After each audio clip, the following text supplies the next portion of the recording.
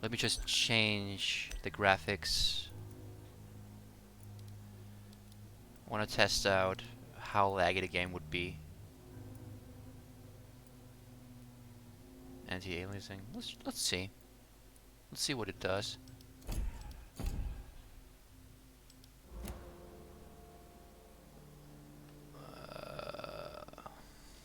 Did anything change? Don't really have the feeling that anything changed. Never mind. So, our quest is to talk to a wealthy benefactor of the hospital.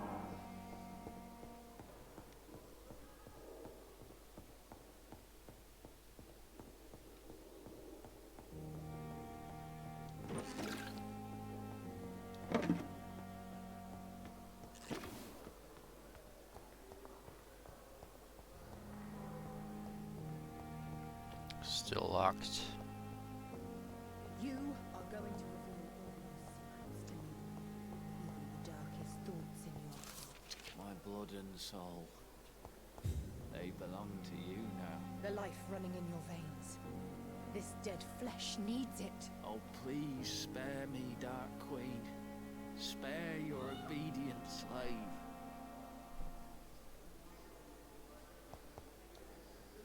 Good evening, Mr. Elwood. Evening, Dr. Reed. Have you heard rumors of underhand dealings in the hospital? If you want to know what's going on here, you better talk to Miss Jones. She knows everything. Especially what she shouldn't. How close are you to Miss Horcroft? Are you aware that she thinks she is a vampire? To wait for her next nibble is the best reason to stay here. Every time she approaches my bed, she treats me like something tasty. A normal person. Aren't you afraid? She may hurt you if the game goes too far. She's quite harmless, I can assure you. Her head's broken inside is all. While I'm busted on the outside. But she's still beautiful. Living proof that there's hope for me. Aww. It's kinda cute. So do you let her bite you? You know that's not sanitary. And why not? She's only supping a few drops of me blood. And the pain, it's real for once. She could decide to bite less willing patients. And it's another good reason for me to stay here, Doctor.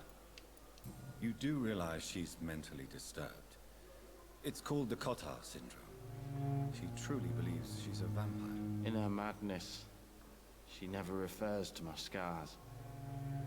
And frankly, if I could, I'd join her world. It seems much more fun than the real one. I'm feeling for the poor guy. Have you heard? If you... Goodbye for now, Mr. Elwood. Poor guy.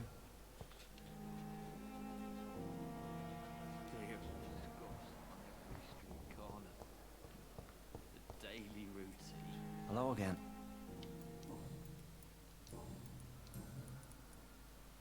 Nothing new there. Goodbye, Mr. Hampton. We'll talk again later. Damn. The pain.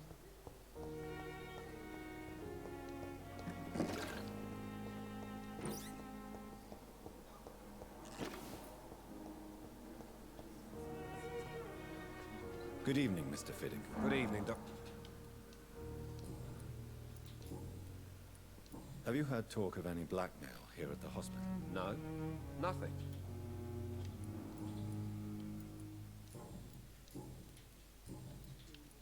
Goodbye for now, Mr. We're making a difference. Reads me like a book. I never could keep anything. Good evening, Dr. Strickland. And Have you heard any talk of blackmail going on in the hospital? If you're running some official inquiry, you had better question the patients. They know more than the staff, especially old Miss Jones. Tell me, Thoreau, what's the real cause of your dislike for Dr. Ackroyd? He refuses to admit that your blood transfusion technique is the only way to save Mr. Fiddick. I'm convinced we must use it. What Dr. Ackroyd really said is that you lack the skill to perform this operation efficiently. Is there anything you have to say about this? It's a false conceit. Dr. Ackroyd secretly envies your reputation. His jealousy blinds him. I'm not the real target here.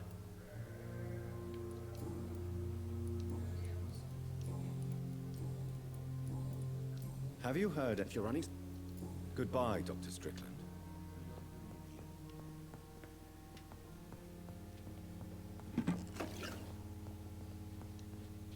Dr. Reed, may I help you?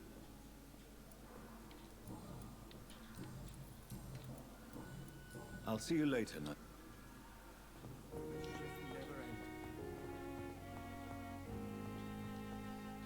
Good evening, Mr. Goswick. How are you? I'm okay. Have you heard rumors about blackmail in this hospital? No?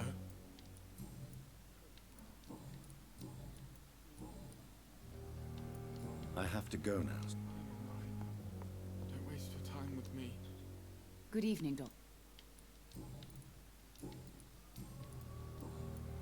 Have you heard? Dr. Reed, are you? Of course not, Mrs. Goswick. Well, go be curious somewhere else.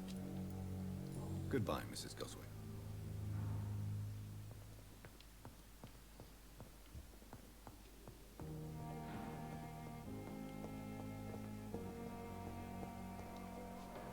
I'm quite busy right now, Dr. Reed.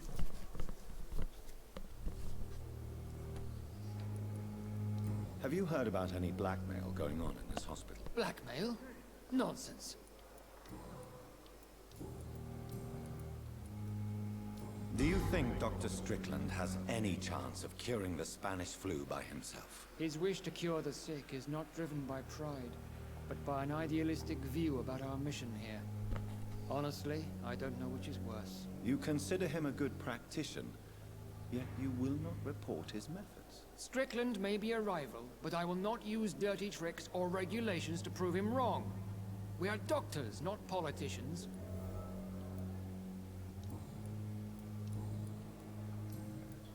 Have you heard about... Blackmail?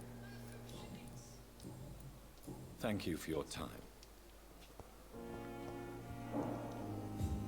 Good evening. And good evening. Did you know Dr. Ackroyd never reported your experimental research, despite the fact he doesn't agree with it? Really? I didn't suspect he knew about my work. I must confess I am surprised. Perhaps he thinks you should realize for yourself the danger of what you're doing. See how condescending he can be? My God, he can be so irritating. God! Those two are bickering old people. Goodbye, Doctor.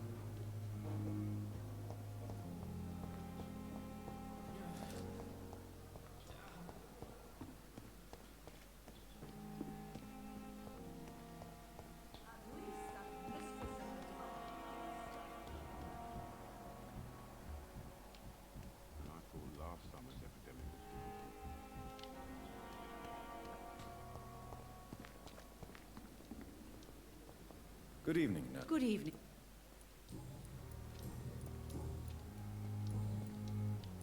Goodbye, nurse.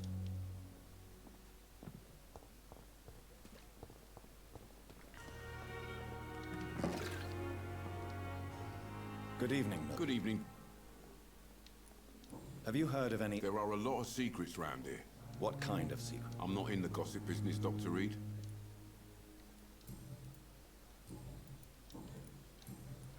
Goodbye, Milton.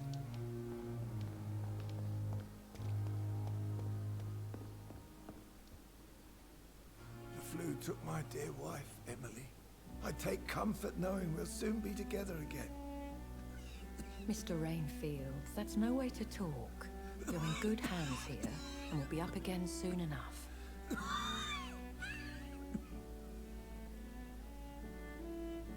Now do me a kindness and get some sleep. I'll be back round later. Your words are kind, the blessings of an angel. You're the sweet, sweet Lady of Mercy.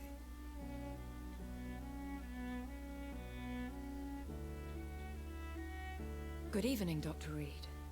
It's a pleasure to see you again. You seem surprised.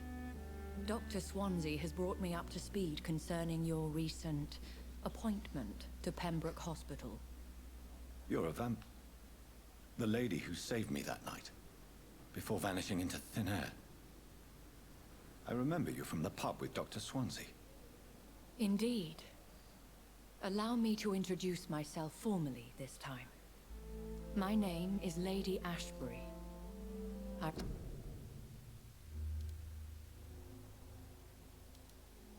remember you well, in spite of the brevity of our encounter.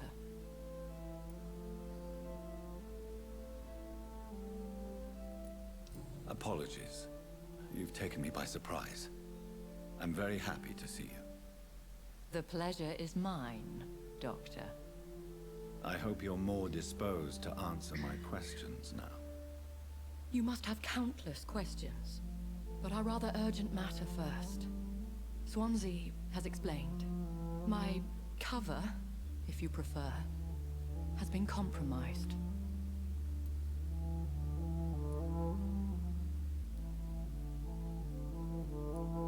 Dr. Swansea has commissioned me to be your agent in this matter. You could start by explaining what's amiss. These past insufferable weeks, I've been the victim of extortion.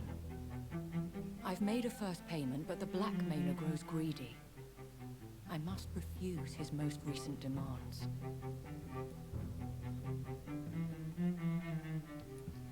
Who would be so foolish as to threaten you? A kindred spirit.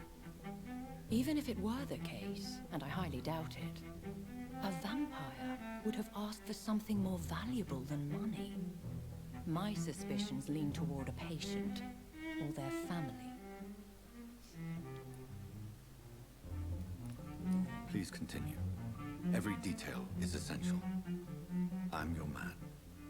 My embarrassment in this matter is eclipsed only by my shame at having put the hospital at risk. The threat from our anonymous scoundrel is clear. A list of dates. My visits coinciding with the dates of suspicious patient deaths due to massive blood loss.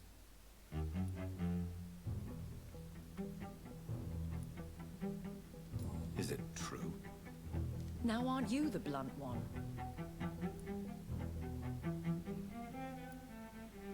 Excuse my impertinence, your ladyship. This is not an interrogation. I assure you that this line of questioning is in your best interest. In all honesty, I'm not simply a patron to the hospital. My visits serve a dual purpose. Dr. Swansea has been treating my condition with a revolutionary technique of blood transfusion. It seems you are a specialist in the domain. I'll take care of it. Do you know where I should start? If that was the case, I'd settle the matter myself. You could talk to our local gossip, Harriet Jones.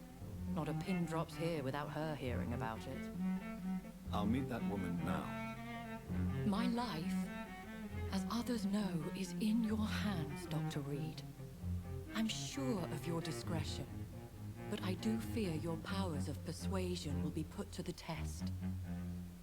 When this is resolved, I'll be your obligé. I'll answer all questions in regards of your condition. Okay, so someone is extorting her for her vampiric nature. My guess is she's not that old either. If she lets the doctor treat her disease.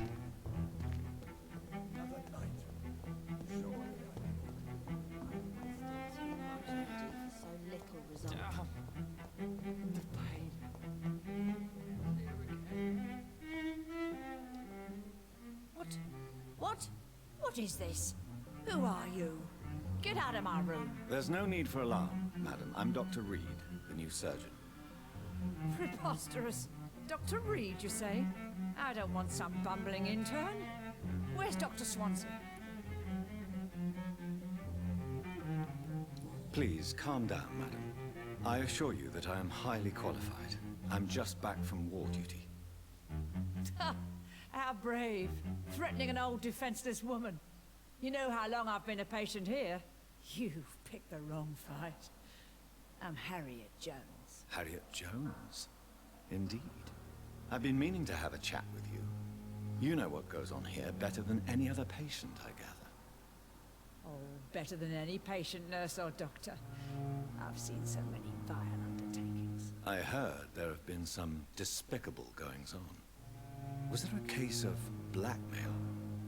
Blackmail? Wait. You're investigating something. This isn't a social call.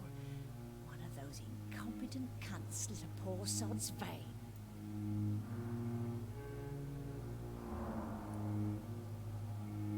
If I didn't know better, Miss Jones, I'd be inclined to say you enjoy this type of idle gossip. God's honest truth, Doctor. It's just the way it is here. Most of these bitches would let you freeze to death before getting you a blanket. You seem to know more about the goings-on here than anyone else. Beware, Miss Jones, in case suspicion should fall on you. That's it. Blame the old and infirm. I assure you, madam, this is not an investigation into a possible medical error. Debauchery, then? Nurses Crane, Hawkins, Brannigans, whores, all of them. They can't keep their legs shut. I've seen them scratching slutty sores. Really? Well, if you have irrefutable proof, I'll not have the staff behaving in such a manner here. This is your business, Doctor, not mine. But I swear one of the nurses is cavorting with some man on hospital hours. Thank you for your time, Miss Jones. You've given me something to go on. See you on the next round. Miss Jones. Now, Well, have you noticed? it would be a great deal easier to make a list of things. Come now, Miss Jones. Have you no eyes? This hospital accepts all manner of souls, regardless of origin. The proper sick cannot heal. We're kept sickened by the refugees. Everyone here is very capable. I have not seen any instances of unprofessionalism. Thieves and murderers, the lot. People have gone missing here, you know. Poof, without a trace. If you could just tell me why you were admitted. It's terrible, Doctor. What with a pain in my chest, coughing up blood, and I get awfully tired. Wouldn't be so bad if I hadn't lost my house and all. I see. No one comes to visit, you know. Not even my own flesh and blood. I'll come and visit you shortly. Good night, Miss Jones.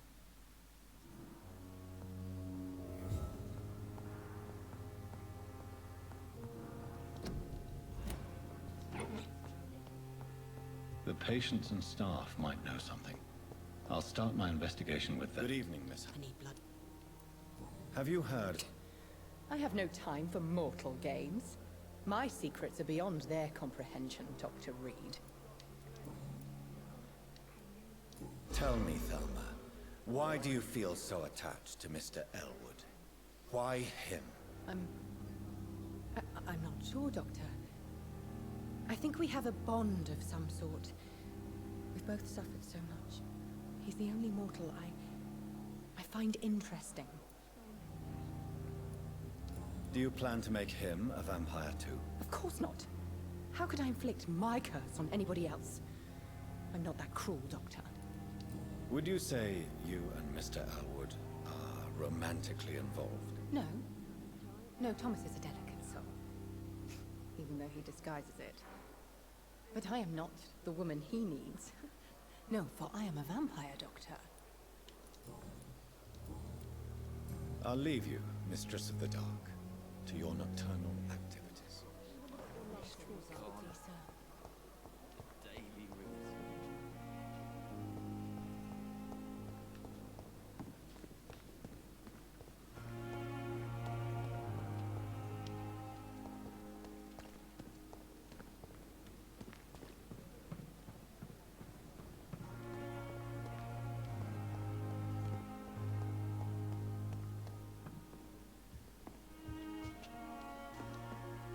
Is our little mystery closer to being solved, Dr. Reed? I think of nothing. My situation...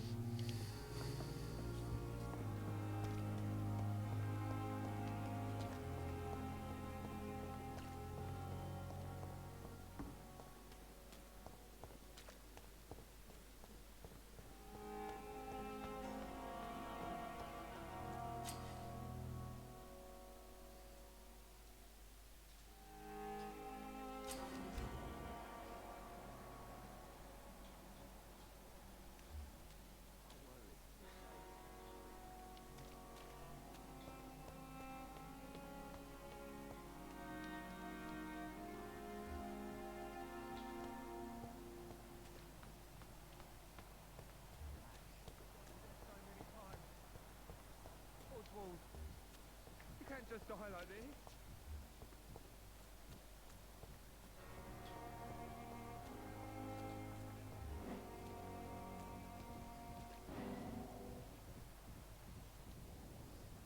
You're sure you don't come back with me? Nah, I ought to see someone at the hospital. Be careful. You look so bad they may keep you as a patient. Fuck 'em. I don't like hospitals. Or doctors. Well then, when you go back to Whitechapel, you may find this useful. What is it? A pass for a free medical exam by the best nurse available. Just read it. I don't read well, but thank you, I guess.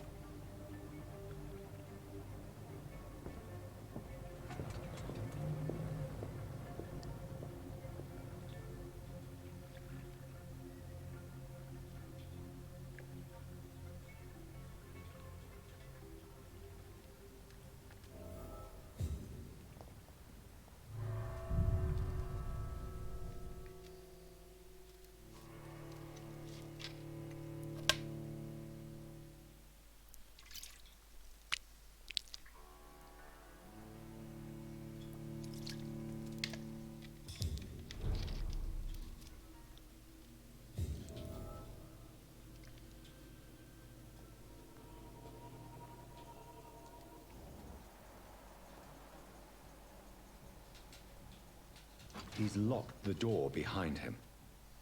I need to find another way to follow him. So, the nurse is definitely up to shady dealings, but I guess she's doing it of good reasons, suppose.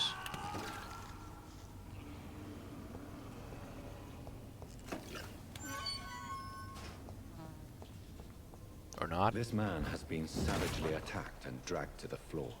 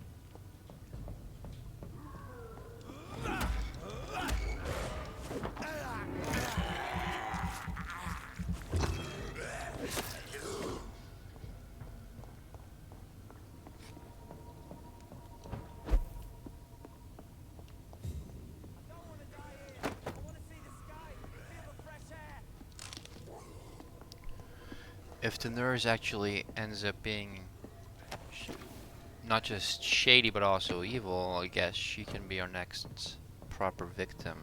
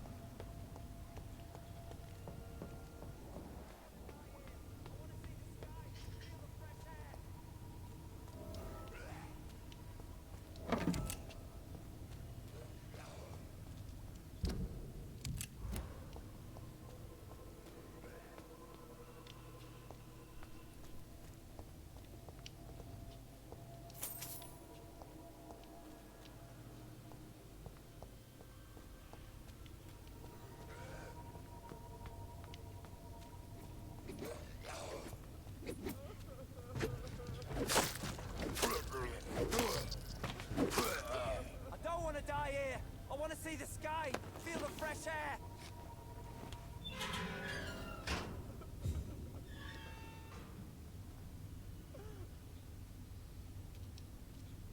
Are you injured, sir? Help me get out of here. I need to get out. I'm Dr. Reed, and I'd be glad to help you, but you must calm down first.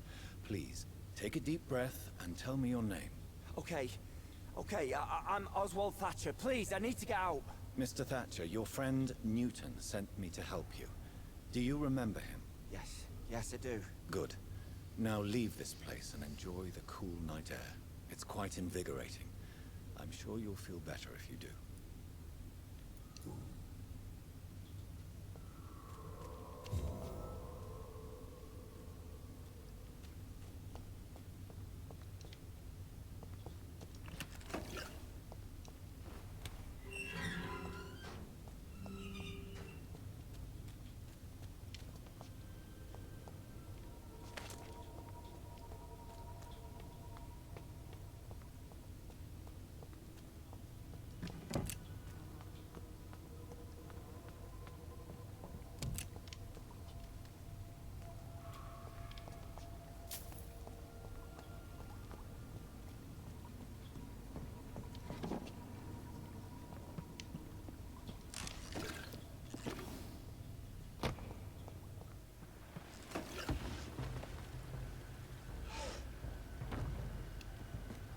What sort of creature is this?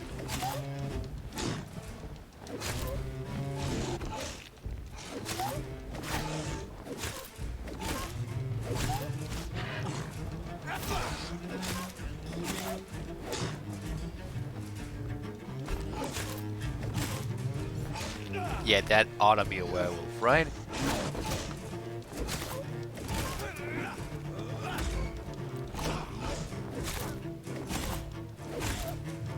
Here's what is left of him. Not a lot to check, but I should anyway.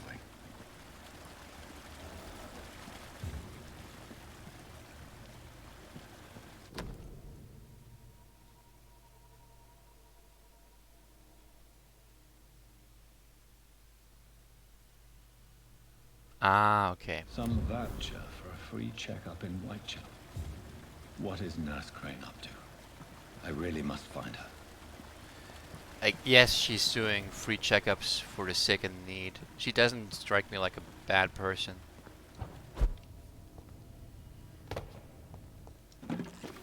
I'm more interested in the werewolf thing here. If it's actually a werewolf or something else.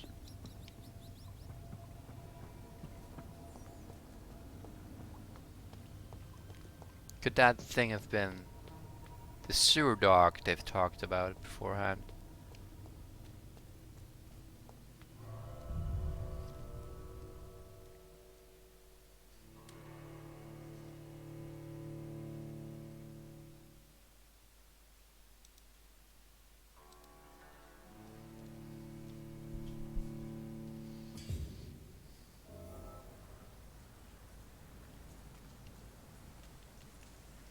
Next up, Whitechapel.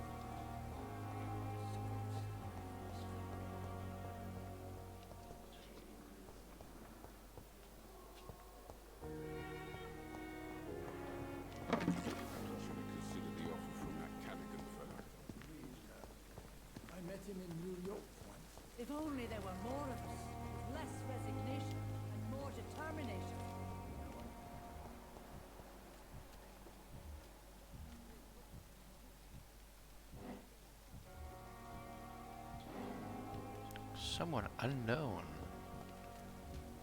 Why? Don't mind if I do.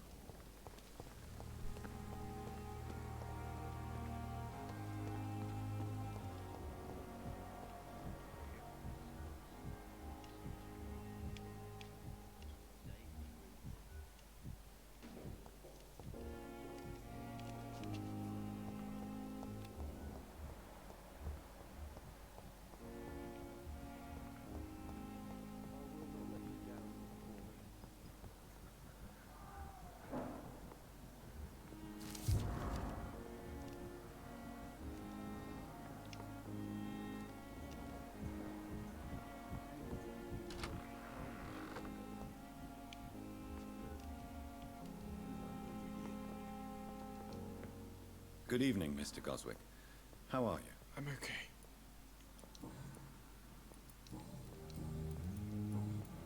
I have to go now, sir.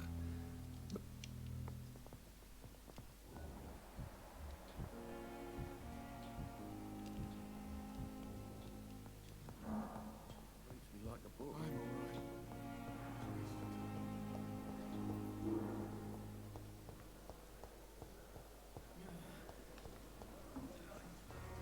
Surely I can endure.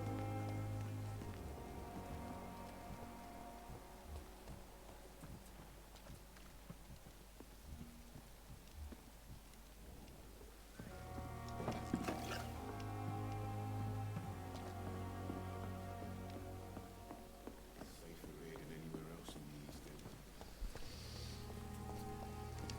End. Okay, then off to Whitechapel we go.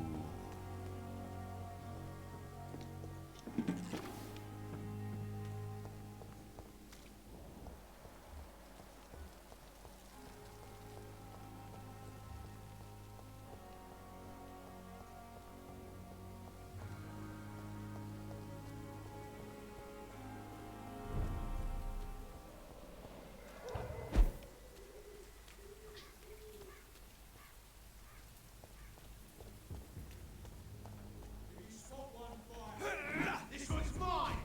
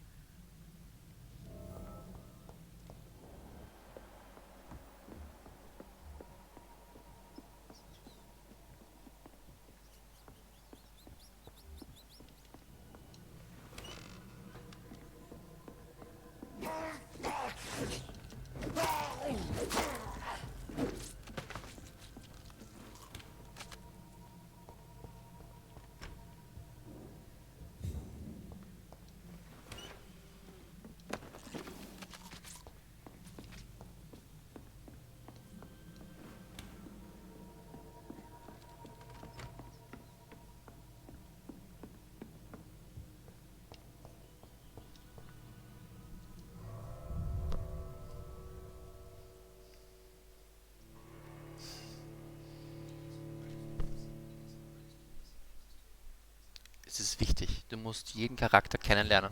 Also, bei der Bar bin ich mir noch nicht sicher, weil ich bin noch nicht zurückgekommen in die Bar, aber ich glaube, die wird noch wichtig werden wieder. Weil vor allem die Barfrau wirkt auf mich suspicious. Keine Ahnung, die Vertrauen hat.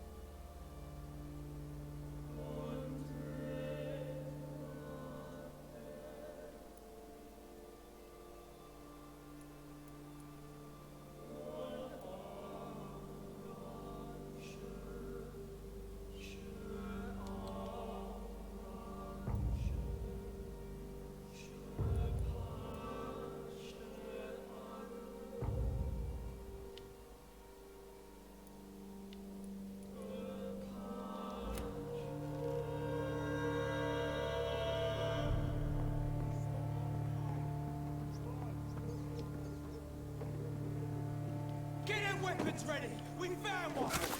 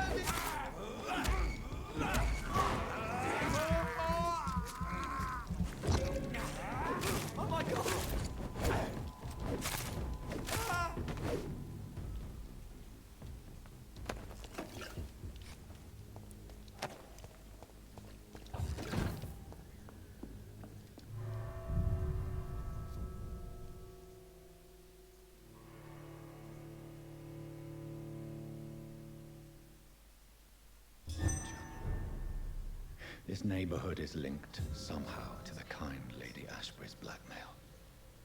First, let's find this Petrescu fellow.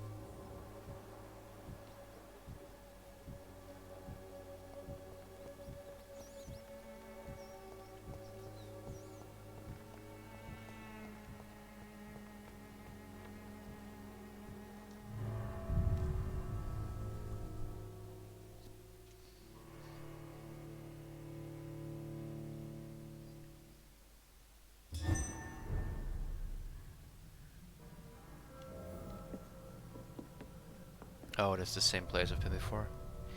Still gotta get used to the map.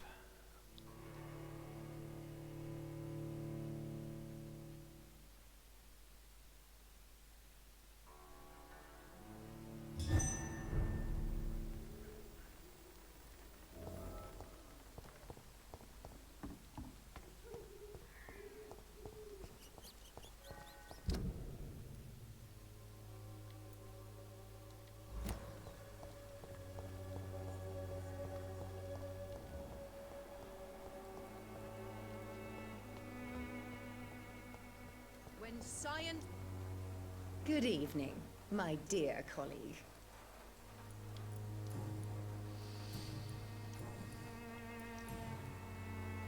Goodbye, Miss Swanborough. Perhaps we'll talk again.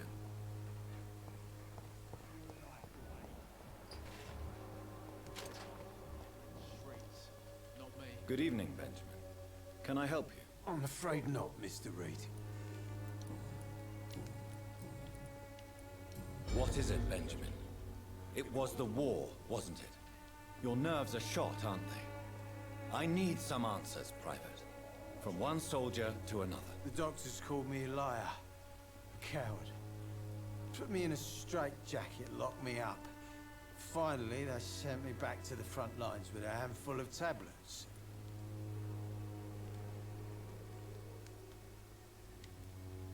Yes. Sounds like shell shock. I've seen a few cases like yours. This is nothing you should be ashamed of, Benjamin. And it's perfectly natural in your situation. Not ashamed. I just need my pills. Peace and quiet, that's all.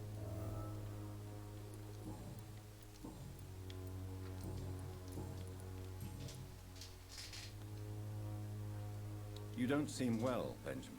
Do you need any help? I always feel ill, sir. It's like I'm never right. I will see you later. A gun, alcohol, and a bat.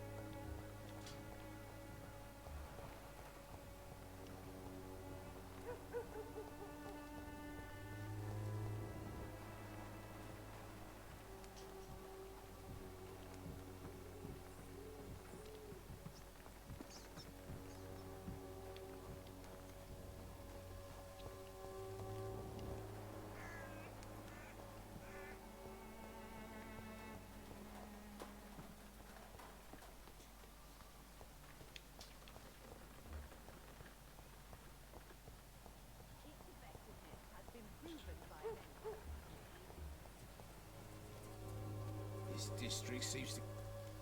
Good evening, sir. Do you remember me? If you're here for a reward, you'll be sorely disappointed.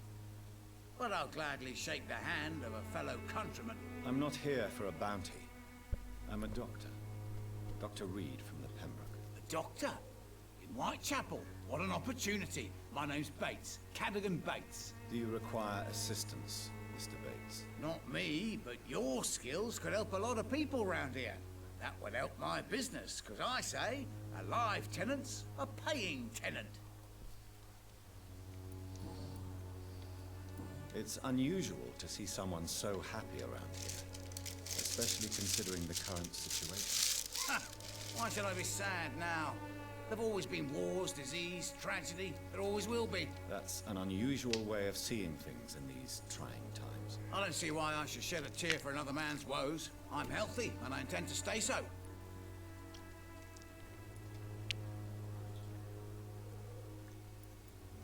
What is your business, exactly? I offer fair lodgings for a modest price to the poor and weary of Whitechapel. I see. And what about those who cannot pay? Well, deals can be done, if you know what I mean. Money's not the only currency. After all, I'm not immune to a pretty face.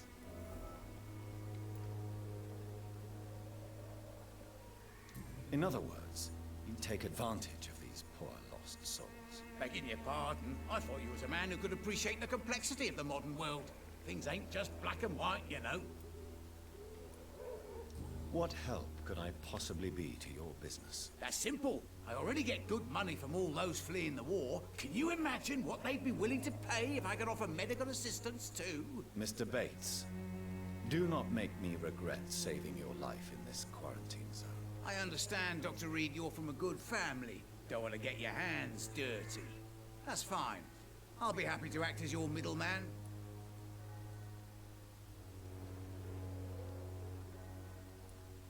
I've no interest in money. Perhaps one night I will visit you and take what I require. If that should happen, there will be no need for a middleman. So it's a no then. That's too bad.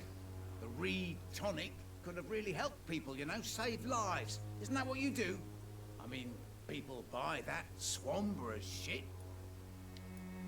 Tell me, what's your honest opinion of the increasing violence in London? People are just beginning to discover what we've always known. This city's rotten to the core. They just took their bloody time to wake up and notice it. What do you mean? People are acting like the violence is news. But it's always been savage down here. It just bubbles to the surface every now and again. You seem to have recovered well since your attack. Do you ever think about what happened to you? Not much. It was a fucking nightmare. Savages, absolute bloody savages. Their appearance. Jesus.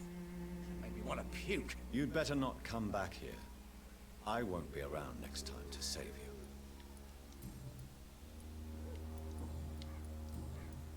I'm looking for Dorothy Crane. She's a nurse. What can you tell me about her? Dorothy Crane. Bless her soul. I really should thank her someday.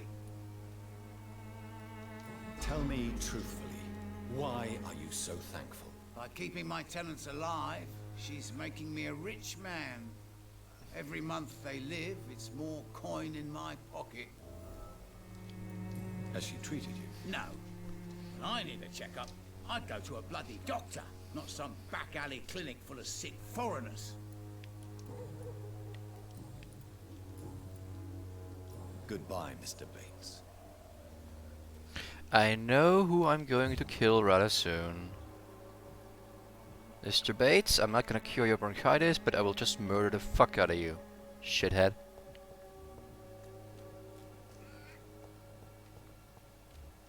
It's locked.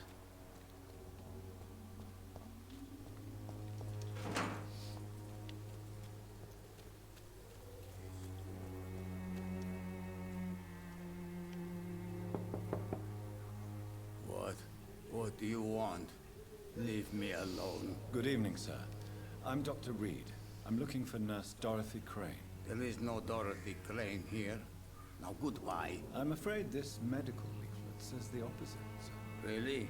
Well, I'm afraid I'm going to close this door right now.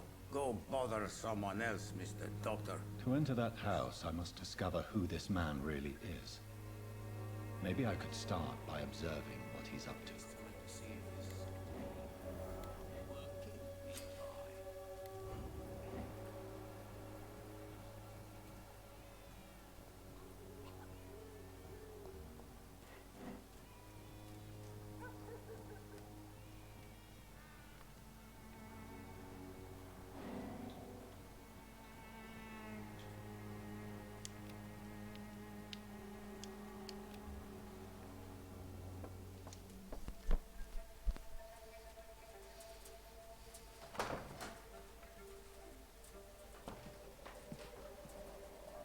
A strange man was at the door with a pass for our medical facility. I refused him entry.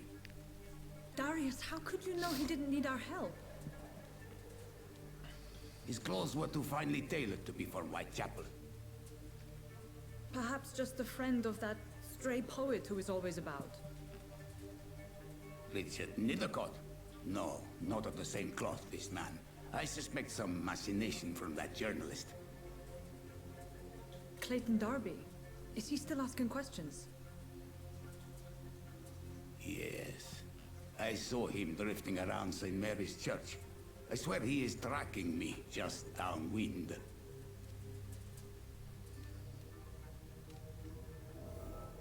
It's locked, all right. I must talk to that journalist or the poet. They must know about Darius. Nearby the church they just mentioned.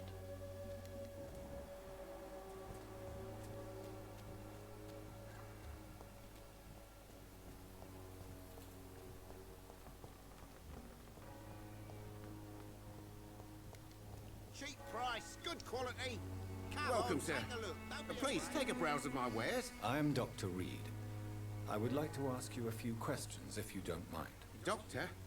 Interesting. I'm Barrett Lewis. Usually I don't have time to waste with talk, but at this hour of the night I can hardly refuse. How is business around here? Business? I have no business. Between this racket, theft, and customers getting scared, I'm losing money every day. I see. Sounds like you blame someone in particular for your situation. It's no secret Joe Peterson spends his time harassing merchants. But with me, he's trying to put me out of business once and for all. As a merchant, you see Whitechapel every day. Have you noticed anything out of the ordinary recently? What you mean besides the epidemic, the war, and all the usual crap? As long as I can remember, this part of town has been a bottomless pit, and no sign of the bottom yet. Violence is increasing in the borough. Yeah. A few nights ago, some blokes jumped me.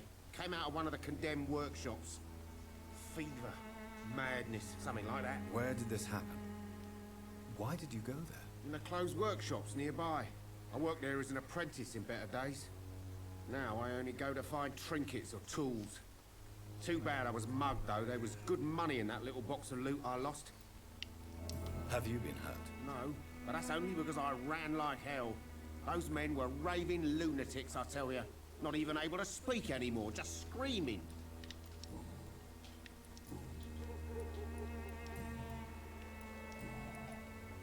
Have you heard of a nurse called Dorothy Crane? Nurse Crane? So the bitch really is a nurse, then? I always thought she was just some crafty foreigner, that one. Yes, she's a nurse, and quite a good one. What did she do to gain such notoriety? Dorothy Crane ain't even a real name. Something like Dorothea Craniu. Something like that. Came to England fleeing the war, I was told. That doesn't explain why she irritates you so much. Your precious Nurse Crane gives away medical supplies and prescriptions for free. I offered to sell it for a fair cut, but no. Miss Crane wanted to play the quiet saint.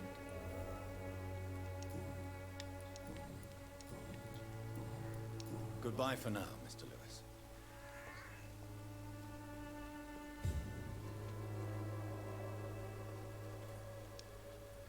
Excuse me, sir. I have a few questions for you. Another journalist? I didn't answer the first one, so piss off! I'm not a journalist, I'm a doctor. A doctor, you say? It's quite a rare breed in this part of town. Really? But still, here I am. Dr. Jonathan Reed, at your service. I'm Joe Peterson to some, but Colossus Joe to most. And I don't remember asking for your service, sir. May I ask what you do around here? I do whatever I want, and sometimes even more. Now sod off. According to you, physicians are scarce in this part of town. Why is that? Not familiar with this neighborhood, are you? I guess your fancy colleagues are too afraid of being stabbed in the back. This part of town does have quite a reputation. Would you say it's justified? Totally. Look at me, for instance. I always look my opponent in the eye before knocking him out. How did you become the local bully everyone is afraid of, Joe? There's no pride in roughing up poor bastards. But this is the only job I've found. And it pays well, too. A job? So you're racketeering for someone else? I got enlisted by the Wet Boot Boys, a gang from the docks. I'm their muscle for their dirty work. You survive at any cost, even at the expense of others. Perhaps that's just the law of nature. I don't care what you think, sir. I do what I have to do for my own reasons, and that's that. I'm not sure Mr. Lewis would agree with your by all means necessary philosophy, sir. Oh, do you really think he's the poor victim here? Barrett can be as sneaky as anyone. Long ago, I even called the bastard my best friend.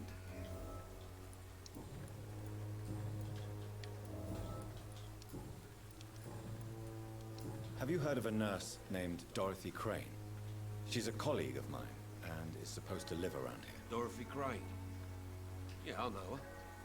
One of the few good souls who dare to help the sick around here. Could you please tell me more about her? She's a nice girl. Tries to help the migrants. I offered to give her a hand, but she said my reputation would attract too much attention. You know, he seems too rough on the outside, but he does not ring like a bad guy. Goodbye, Mr. Peterson. Let's look for this Clayton fella. But first... Fancy buying something, sir? You never lose your focus, do you? Joe Peterson. He's the villain here, isn't he? But you seem to know each other. I've known Joe for years. I saw him box once or twice. He was a friend then. But these days, he's just another thug. What can you tell me about Mr. Peterson? Besides his behavior toward you, obviously. Colossus Joe was a decent boxer, good one even. But after his wife passed away, he found every excuse to stop training. Just wanted to pick fights with everyone.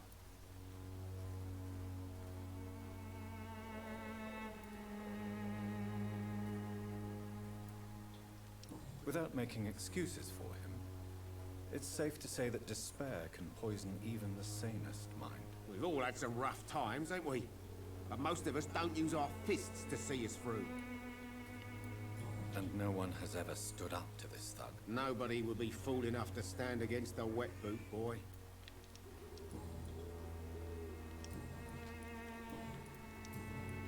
Goodbye for now, Mr. Lewis.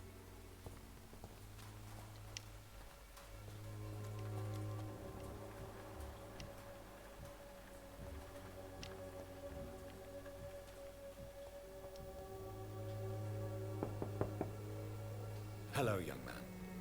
I'm Dr. Reed, and I would like to ask you a few questions.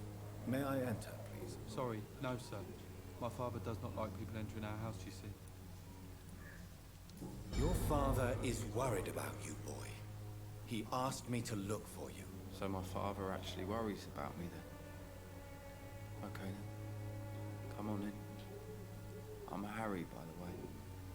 Is there only pain and suffering in this world? So, may I ask you a few questions? I'm not bothered. What could be worse? How do you feel? I'm fine. I mean, it's not easy every day, but I'm fine. I'm just tired of being sick all the time. If only I could be tough, like... Well, you know. Speaking of which, what can you tell me about your father? My father is an idiot who makes idiot things. That's all I have to say. Forgive my bluntness, young man, but you don't seem happy living in Whitechapel. Why should I? I never wanted to come here in the first place. It was my father's decision. And look around you. Does this look like a nice place to live?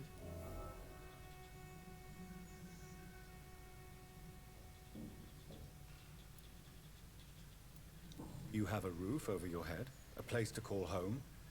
Many people here are not as lucky, you know. That's exactly what my father says. Harry, you should be grateful for what you've got. I wasn't even consulted when we moved here. If life here is so terrible for you, why don't you just leave this place? Have you ever spoken to your father about it? I don't go outside. It terrifies me so. I went outside once without my father noticing and I saw terrible things. Bloody and frightening things. So that's why you stay at home all day? For fear of the epidemic? I'm not afraid of disease or death, Dr. Reed. It's the living I'm afraid of.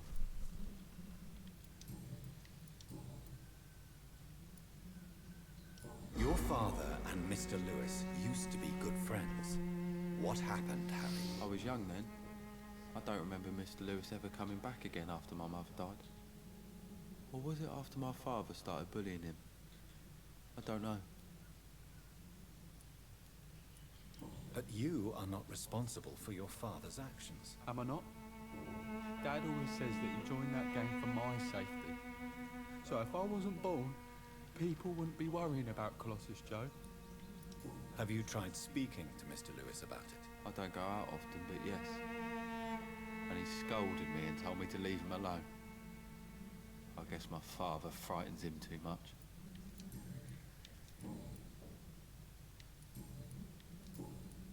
Do you know Nurse Dorothy Crane from the Pembroke Hospital?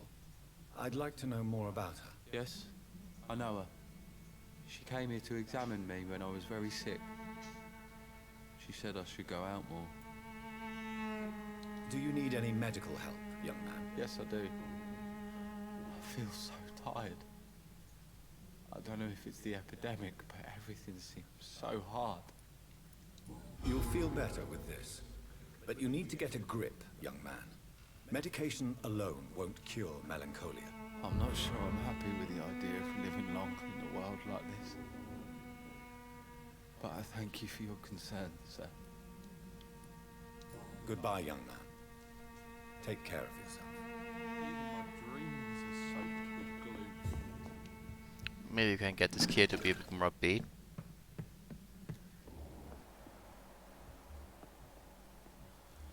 Good, then we'll have to check out.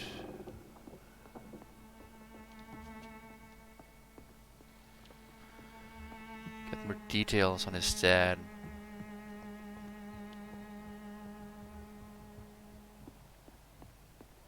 Even my dreams are soaked with glue. Jesus, poor kid.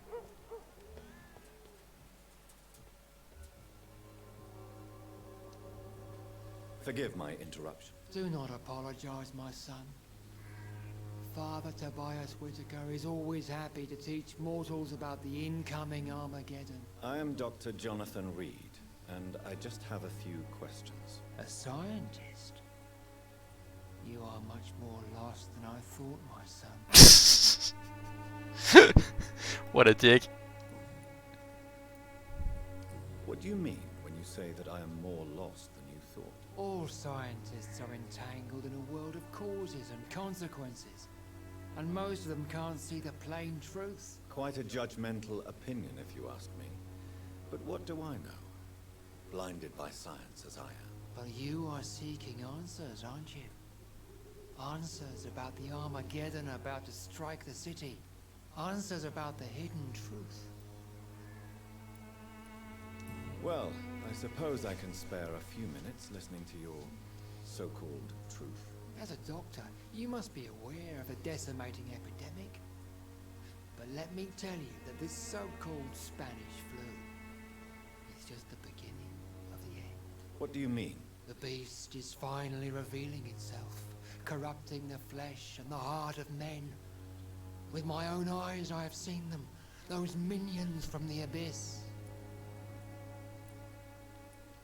Really? And what would be your answer to this biblical threat? We must fight the disease before this legion outnumbers us. But not with scalpels and microscopes. No. What is left then? Cleansing fire. Tell me, Tobias, what exactly is your plan concerning the cleansing of this city? God will recognize his own. More than once this city has risen from the ashes, hardened and purified by the flames.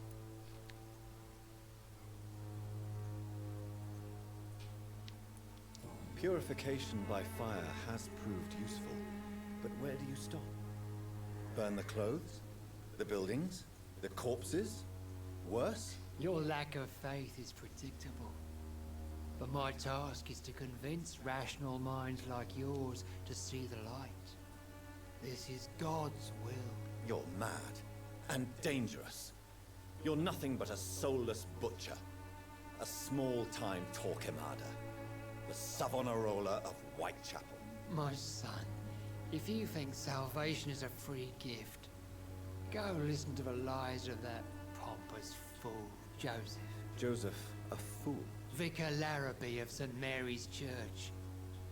While he continues preaching his fraudulent redemption, more and more people die in the streets. Jesus Christ, that priest is... Wow.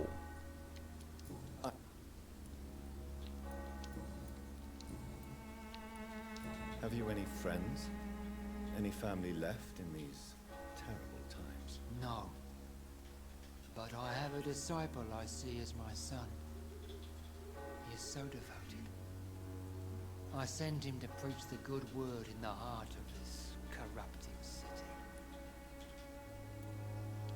You sent him on some preaching crusade during the epidemic. As a true believer, Samuel will fear no evil while he walks through the valley of the shadow of death. Where did you send him? I sent Samuel to the Stonebridge Cemetery, where the pestilence and evil grows night after night. Okay, he sent his boy to die. Do you know Nurse Dorothy Crane from the Pembroke Hospital? I'd like to know more about her. I don't like the liberal ideas of nurses, but I especially abhor that Nurse Crane you mentioned. Why do you hate Nurse Crane more than other nurses? Before coming to London, she was a member of the communist resistance in our country. That's what happens when you let a woman get involved in politics. So you're not exactly a fan of Florence Nightingale's work. But nurses are essential for modern healthcare. Nuns should be the only women allowed to take care of male patients.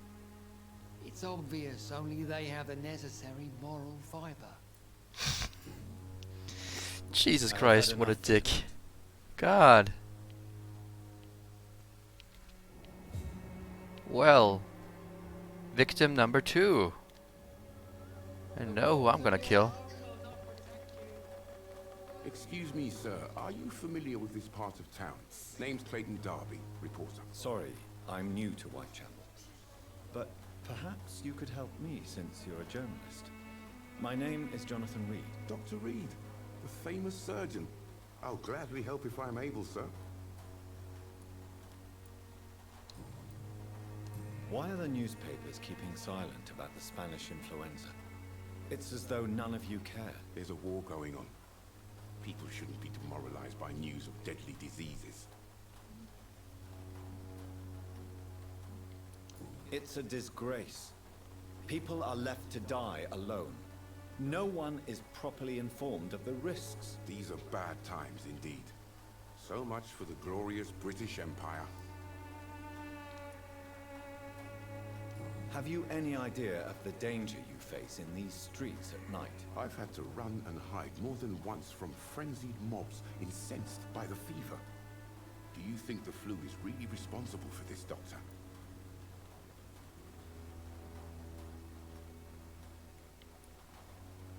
That science is unable to explain the facts doesn't mean there is no rational explanation. I confess, I share your point of view, Doctor. What is a journalist doing in this borough after sunset? He goes where none of his colleagues would dare to go, to inform the country. So you risk your life to reveal the truth. I saw many reporters do the same during the war. Whitechapel is the crucible of so many untold stories and tragedies. I want people to know them. That's quite honorable of you. But is the public interested? Not at all, sir. And that's why I'm an independent journalist, hoping to sell some stories.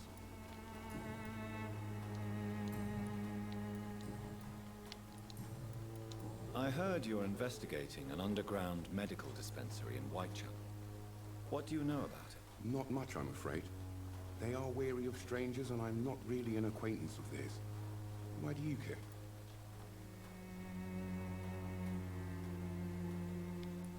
I'm a doctor, Mr. Darby. I care about everything involving public health and this epidemic. Are you sure you're not just concerned about the repercussions that a scandal involving a certain Nurse Crane from the Pembroke Hospital would bring? Without a doubt, you are a damn fine journalist, Mr. Darby. What do you know of her accomplice, a man named Darius? I don't know much about the man. He's very cautious, never goes out, doesn't seem to have any friends or family. He has no relatives at all? No, except for that strange man, a poet named Richard Nethercott, who sometimes comes by. Darius would never let him in. Where can I find this Mr. Nethercott? He spends most of his time lurking around Whitechapel, talking to himself or declaring verses. These days, you can usually find him behind the church. He never goes out? No. A few days ago, he unexpectedly did. I followed him, but it was just a ruse to keep me away from his house. Really? How do you know? He went to the nearest mailbox, but just before posting his letter, he ripped it up and threw it away.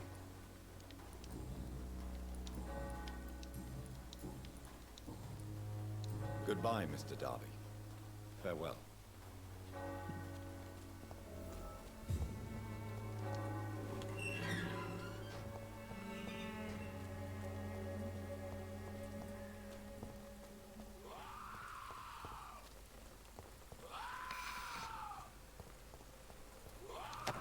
course there are scales behind the church. Of course, where else?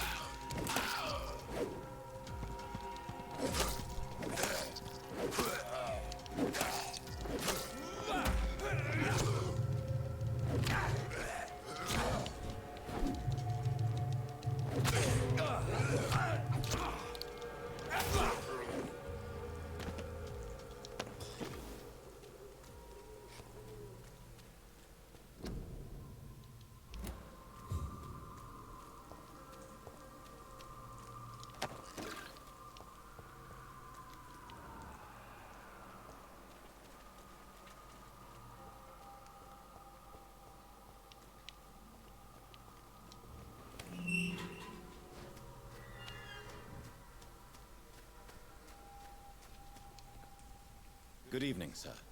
I'm Dr. Reed. I would like to ask you a few questions. Please be my guest.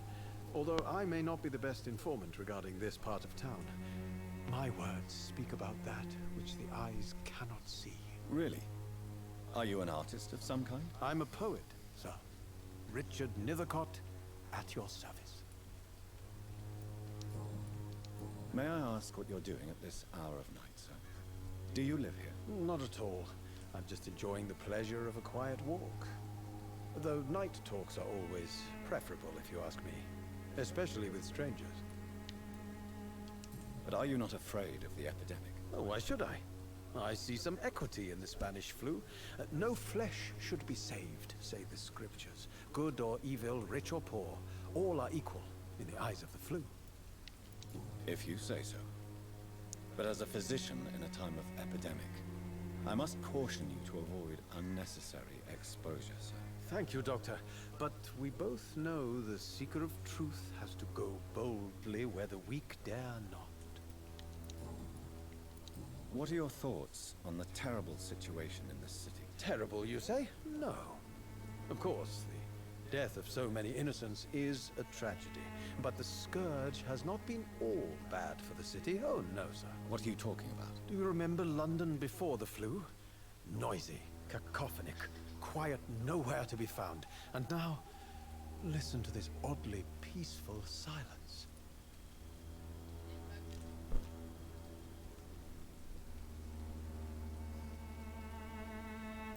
Yes. The enjoyable silence of the grave. You have a unique perspective on the situation, I must admit. Most people fail to understand my perspective. I don't blame them. But how could I call myself a poet if I veiled my feelings? Are you aware that your life could be in danger in this part of town? But this is where I must be to feel the real beat of the city. I had to come, see it for myself, alone.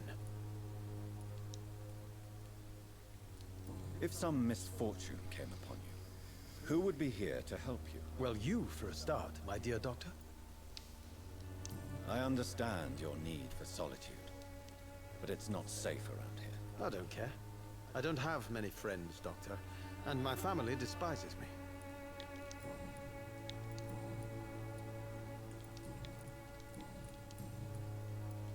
Tell me, Mr. Nethercott, why seek inspiration in Whitechapel? The place is not beautiful per se, but how to explain it? Stirring and challenging. Do you not think it a little morbid? On the contrary, sir. Whitechapel is full of life, full of beauty. Just like my dear muse, the wonderful Camellia. What can you tell me about Camellia? Not much. And that's the beauty of it. She can't speak, you know. She's a locked mystery who exhales kindness and sweetness. Perhaps you're just afraid to find out the truth about your muse. One day, perhaps, I'll ask her to come with me. But will she still be my wild flower of Whitechapel if she moves uptown? And have you ever tried to learn more about her? Where she lives? How she survives? Whom she may know? Maybe I prefer she remains an enigma. Reality can be so dull, don't you think? In what way, exactly? The struggle by gaslight, the barren smiles and the arid hunger under the rain. If you say so. Such vibrant antagonism and vivid paradox. The stripped humanity raged across each street. Vivid, of course, yes. And what about the poignant distress? Oh yes, the poignant distress. You see what I mean, don't you? That's what I want to write about, and that's what Whitechapel is made of. May I ask you a few questions about the district? Extraordinary part of town, is it not? I'll be glad to help you, if I can. What can you tell me about an old man called Darius? Darius Petrescu? Yes, I know him. At first, I thought he was only a small publisher. I invited him to publish my work, but his reaction was pretty clear. Not interested in your talent? Darius is an old political activist who takes delight in printing tracts and lampoons. Those communist activities only require mediocre writing skills. I'm looking for Dorothy Crane, a nurse who lives in this vicinity. Dorothy Crane. Oh, I love the name. The Crane of Whitechapel. Sounds very mysterious. But, sorry, no, never heard of her. I'll leave you alone, sir.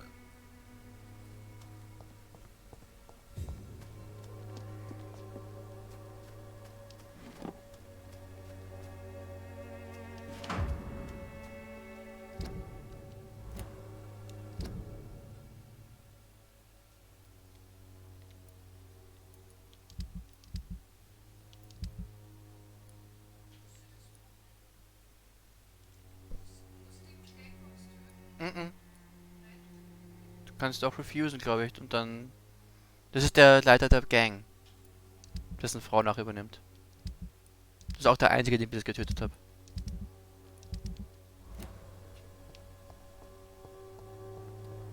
Okay guys, I'm making a small pause to grab a bite to eat. You guys please keep watching. Just loving this game way too much right now. See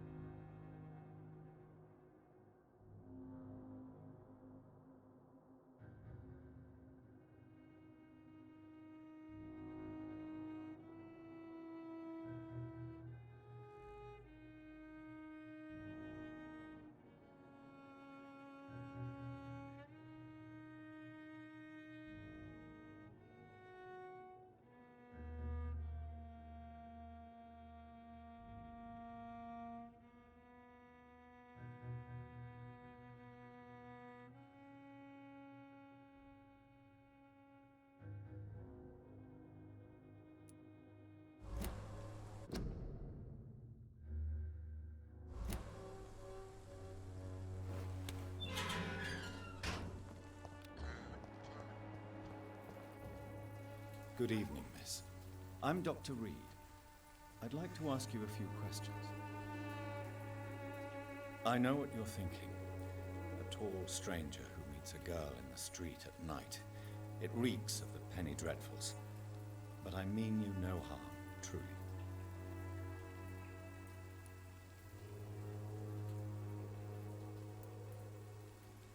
Tell me about Richard Nethercott. I understand he is quite fond of you, Camellia.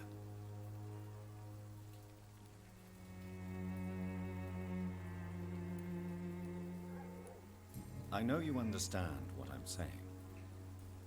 Your silence has nothing to do with you being mute, does it?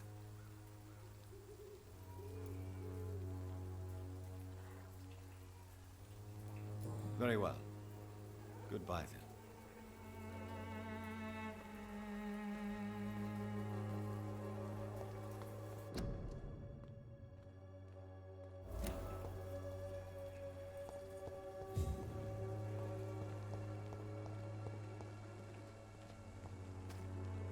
Hello again, miss. Camellia, I know you work for Dorothy Crane. Please tell me about her secret dispensary. A stubborn and mute comrade. Nurse Crane and Darius Petrescu have been clever.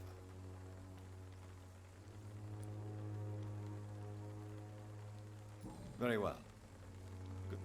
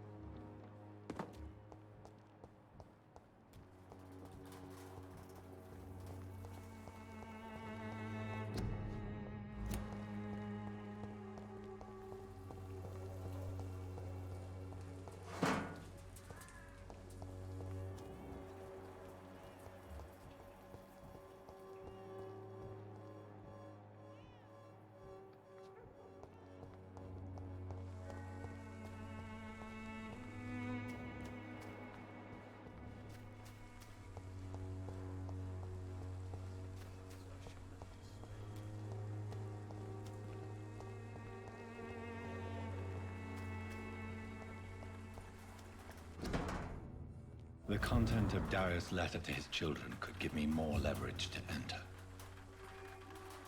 Darius is a bit less of a mystery now. It should not be that difficult to incite him to let me in.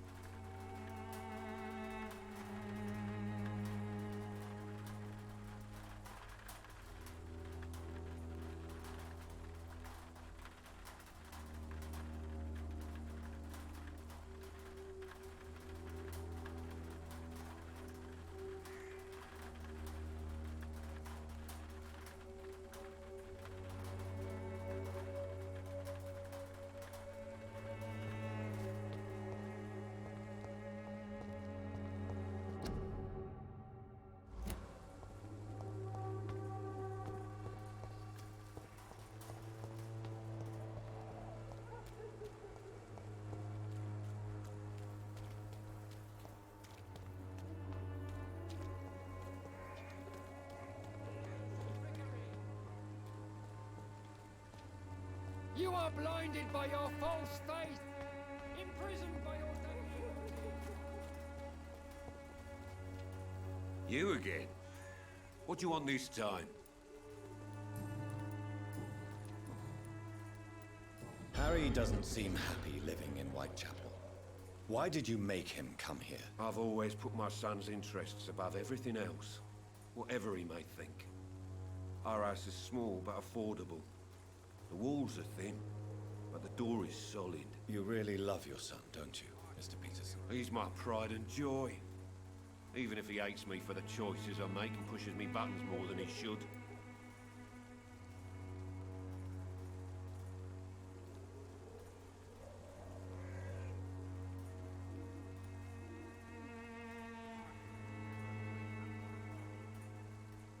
Since the criminal nature of your job means you could be arrested, Are you not afraid of what would happen to your boy if you were? No one will ever take my son away from me. If that ever occurred, I'd hunt the bastard down and rip off his head with my bare hands. Do you have any regrets? Only one. Not to have my beloved wife by my side. She died when Harry was little. My sweet Jane. She gave the boy confidence.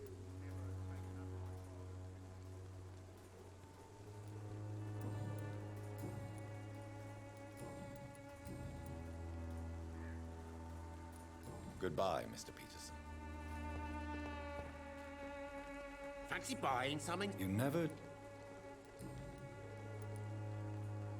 What do you know of Harry Peterson? The boy seems so fragile. Not like his father at all. Harry's a good boy, but he spends most of his time complaining. He's had it tough, all right, but he needs to grow a pair. What troubles him exactly? Well, despite being his father's son, almost everything, I think. He never wanted to come to Whitechapel in the first place. Hates this place more than most of us.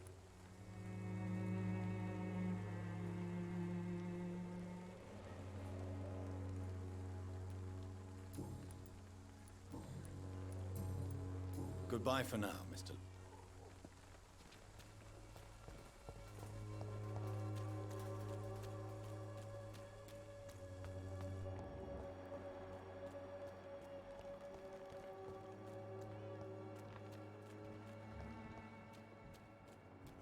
It's one of them!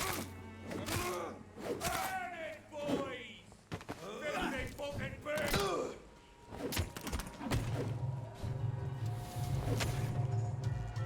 There's one of them vermin!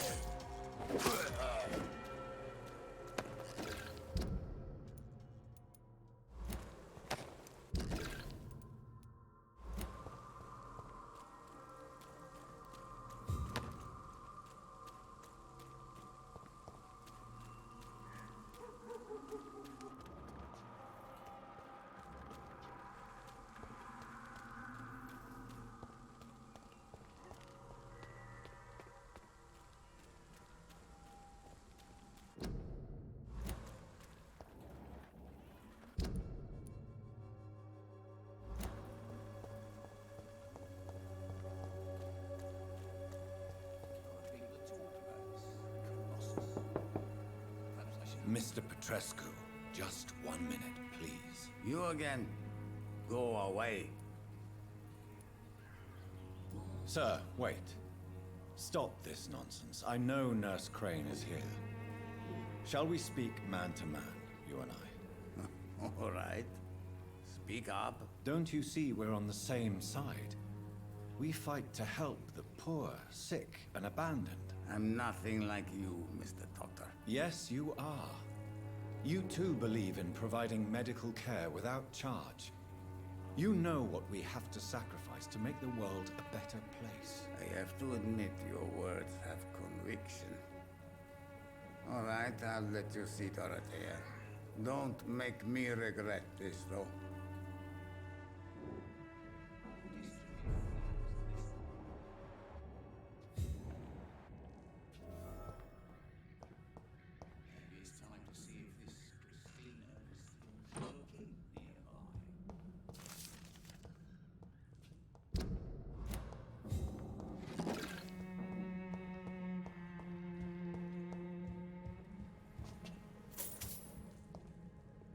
If you want to talk to Dorothy... We've not been... I am.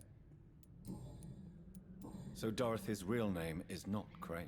Like myself and many people in this area. Dorothea is from occupied Romania. That's all you need to know. She seems important to the community. More than you can imagine. The West End does not want to hear of Whitechapel's misery. Dorothea is one of the few doing something about it. Tell me everything you know about Camellia, the mute florist. I do not believe in the afterlife, Doctor, but I'm almost convinced Camellia is an angel. She volunteered to give out our medical leaflets.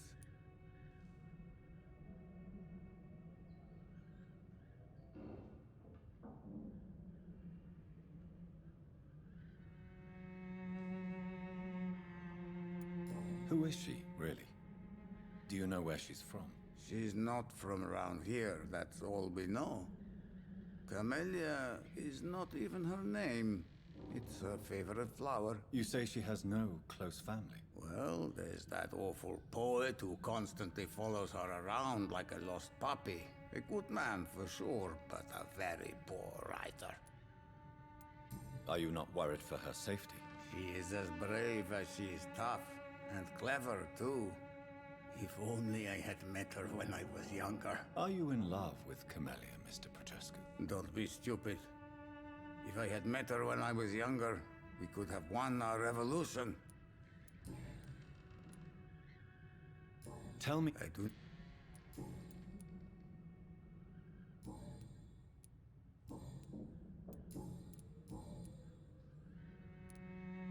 Do you have any family left, Mr. Petrescu? Children or grandchildren? Who knows?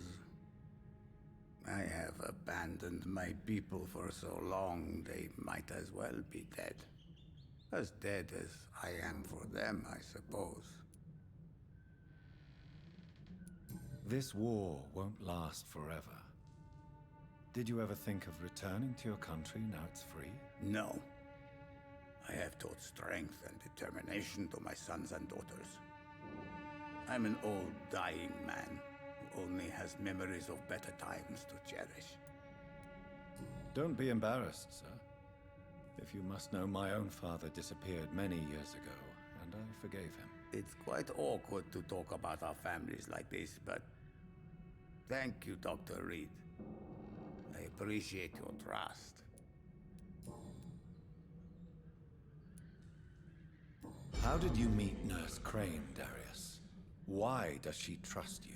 I'm her oldest friend in England. Dorothea and I share many ideas about this country and about the country we left. You mean occupied Romania, don't you? Even if not directly, I fought against your enemies. Really? Then perhaps you have more in common with Dorothea than meets the eye, Dr. Reed. I know you fought for your country when it was occupied, Darius. Tell me more about it. I know my days are numbered, and I know I won't see my homeland again. But I fought for Romania all my life, and I will until my last breath. But Romania escaped the grasp of the Austro-Hungarian Empire. It's a free country again. But it's not the country I fought for. My homeland is not appeased, Doctor. And I still see a dark future ahead for my people.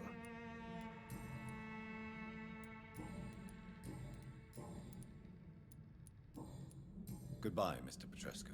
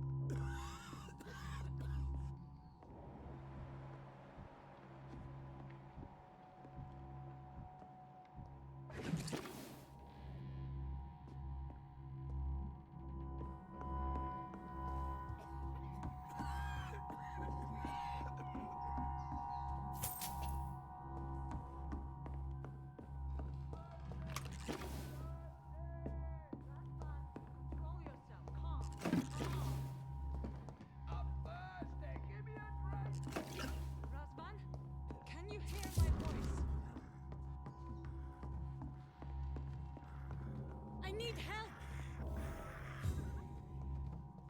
What do we have here, nurse? Patient Raz Van Vasily. High fever running on 3 days.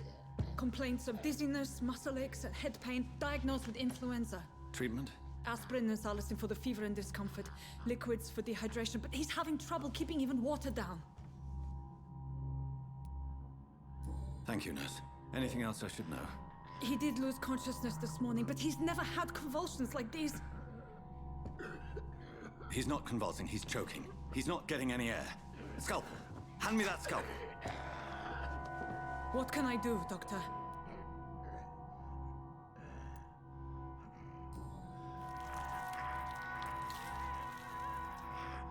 I need to perform a tracheostomy. Short pipe. That rubber tube will do. We're going to cut a passage for air through the neck. Yes, Doctor. He's breathing again, but he's coughing up blood. Internal hemorrhaging. I need to make another incision into the chest cavity to drain the fluids from the lung. Prepare another tube. A thoracostomy? Doctor, we've nothing to fight the infection. We need an aseptic environment. Right then, Nurse Crane. What do you suggest we do? I've no idea. I'm not the doctor. Time is of the essence. We need to perform a thoracic drain. Yes, Doctor.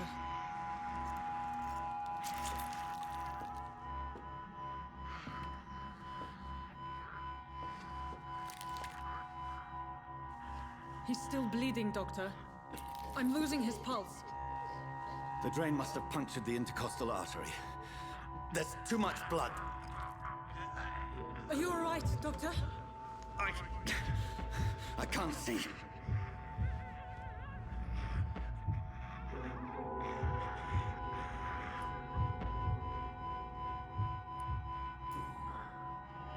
I must first suture the artery.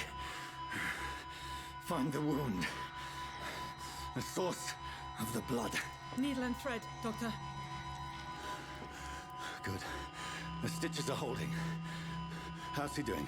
We're losing him. We've lost his pulse. He's dying, Doctor!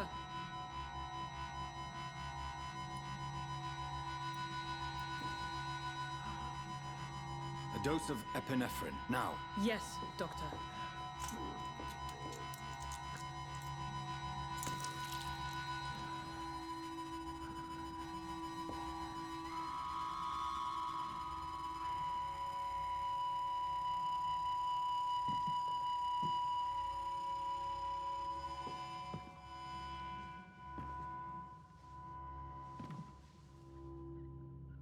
We've lost the pulse.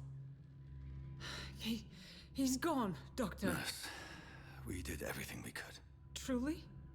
Everything you could. Is that how you'll report this in your log? Is this how the war went? Piling up one poor corpse beside the next? This was not an influenza-induced seizure. I've never seen symptoms like these on the continent. Neither have I. But the previous symptoms leading up to this attack were the same, indistinguishable from the epidemic. No. There was something more vile in these reactions. Something primitive. There have been numerous reports of mental breakdowns caused by the fever that accompanies the fluid itself, Doctor. Yes, but... I'd best take some samples of the blood for analysis.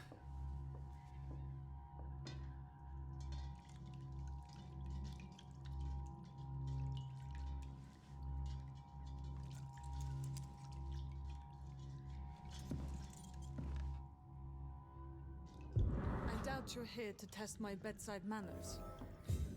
I suspect it was more than intuition alone that led you to us. So, how might I be of service, Dr. Reed?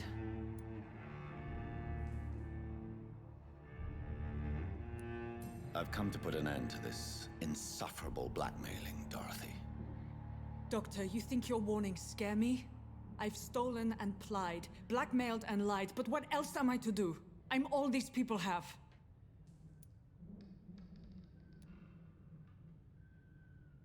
But why Lady Ashbury? Why her, of all people? She's pristine and proper, all right. But that she-wolf in sheep's clothing murders the poor for sport. I have her where she belongs, and I'll milk her for all she's got. Dr. Swansea is a sensible and honest man. He wouldn't have refused your friend's care at Pembroke. It's easy for you to say, Doctor.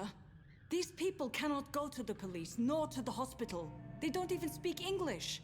They depend on me for everything. So, the end justifies the means. Is that your defense? I know you're kind, Doctor. Just another fine-heeled, silver-spooned gentleman who was given the world on a platter. You know nothing of poverty. Nothing of the shame, the hunger, the loneliness. You've convinced me of the sincerity of your actions and their noble justifications. But all the same, blackmail is a crime, and it will stop, Nurse Crane. So, are you going to turn me over to the authorities?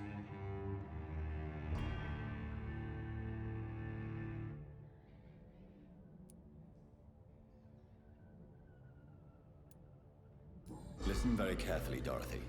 You will erase from your memory everything you pretend to know about Lady Ashbury and Pembroke Hospital. Let that rich bitch off the hook over my dead Nurse body. Crane, enough.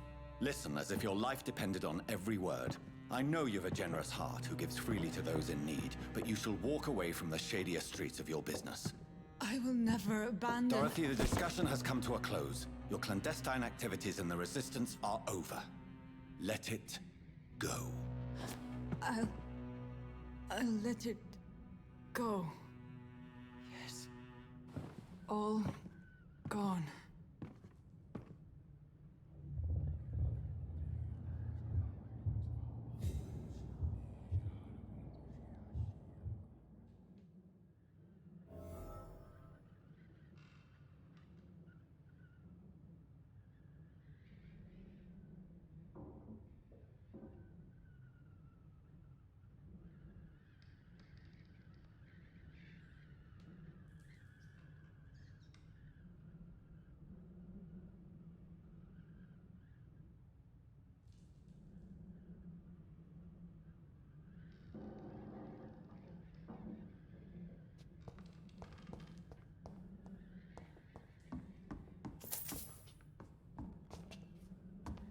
It's locked, all right.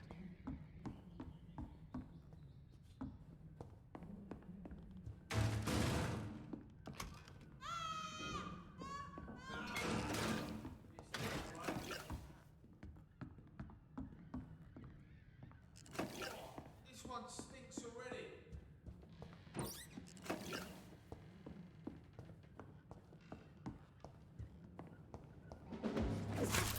Over there! There's one of them vermin!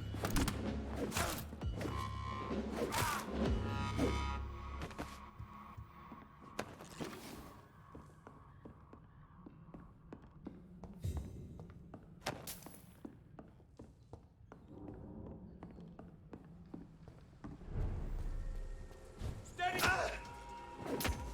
Yeah!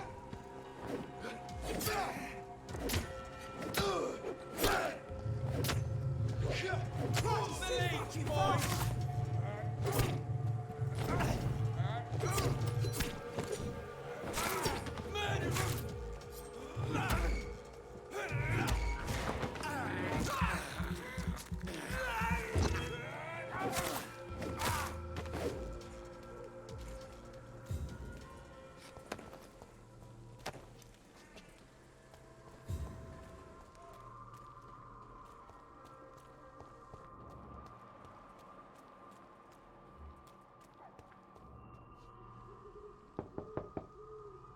Hello, Mr. Petrescu. Hello, Dr. Reed.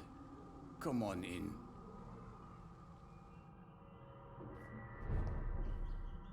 Yes?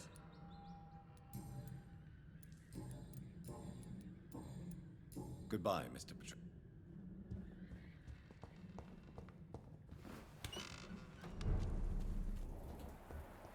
People are talking about this colossus. Perhaps I should look into it.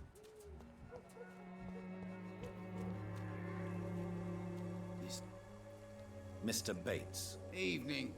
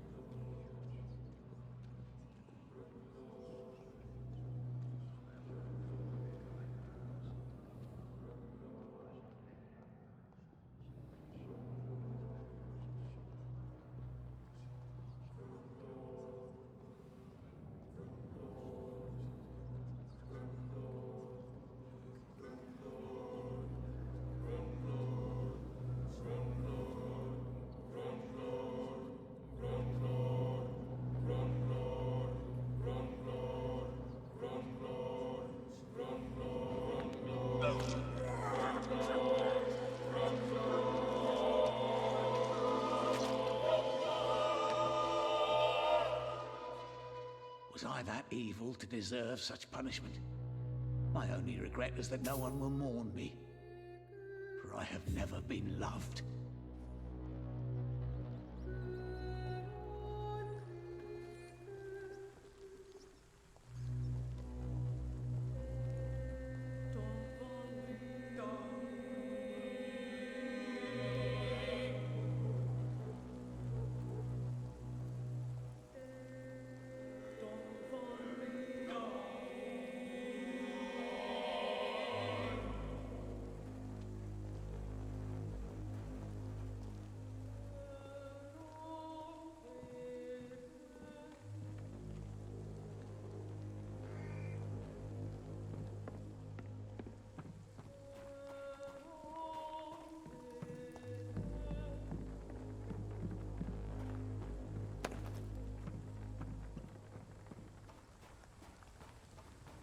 It's locked.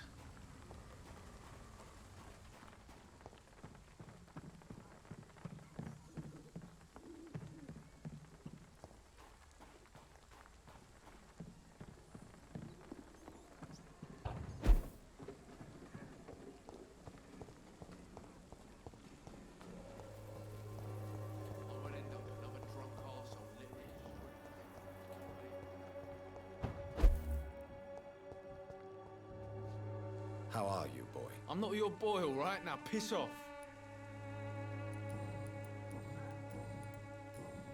Do you need assistance? Please. Feeling tired these days.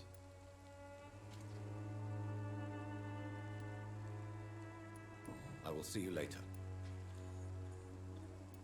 Goodbye, young man.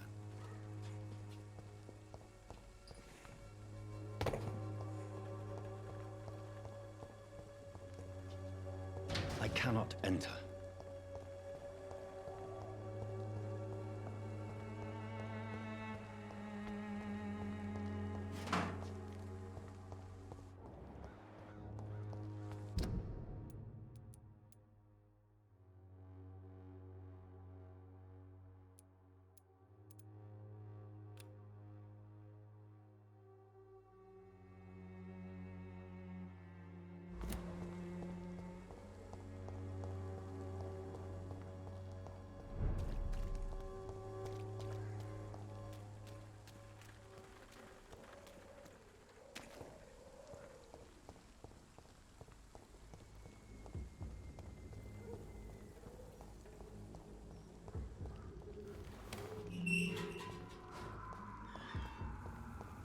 Human blood.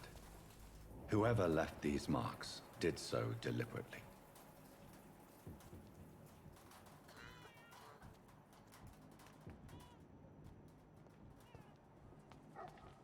Kill him, boy!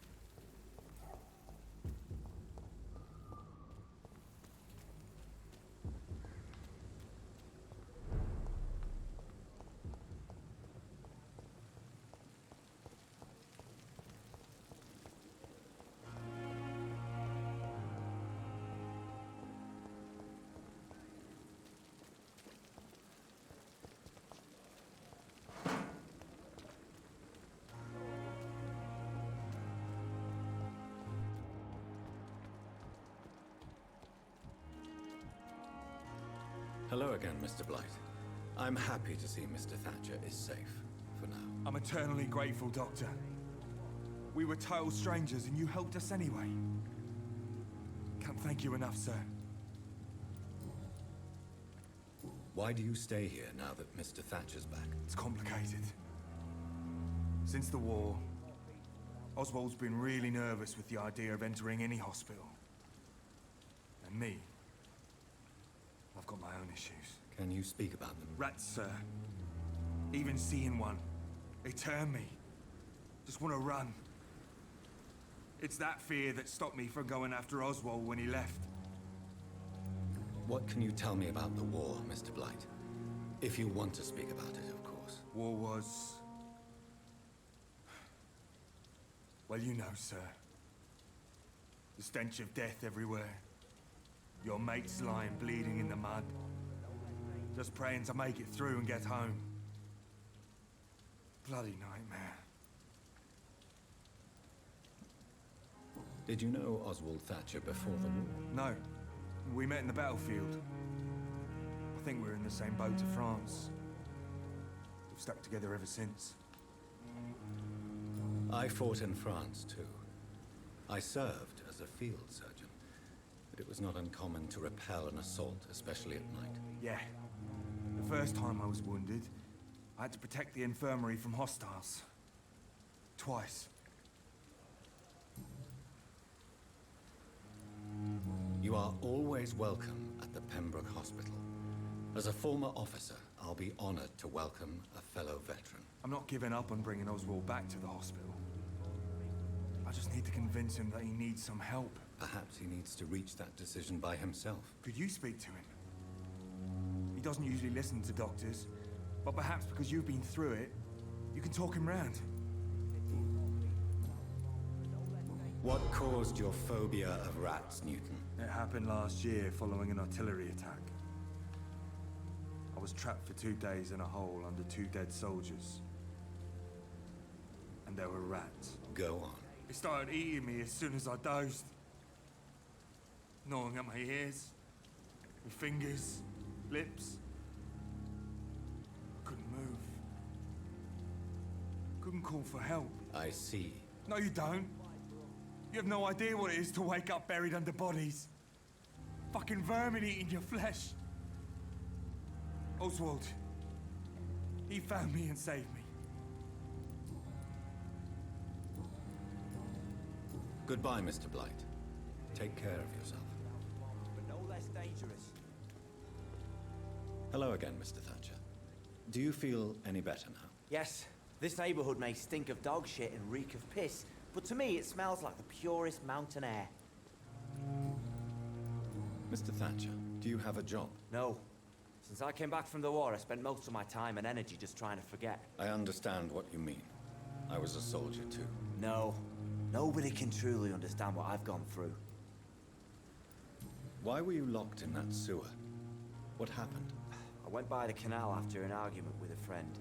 Got chased by these fucking wankers and had to barricade myself in, despite my claustrophobia. Why did you run? What was the reason for your argument? Newton wanted me to go to a hospital, but I can't stand being closed in. Makes me feel like I'm suffocating. Tell me about your claustrophobia. Has anyone given you an official diagnosis? That's what the bloody doctors said. But I don't want to go to a hospital to get checked again. I'll deal with it my own way. Oswald, why did you not go to the Pembroke Hospital to seek medical help? I don't trust doctors. All they care about was their careers and processes. I won't be locked in any room again by anyone. Your fear of being trapped is not going to go away by itself. You need professional help. I've seen enough butchers in white coats to last a lifetime. Hospitals reek of chemicals and death. What I need is fresh air.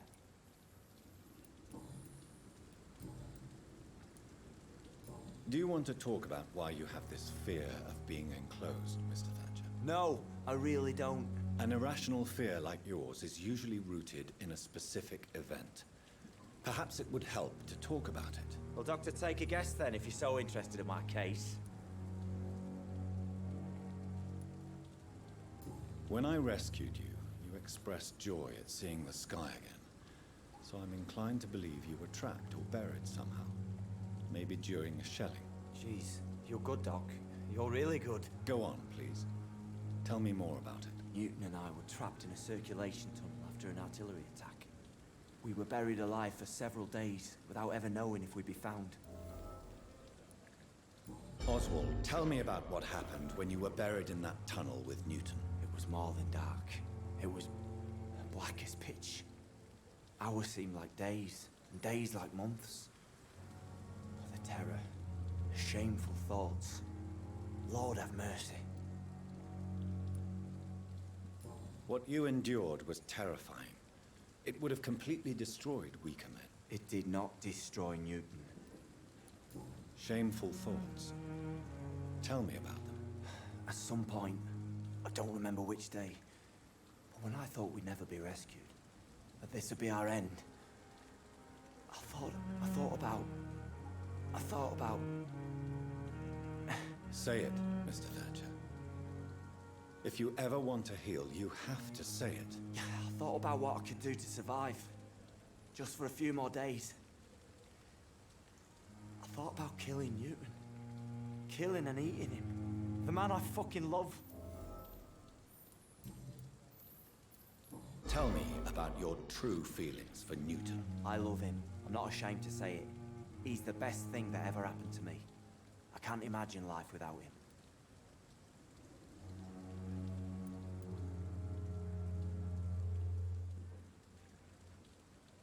Why should you be ashamed? I'm not, I said. But Newton sees it differently. I admire your honesty. It takes courage to stand up to society. The world needs people like you to create change. Courage is what we needed in the trenches, looking death in the face every day. I speak plain. I speak my mind. Have you always been this straightforward? All I know is, before you saved me by the sewer, my only regret was I wouldn't be able to hold or kiss Newton again.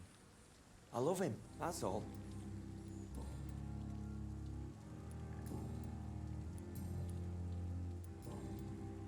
Goodbye, Mr. Thatcher. Try to take care of yourself.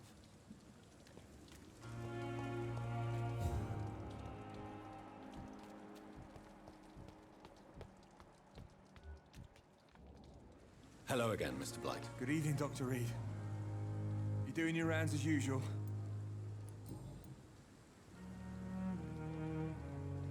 How do you feel about Oswald Thatcher? You are more than friends, aren't you? I love him. I love Oswald. We knew we wouldn't survive the war without each other. But I am terrified, Doctor. What frightens you so much? What if people find out? Oswald says I'm ashamed, but it ain't that.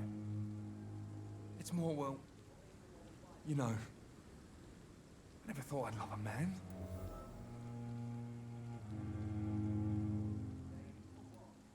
Enjoy your love. And enjoy life as long as you can, Mr. Blight. Don't let anyone tell you who you should love or how you should love them. I appreciate your kind words, sir. But it ain't that easy.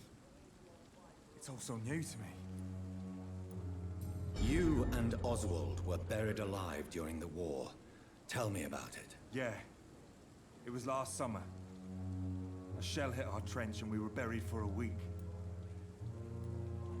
Oswald seemed far more traumatized than you by the event. It wasn't the first time it happened to me. Surviving it again gave me strength. You believe that? How did you survive for a week? Luckily for us, there were rations and water in the tunnel. It was an outpost, see? Since then, Oswald's not keen on being inside for too long.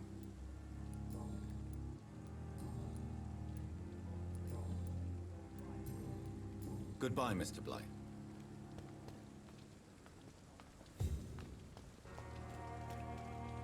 Good evening. Evening. Newton is conflicted about his feelings towards you. Would you like to talk about it, Oswald? It makes me sad and angry. It feels like the beautiful thing we have is somehow tainted.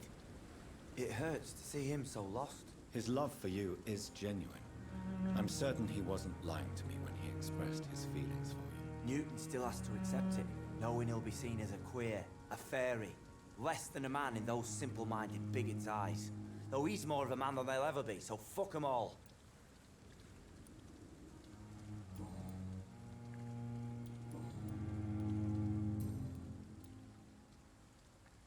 Do you need medical attention? Don't get me wrong, sir.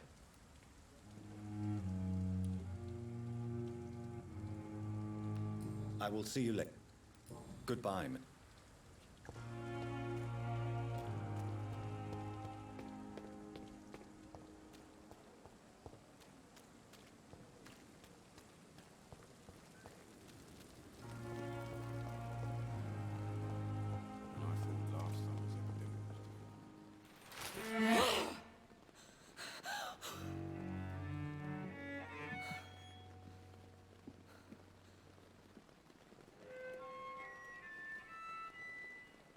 I would ask you to avert your eyes, sir. Or did you not know it was rude to stare? I knew it. Speak up, Dr. Reed. I like a man who speaks his mind.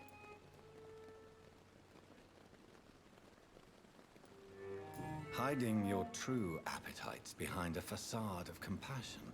Bravo. Very clever indeed. Spare me your sarcasm, Jonathan. You are but newly born in this world. So in the end, the accusation was true, wasn't it? The situation is somewhat awkward nonetheless. I have not been observed sustaining myself for many decades. I have to say I'm a trifle embarrassed. Anyway, I have concluded my inquiries concerning your blackmailer. I see. Please excuse my agitated state. Under normal circumstances, I wouldn't let anyone see me in this condition. The case is closed, your ladyship. The person who took advantage of you has, shall we say, seen the error of her ways. So who was it? My lady, the blackmailer was dealt with using the utmost discretion. The culprit's identity is of no relevance. Thank you, Jonathan. That is exactly what I needed from you. You have proven your loyalty, so, as a friend, please accept this small token of my appreciation. Thank you, my lady. If you have an inclination to learn more about vampires or your current situation, I will be glad to aid you in your quest for knowledge. Why does Dr. Swansea allow you to feed on the patients of the hospital? Dr. Swansea is a good and compassionate man. He is trying to find a solution for our hunger. Until that happens, he is clever enough to understand that I only feed upon the dying. What do you know about this Brotherhood of St. Paul's Stole? The Brotherhood is well known amongst London Vampire Society. As long as our kind is discreet, and as long as they do not interfere, we have come to a mutual understanding. And no one suspected you of the murders? As you well know, suspicion has recently fallen on me of killing for pleasure. But you have my word, Jonathan. I take no pleasure in taking a life. I know this is beyond the pale, but may I inquire your age? Really? And I thought you were gentlemen. If you must know, I'm 27. I've been 27 for a long time now, and 27 I shall remain. Very well. But I believe there is more to this than you are saying. A lady has to have some secrets. And who bestowed upon you this eternal youth? My maker. He left this isle a long time ago. Why did you save me in the canning factory? I could hardly stand by and watch such a promising young blood as yourself be torn to shreds by some gutter scowl. William Bishop wasn't the vampire that created me then? No, Jonathan. Whatever their strength and demeanor, Scowls are the progeny of careless vampires. It cannot be the other way round. What type of vampire is a Scar? Not a true vampire. The deformed offspring of lesser vampires. It is a shame these creatures run wild, slaves to their baser instincts.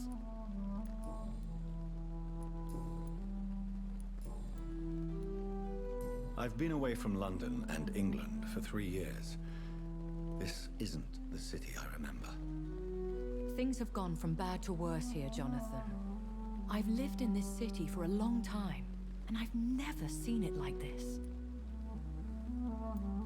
The Spanish flu has hit London that bad. Yes, but it's not just that. I've heard things. Things I've not heard for a very, very long time. There are whispers in the shadows. Something far worse than the Spanish flu is here in the city. What is it you fear? Fear has long since flown this form. But there is something malevolent circling us. I feel fear is merely waiting in the wings. Are there many vampires here in London? Immortals are of a rare breed, and we often tend to hide. But you may occasionally meet some of us at night. Do you know any of them? Have you an idea of the identity of the vampire who attacked me? You mean your maker? No, Jonathan, I have no clue. But I fear he or she is as careless as cruel. To let you discover your new condition by yourself. What do you mean? Every now and then, you may discover an immortal in the deep of the night. But we are a rare and reclusive breed. Our progeny is almost never accidental. Will they all be as affable as you, my lady? I do not see why not. But remember, even the shark smiles before he bites. That sounds like a lesson from experience. Vampire politics are as intricate and sometimes tedious as a game of chess in a gentleman's club. I've learned from experience it is best to decline to play. When I awoke, changed, I was chased and attacked by vampire hunters. Prepared and well-trained. Though I can't be certain, more than likely it was the once glorious Guard of Priwen. Once glorious, but still dangerous. They have seen better days, but all fanatics are dangerous. You would be wise to stay clear. They are sworn to destroy our kind. You make them sound like some sort of cult. More a society, and like all the best ones, a secret society. I thought them almost gone, but it seems they have been recruiting.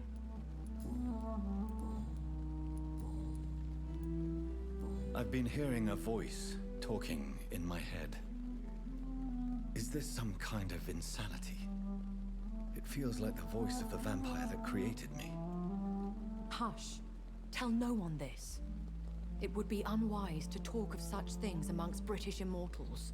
Speak no more of your maker. How could this cause offense? Only the powerful immortals can mentally call to their progeny. No vampire or hunter will sleep easy, knowing that an unidentified elder is stalking the streets of London. Excuse my forwardness, but... are you my maker? Me? Goodness, no. Only a foolish immortal would create a progeny without taking precaution, and I'm no fool. A vampire? Such a crude word, defined by penny dreadfuls and drunken hacks. No.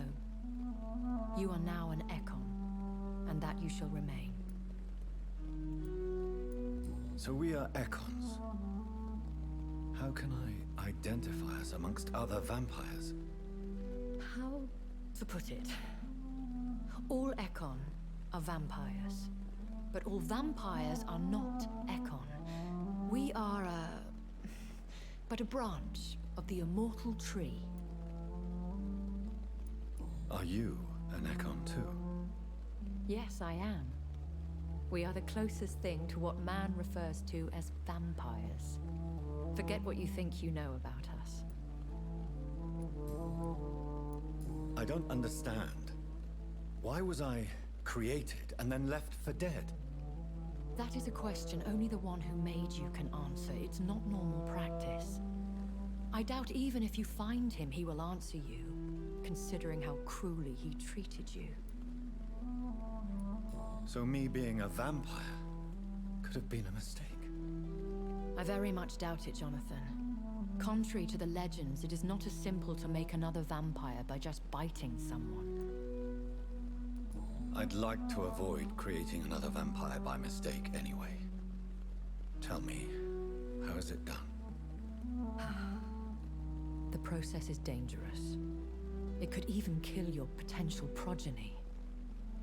If you did decide to sire an offspring, they must drink of your blood, Jonathan.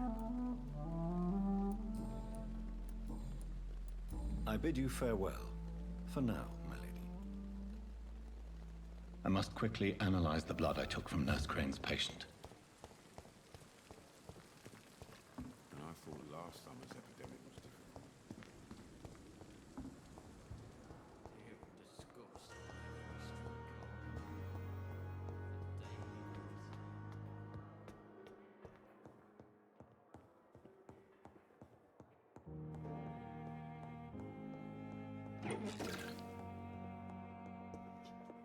It's locked, all right.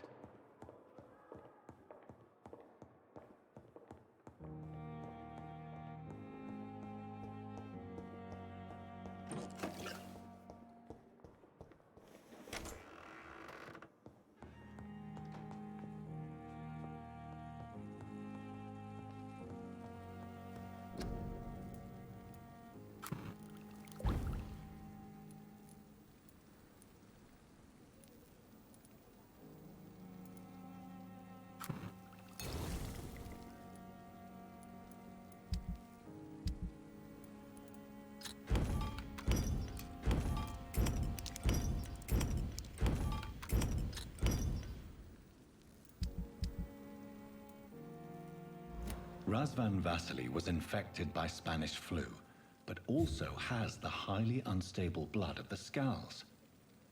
Is the London vampire epidemic transmitted through the flu? I should talk to Dr. Swansea about it.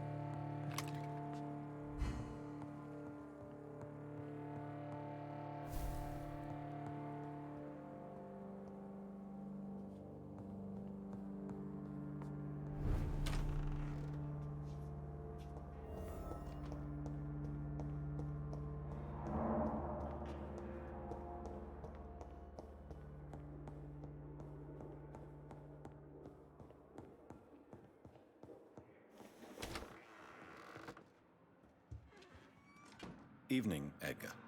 Could I get your professional opinion? Please speak, but I have something important to tell you. This strain of flu, it's very different from the one I saw in Europe. It's downright peculiar. Really? What makes you say that? I've just looked at the blood of one of our recently deceased. I see. Do you have anything more to go on? This disease spreads and looks like the Spanish flu, but its effects differ greatly. The London strain is different from the continental one. This is very interesting. Did you find something else? Yes. Unlike the flu, the infected begin to show an increase in outwardly aggressive behavior. More than simple agitation. Once docile people become violent. You mean like rabies? Is there a chance we could create a vaccine, Jonathan, like Pasteur? By the stove, that would be smashing. There's a lot we're not seeing here, but it is spreading, and quickly. If we don't act, the whole city could be lost. But Jonathan, we've a fantastic opportunity sitting right here in front of us. A weapon of choice. What on earth do you mean? Why, you, my dear boy. With your expertise and your blood, we could isolate the properties that course through your veins. Think about the possibilities.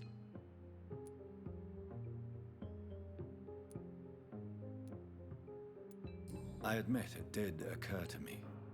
Blood seems to be the common factor in all of this. I totally agree. We're in uncharted territory here. Maybe it's just wishful thinking, but imagine the possibilities. We'll discuss this more later. Thank you for your time. No, thank you, Jonathan. But as I said, I needed to talk to you. I have some rather bad news. Yes? I'm afraid it's your sister. My sister? She's to be buried this evening at Whitechapel Cemetery. Your mother published the obituary this morning. I see. I'm sorry, Jonathan. Please accept my condolences.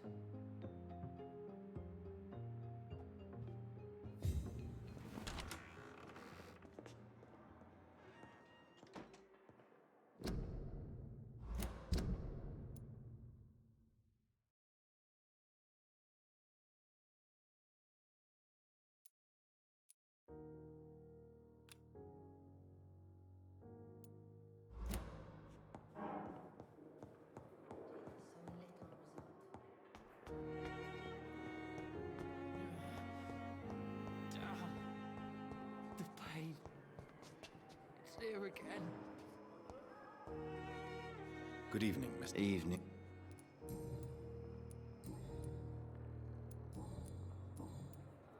Goodbye for now. What of my own life? Simpletons, these nurses. Hello again. Bred with no respect. Goodbye, Mr. Hampton.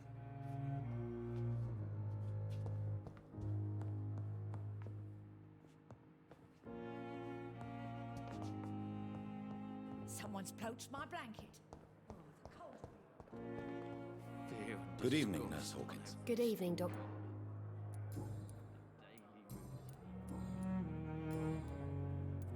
Goodbye, Nurse Hawkins.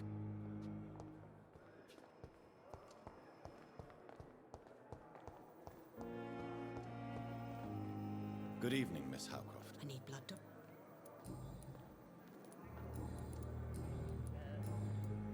I'll leave you.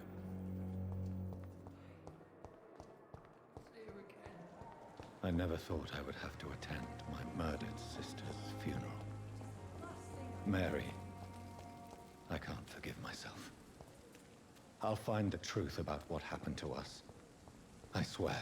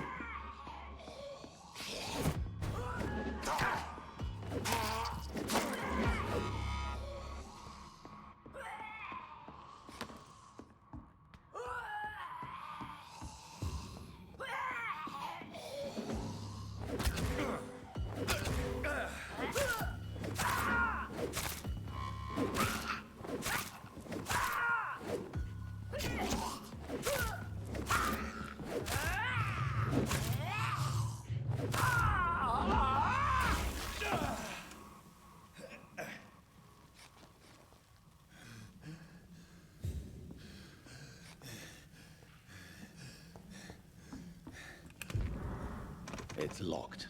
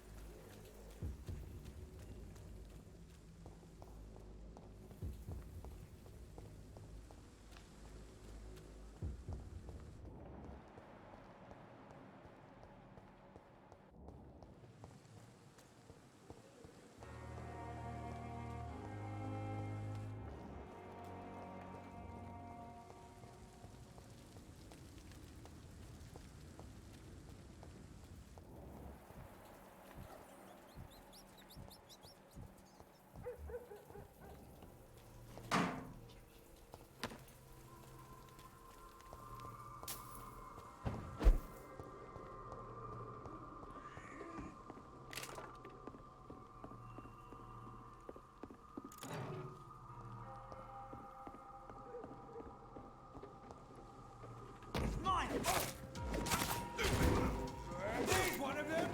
Watch yourself!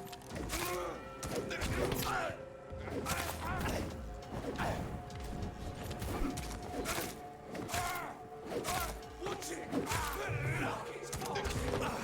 Murdering bastard!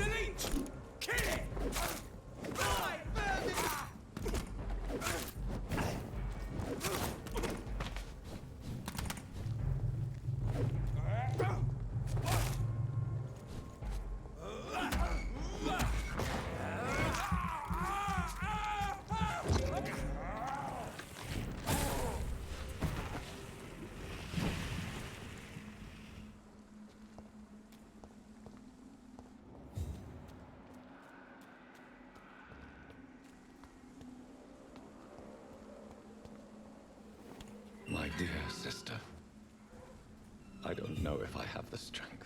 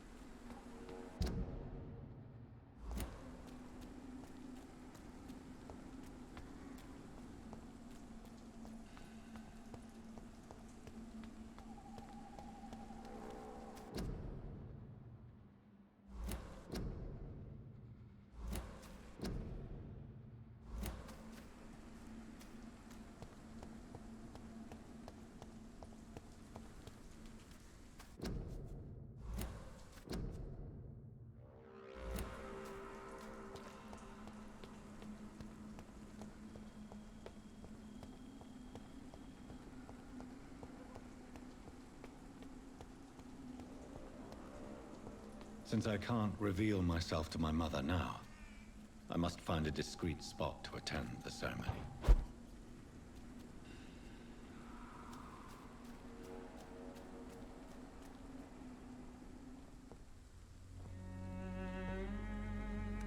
I am the resurrection and the life.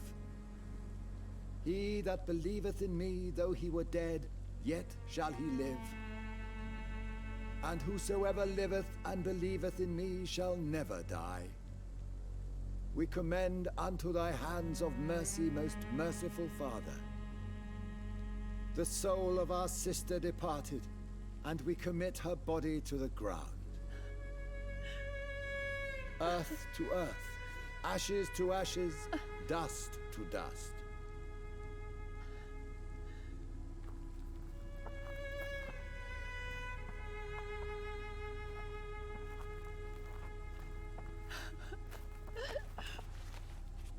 Why kill my Mary and stick her here in this cold, god-awful place? These are the legal requirements for the epidemic, madam. Oh, Avery, I feel so tired. Please take me home. Yes, madam.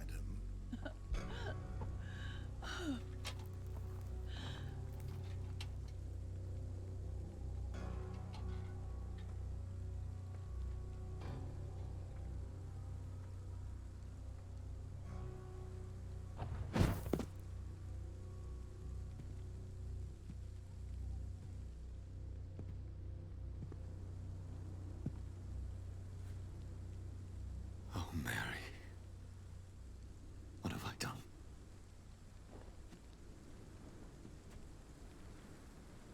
If I could only change one thing. One thing. This is a nightmare. Jonathan, there is nothing you can do but accept it.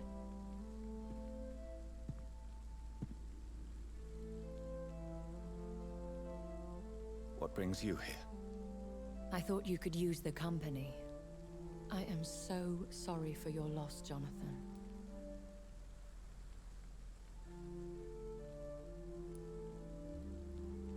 She was a good person. Vibrant, full of life. She was kindness incarnate, my Mary. You're a good person, Jonathan. And a young Ekon. A newborn cast into the night without so much as a candle to guide your way. She had been scouring the most dangerous parts of London in search of me. And it led to her death. Jonathan, don't. I still hear her last thoughts. They echo in my head. Her mind shattered, and it haunts me. Jonathan, stop. Listen carefully. You must come to terms with this. You must learn to live with what happened.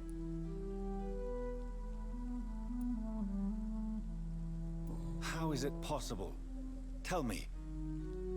Is it so easy to take a life every night, and then just smile and nod at those you spared? Don't you see? You're doing the work of our enemies, feeding your remorse. We are weakest when we grieve, and the guilt blurs our senses. And so this is why you're here. To warn me. You've felt this pain yourself. You too have endured this. I don't want to lose you, Jonathan. I've lost so many friends. Loved ones I cherished. Pray for Mary's forgiveness, if you must.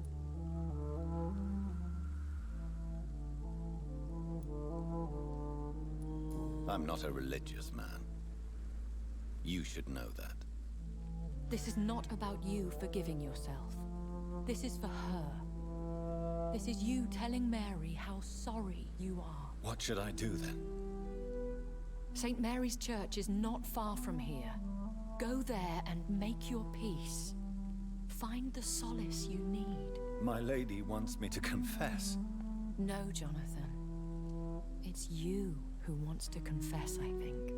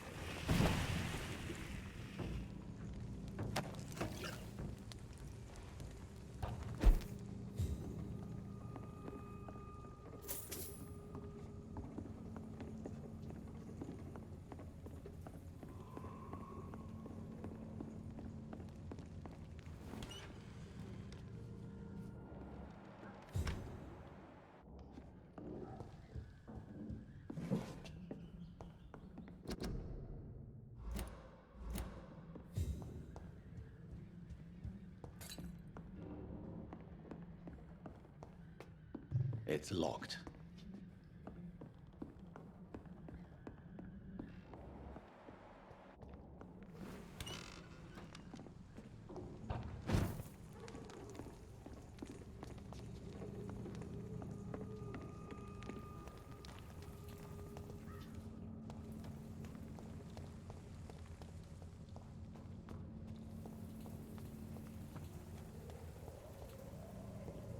And off to church he goes, a newborn seeking divine consent to lick the blood from the soft and pointy crown.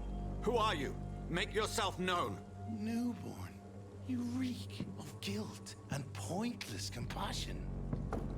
Shed your skin, forget your old weaker self. What do you want from me?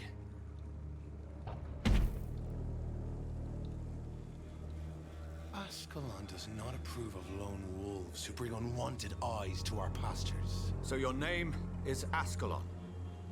Ascalon's will is vampire law. Learn them, abide by them, or I shall return as your judge and jury.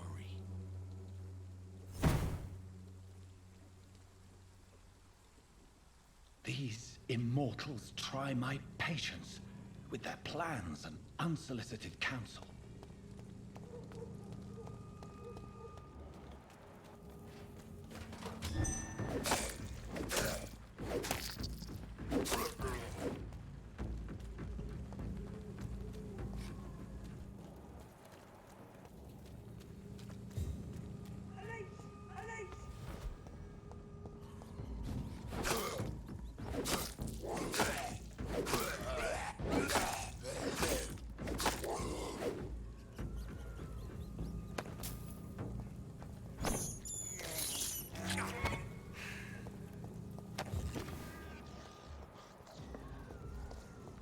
Get them weapons ready!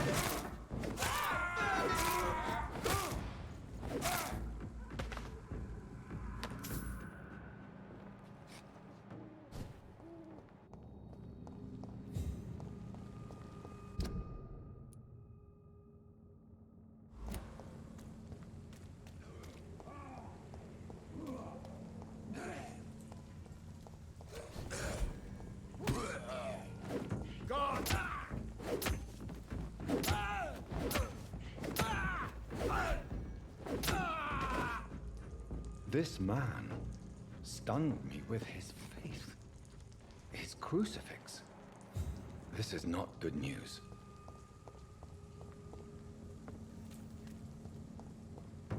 Easy! Die, Bernie!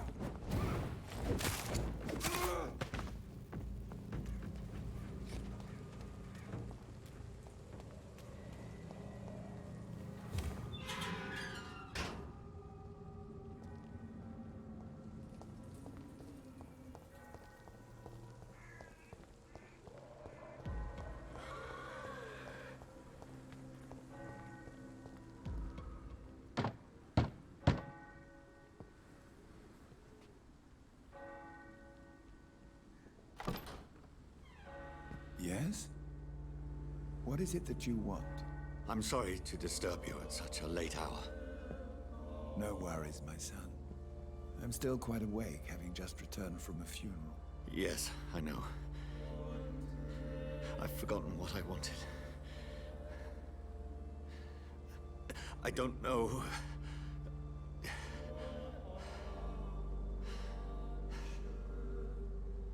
May I help you, child? You seem somewhat perturbed. I haven't the strength to cross the threshold.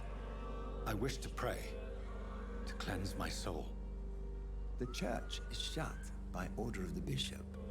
But I'm still the vicar of St. Mary's, if that is any use to you, my son.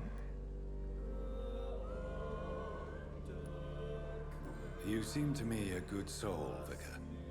But this is a personal matter. There are no secrets from God, my son. If your heart needs comfort, consider me your chapel. For I can be as silent as stone.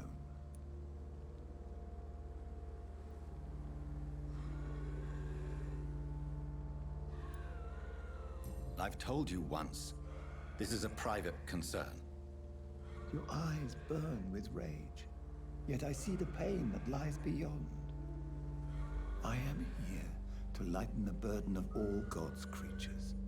Whatever you tell me is between us and the Lord. Very well, priest, as you seem quite adamant. Open your heart, my son. Tell me what burdens you. With whom do you wish to speak?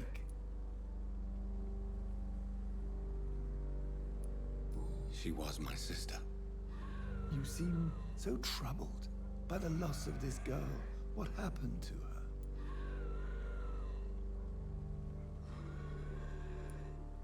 She was murdered. I see. And how are you feeling, my son?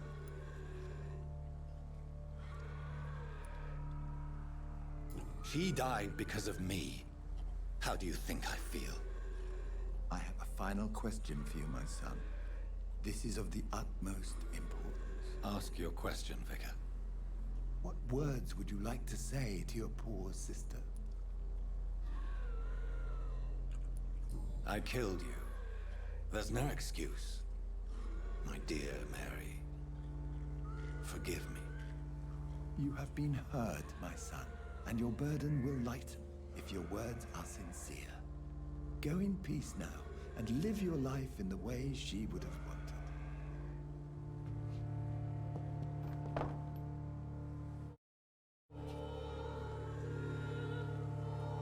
There. I confessed to that vicar. Do I feel better? Only time will tell.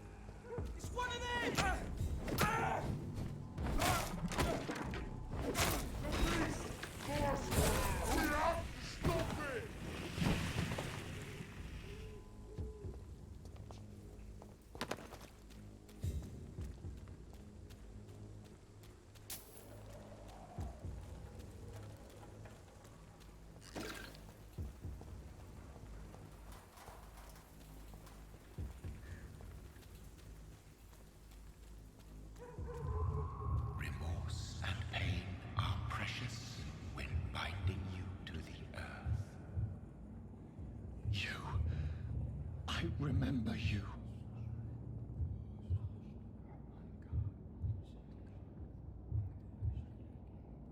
Fear be gone. I would harm no child of my making. This is your doing. You made me. Made me this creature. What are you?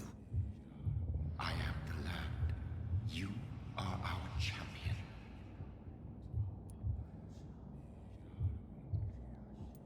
You selected me. Chose me. As shall my children yet to come. What is it you seek? This age is sickly. An ancient poison, an older rage, brewed in a cauldron newly forged. This has something to do with the epidemic. Seek truth, my champion. Defeat the serpent of knowing with iron spur.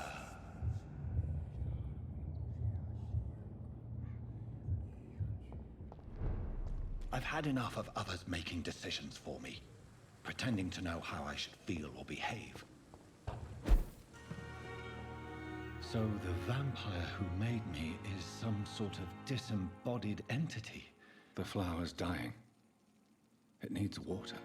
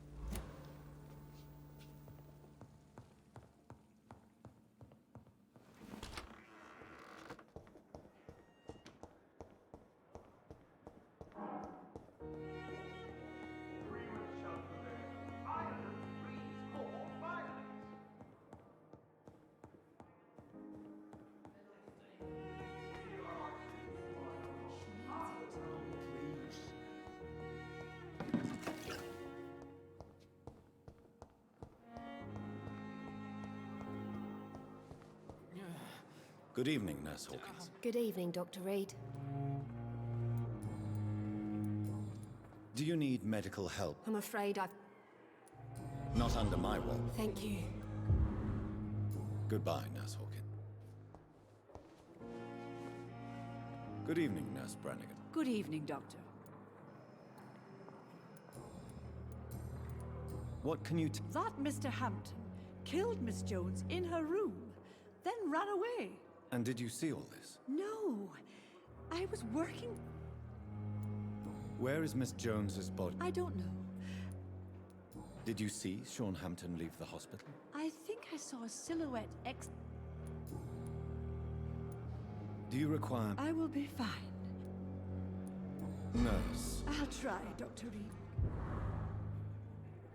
Goodbye, nurse. Disguised as a hospital. That's Pembroke nowadays.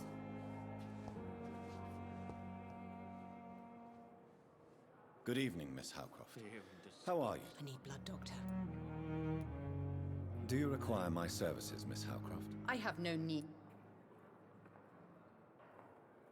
I'll leave you, Miss... Time has lost its effect on me. But the suffering continues. Good evening, Mr. Elwood. Evening, Dr. Reed. Soldier. Not real. As long as you... Don't think you... Goodbye for... Fear and disgust on every street corner.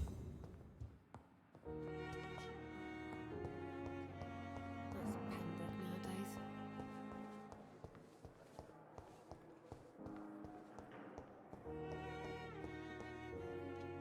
Good evening. And good evening to...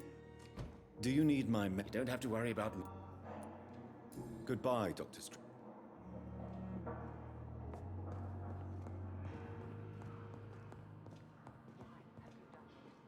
Good evening, Mr. Good evening, Dr.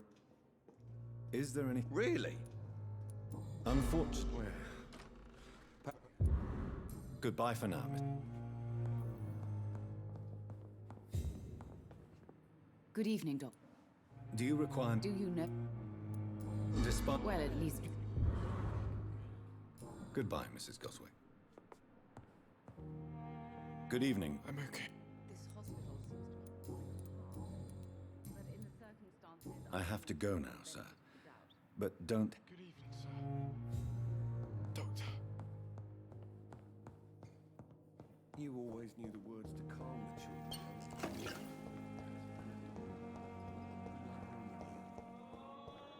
Come now, we can handle this. I'm quite busy right now, Dr. Reed. Do you need my... Don't be ridiculous. Then you are lucky that... I wish this hospital could have received as much attention from you, Dr. Reed. We do not see you in surgery very often.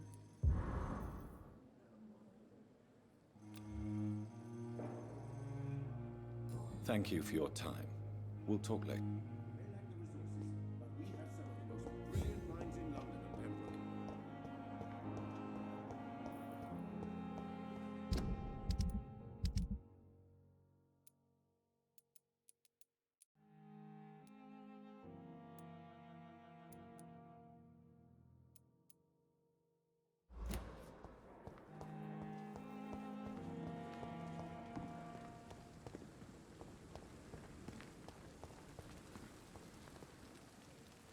Good evening, Milton. Good evening, Doc.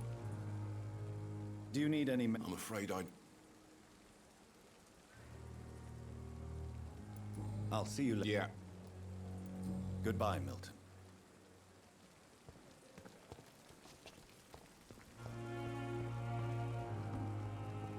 Another night with the glorious battalion of Pembroke.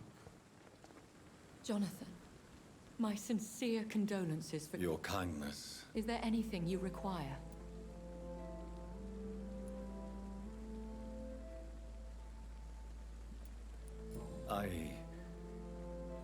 No, Jonathan. Are we then condemned to lie to those we love? We are creatures of deception, my friend. But this is more for their sake than ours. But what if I was close to someone and wished to tell them the truth? Fear, loathing, disgust. And then they will plead to be turned. They will see it as salvation. Then there's the risk of gaining the attention of vampire hunters. Are we condemned? Dying is the final act. With... As a... We are... Goodbye, my lip.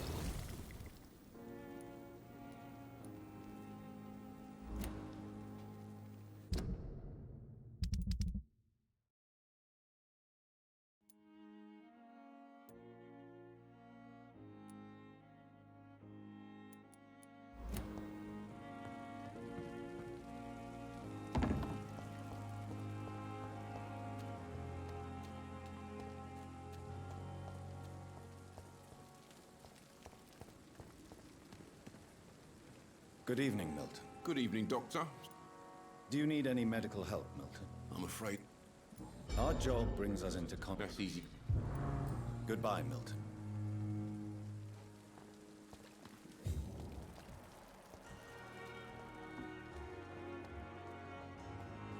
city is more peaceful without the bombs, but no less dangerous. Hello again, Mr. Blight. Good evening, Doc. Do you need afraid so. Throughout history, You're working at the Pembroke. Goodbye, Mr. Blight. Take care.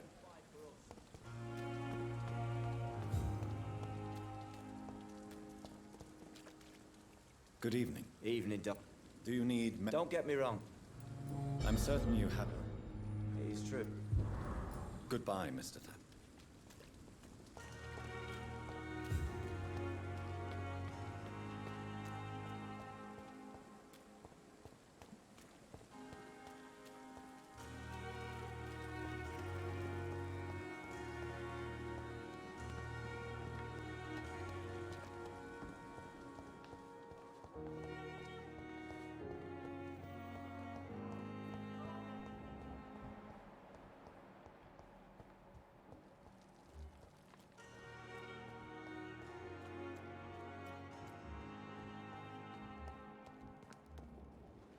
Good evening.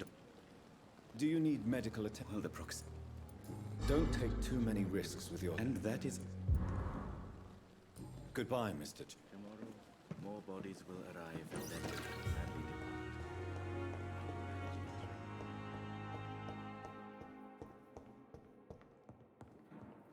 My sweet girl. Good evening, Miss. I'm okay. Do you need any... Thank you, Dr. Reed, but you've done... I have to go. Good evening, sir. How can we be sure we're making a difference?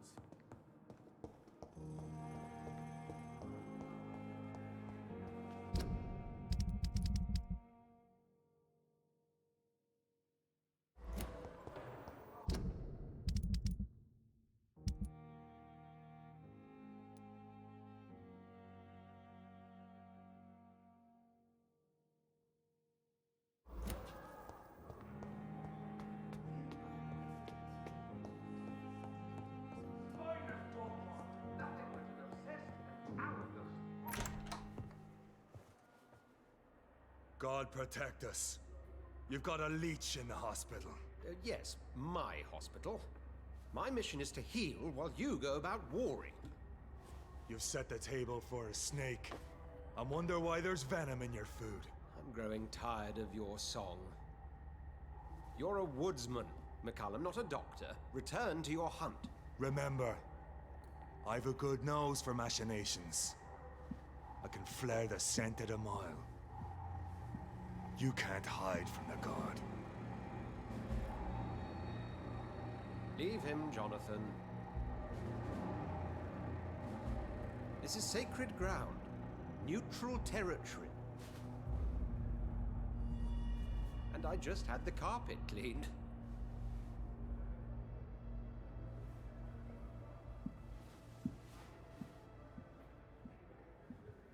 By the sacred stole, this is very bad news. Bad news indeed.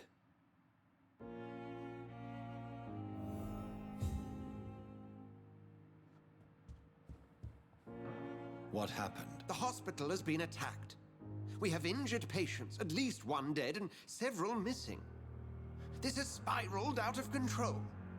Even the most infirm are asking to be allowed to return home. We cannot have the people lose faith in this institution. This hospital is their only hope. Of course, you're right.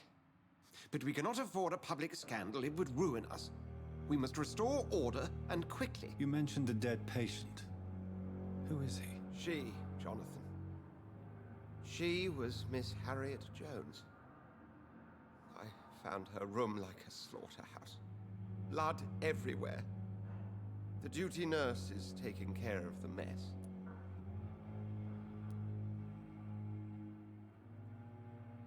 Very well. I'll help you. Jonathan, please. I can't rely on anyone else. And this concerns you as it involves vampires. Someone has taken advantage of our more liberal tendencies here. In what way?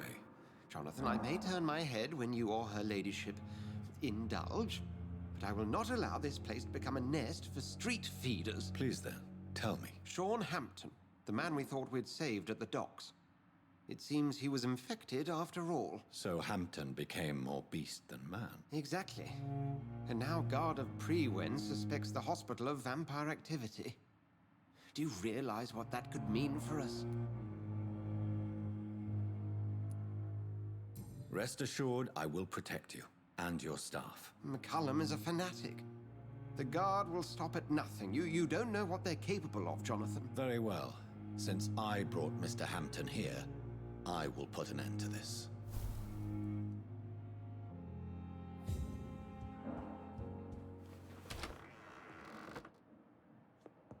Sean Hampton lives and breathes for the well-being of his flock.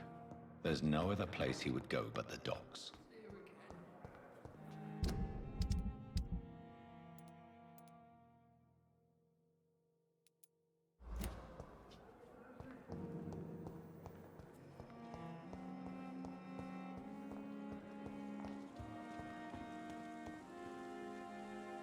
Oh, Jonathan.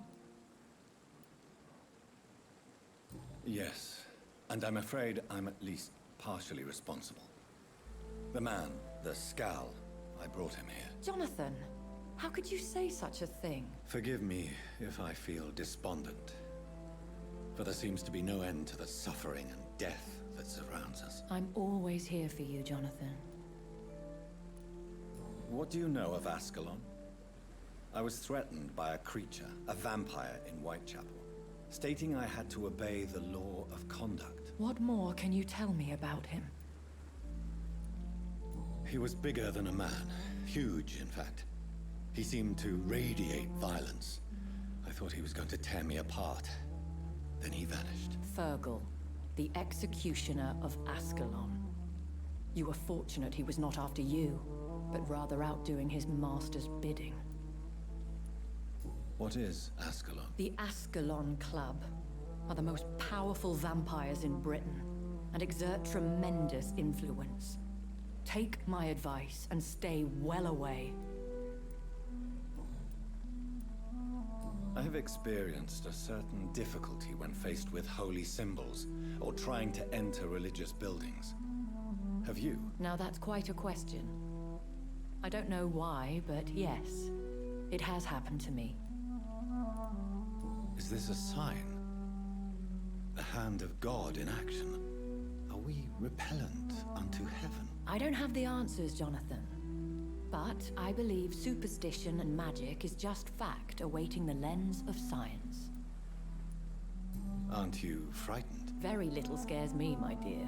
To be compelled to avoid symbols of faith does not concern me.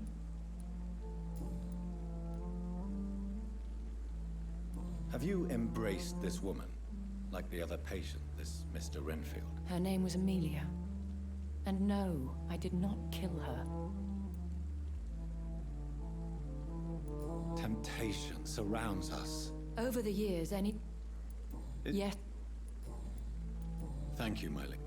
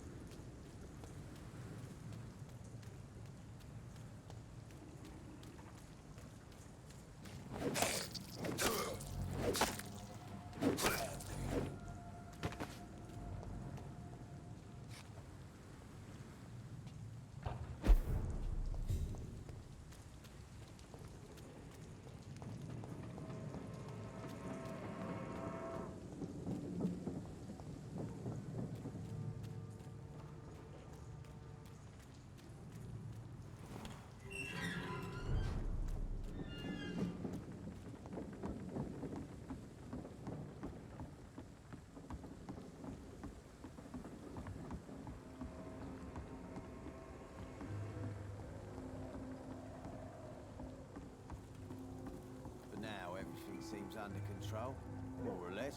Don't forget to keep an eye out for this guard of something, sweetie. My guess is they're recruiting for some vengeance. In the meantime, the boys are waiting for our...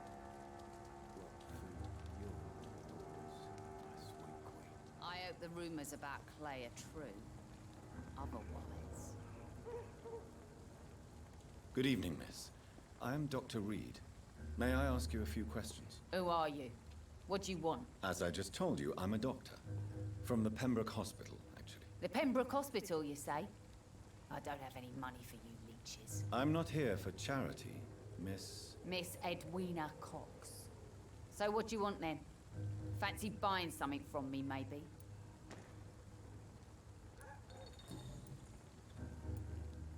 What can you tell me about your work? I'm a businesswoman.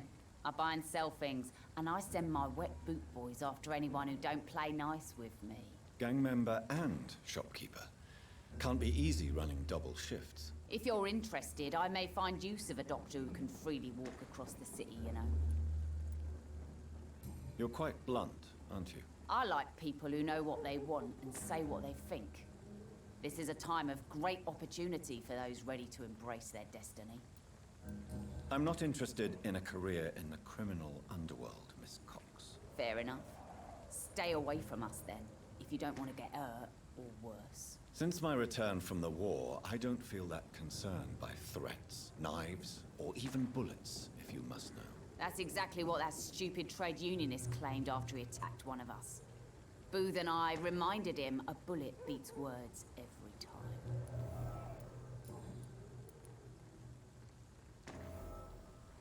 What can you tell me about... You can't... Really? Don't you think that's a little bit excessive? Bastards, all of them. This region only responds to violence and threats. You sound like you're thinking of somebody in particular. Take the gravediggers of Southwark. They must pay me every week, but it looks like they forgot who gave them permission to steal from the dead. Looting corpses in a mass grave. That is a new low. Whatever. Hey, since you're a doctor and all, maybe you can access that for... You still use your husband's name, Edwina.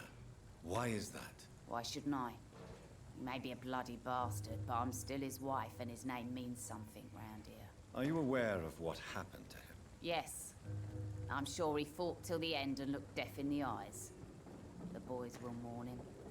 Except one of them, maybe.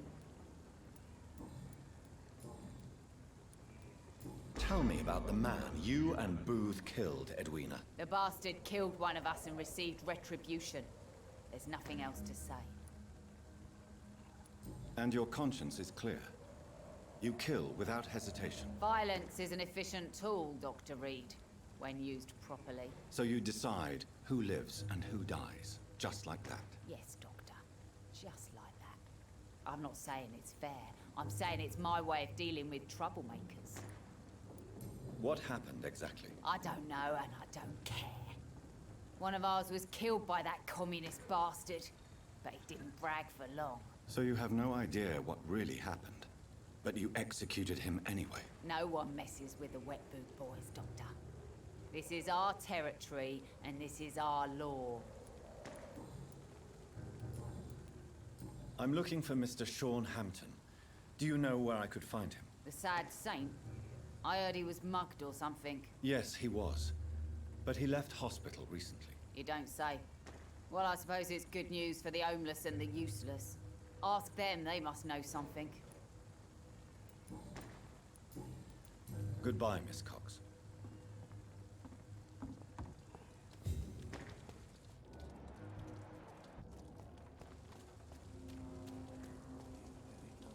Mark my word. Good evening, sir. Whatever. Don't you recognize? Don't take it personal. Yeah. I'm Dyson Delaney.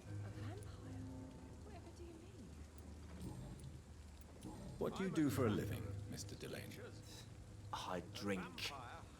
I drink in the morning and at noon. I drink at night. And then I drink some more. Seward. What's it look like? It's an old story. Why do you drink so much? Maybe it's because I prefer dying slowly. Death can be so abrupt. Personally, I like to see mine coming at my own pace. You sound very sad, sir. That's because I am Doc. Don't you work at all? I'd love to, but I don't have the time. Didn't I tell you? Drink in the morning and at noon. I'll drink at night. Is there anything in particular that you like about this part of town? Except for the cheap drinks, I mean. How dare you say such a thing? I love this neighborhood. So friendly. So joyful. No reason. Let me... Oh, what kind? It was... You lost. It's okay. Is there any... How dare... Sinister. Let me tell... Another... I'm looking for Mr. Sean Hampton. Do you know where I could find him? I really don't know. I heard he'd been abducted. I don't know if he's back. Who could tell me then? About a sad saint.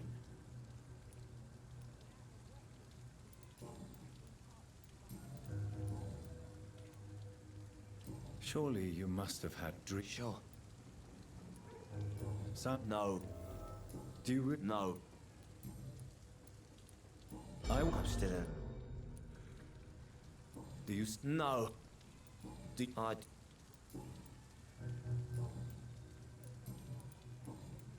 Goodbye. Not a drop of blood left in his body. This is the work of a vampire.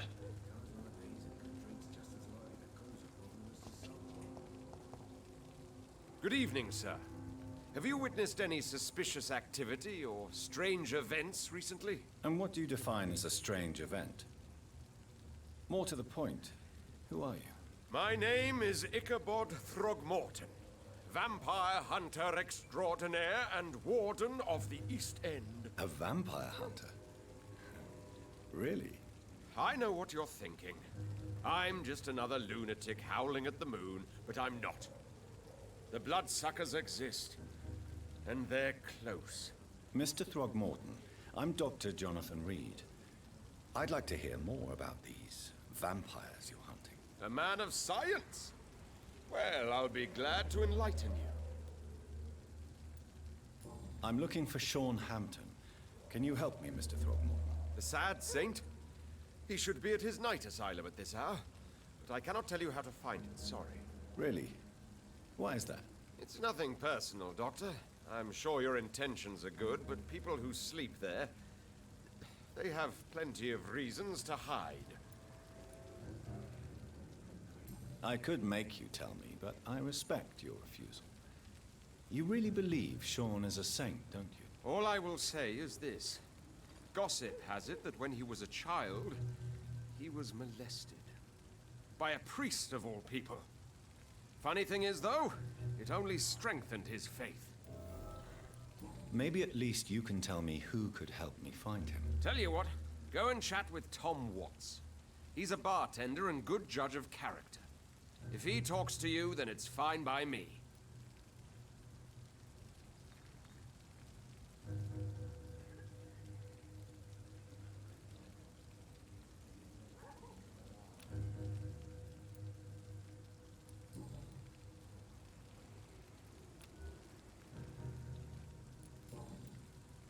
What did it? So, how do you identify a vampire? It's simple, really. They can't stand daylight. They're afraid of garlic and holy symbols. They also cannot enter a house without being invited. Have you ever killed one of these creatures? Yourself, I mean. Of course I have. What kind of question is that? It's a dirty business, believe me. Can I help in any way? Actually, yes. I plan to put up posters to alert the population to the vampire threat. Are you asking me to paste posters about vampires around the docks? If you wouldn't mind. If you did that, then I can focus on my patrols.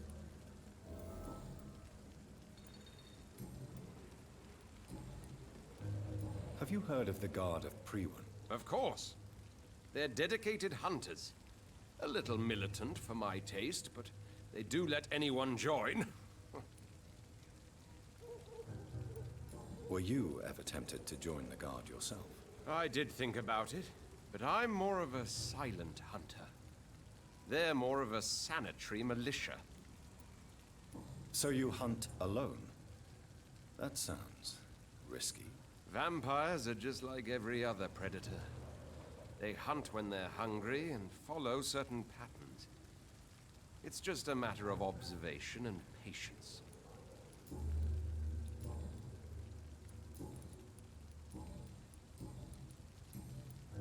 Goodbye.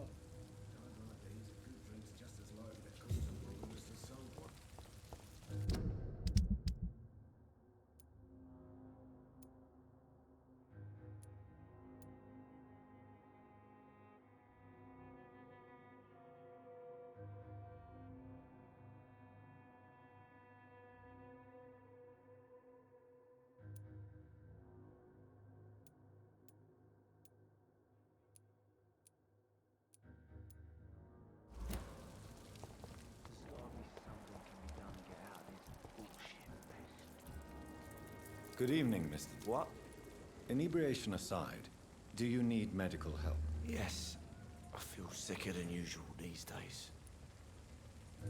Take this, then. And perhaps you could try to slow down the alcohol intake, too. Hey, Doc, you don't really want me to stop the only remedy I can afford. Goodbye.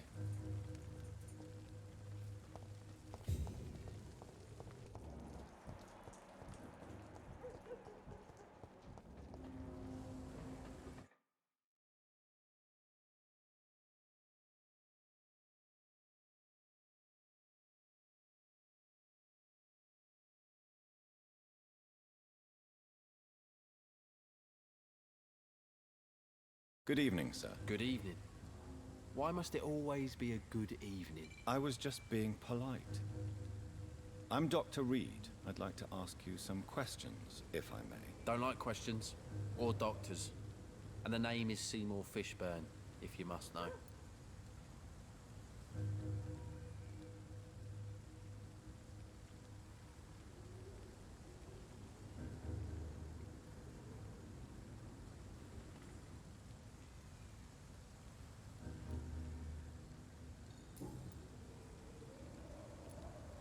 What can you tell me about this part of town? A shithole filled with maggots. Liars and thieves, all of them. Are you thinking about someone in particular? Nope. Hate them all. Especially these petty, whining little shitbag beggars. Is there no one who deserves your leniency, then? Well, Tom from our local is somewhat of a decent bloke. At least, unlike most maggots, he knows how to listen without opening his trap. What's your occupation? I take care of my mum. It's what I do. She's the only good thing in my life. Even though I don't treat her so good. You seem upset. Is something bothering you? I lost a necklace I bought her. I'm a fucking idiot. A worthless idiot. Sometimes it's hard to be a good son. I just want her to smile. No, I was thankful for her patience, appreciated like... God knows she deserves it.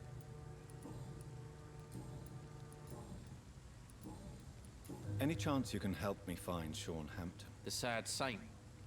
Why would you talk to that cunt? Actually, that's confidential. Really? Well, go ask someone else then. I'm sure Tom Watts will gladly answer you. Goodbye, Mr. Fishburne.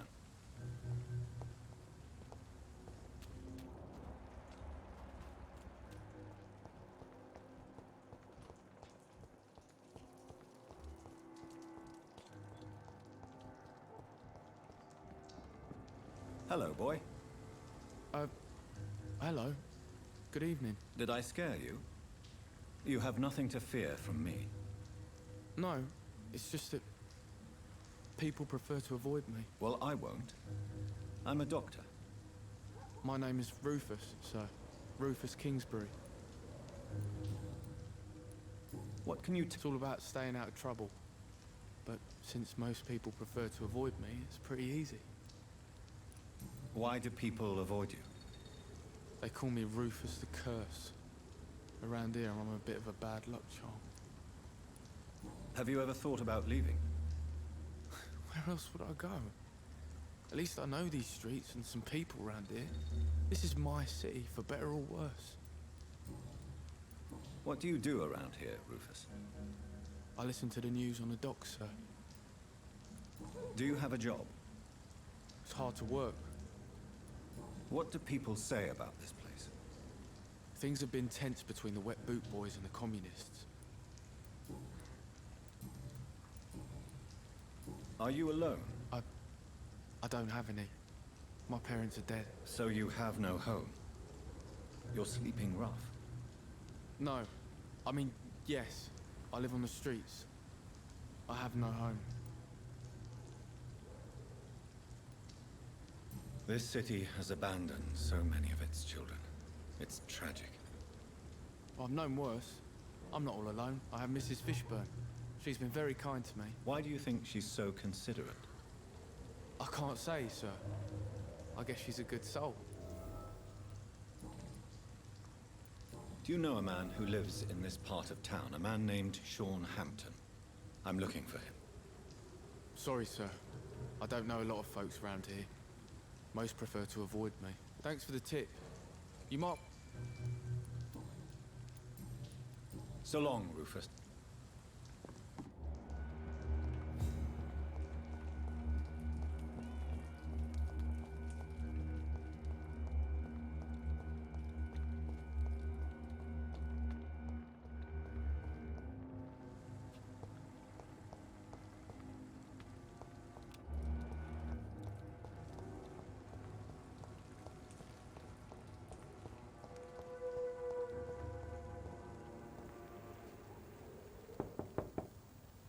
Good evening, madam. I'm Dr. Reed. Could I come in? Why? What do you want? I work at the Pembroke Hospital. I'm investigating the flu epidemic in this area. Oh, the Spanish flu. Well, that's quite liberal of you, Doctor. But this is no time to be knocking at people's doors.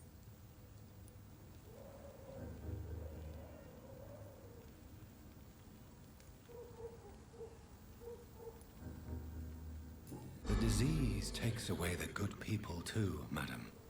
Why not let me in? It's Mrs. Fishburne. Stella Fishburne. And yes, indeed. Why not let a doctor in? I can't remember the last time I had a good sleep. I've been nothing but worry. So you have questions about the flu, then? Yes, among other things. Forgive my rudeness at the door.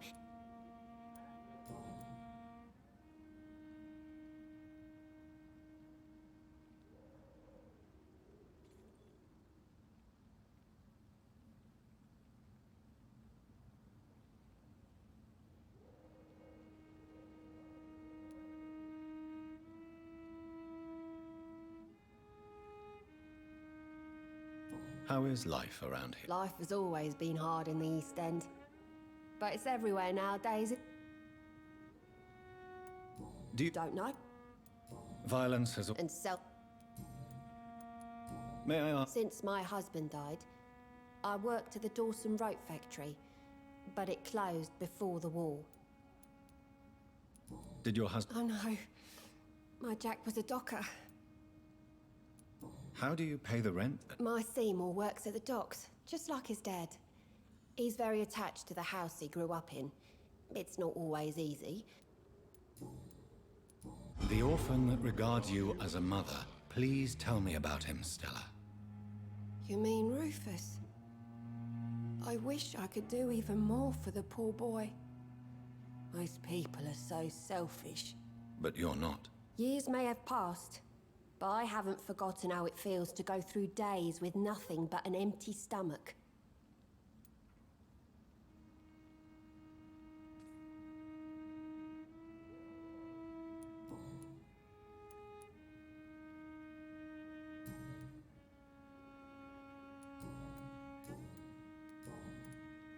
I'm trying to locate Mr. Sean Hampton.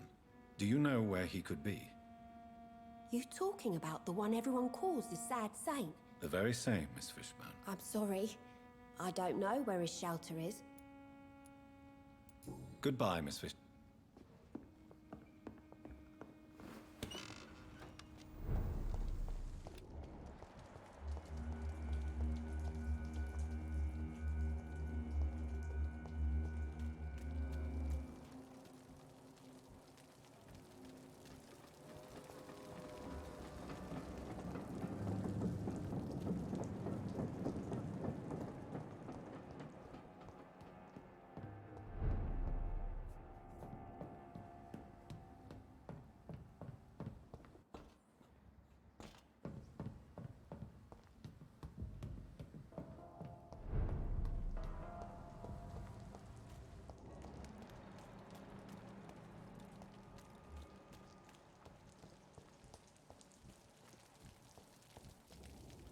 Good evening, Mr. Fish. Yeah.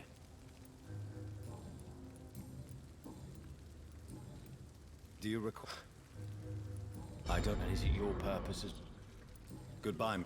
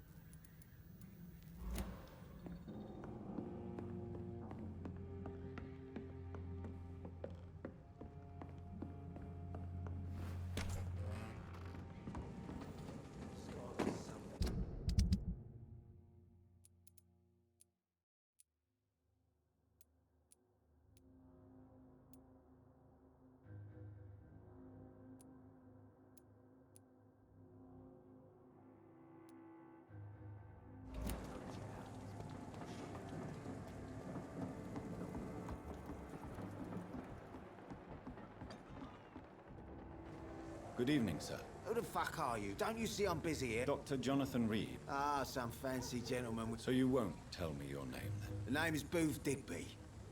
Maybe I'll ask my boys to break one or two of your bones, just so you remember it. Are you some kind of vigilante patrolling these streets at night? Something like that, but the police aren't in charge here. We are, see? So you're a Using funny jokes about me and my boys, I saw many men like you during the war, Mr. I could kill you for saying that. So... What? Well, yeah. Oi! What can you... Things ain't that... Well, you're not... Yeah, well... More of...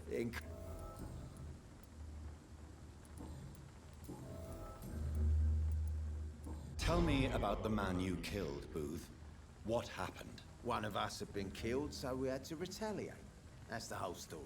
There has to be more to it than that. No, really. One of us got killed, so the killer had to die. That's how things have always been done round here. Don't you see, it's an endless spiral.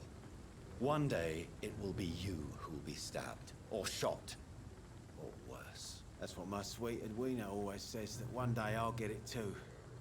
But she says it with the most beautiful smile. I know you're looking for an honest job. It's just an idea. Do you... Goodbye.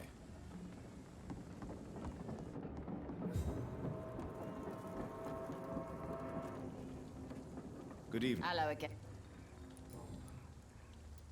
Booth Digby looks at you with love-struck eyes. Tell me, Edwina, is the feeling mutual? You have no idea how refreshing it can be for a woman to receive all the pleasure she... What is it?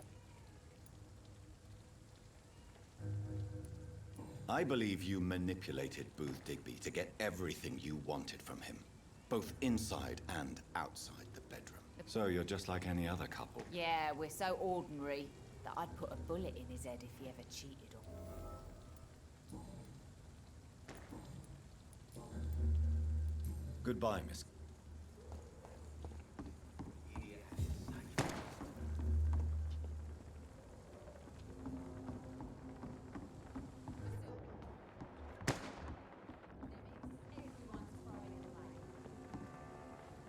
You.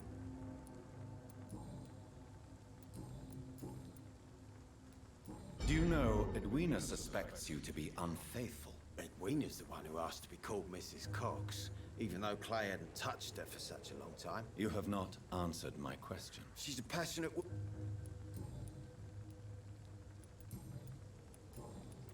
Goodbye.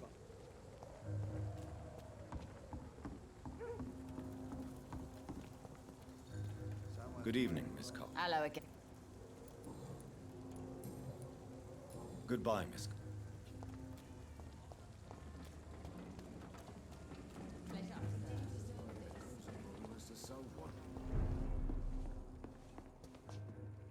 Evening, miss. Well, I never. That's a first. Customers who make that much mess rarely come back. Never mind in fancy togs. I'm much more myself than when we first met. Welcome back to the Turquoise Turtle, then. What can you People don't appreciate... You look... This is a bad... If you're uncertain about your safety here... I got responsible... This place... We get people... So this bar... Yeah. Tom's convinced this is something the locals need. Your boss must be quite the negotiator. Yeah. Tom's a great bloke.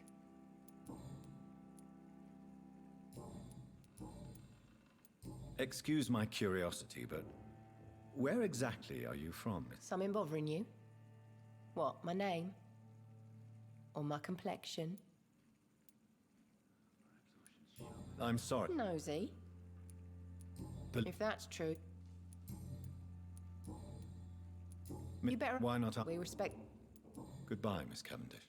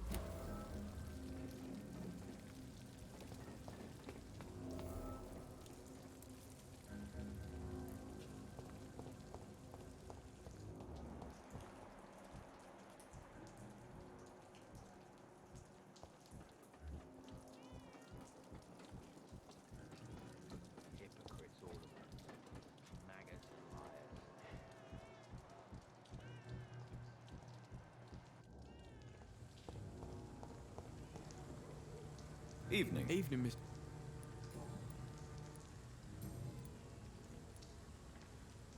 Do you need help? A real A real doctor treats it. I don't know what to say. So long, Rufus.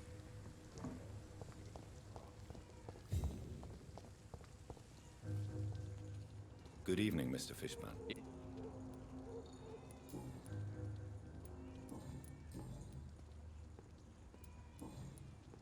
Goodbye, Mr. Fishburne.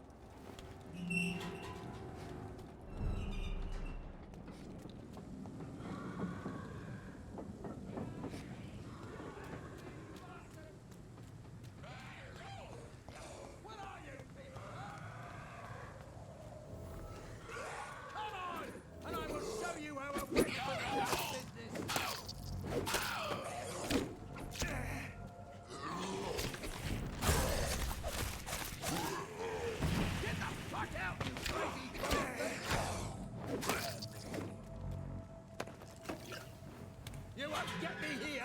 Get out! Are you all right, sir? What are you doing in a place like this? I'm not sure that's any of your business. I hope you realize that staying here will put your life at great risk. Pah!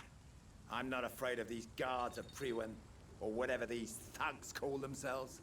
I wasn't specifically referring to them. They took my boy! I see.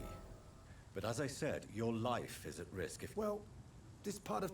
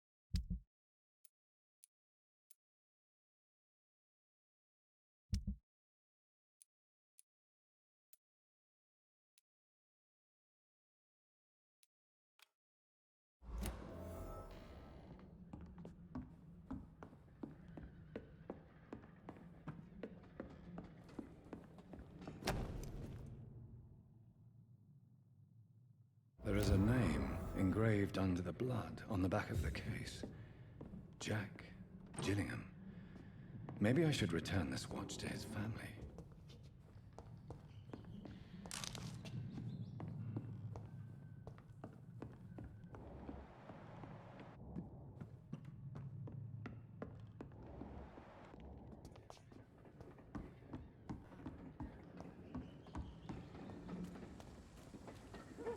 Are you sure? Young man.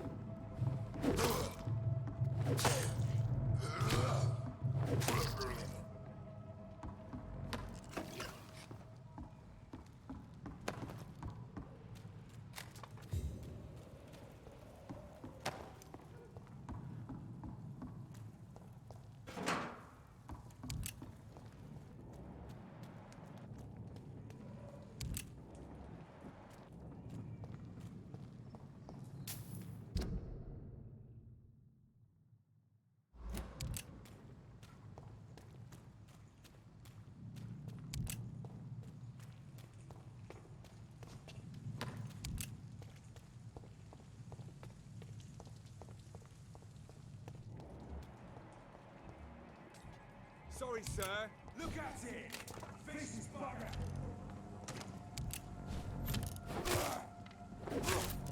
Fuck, he's fast! He's done for!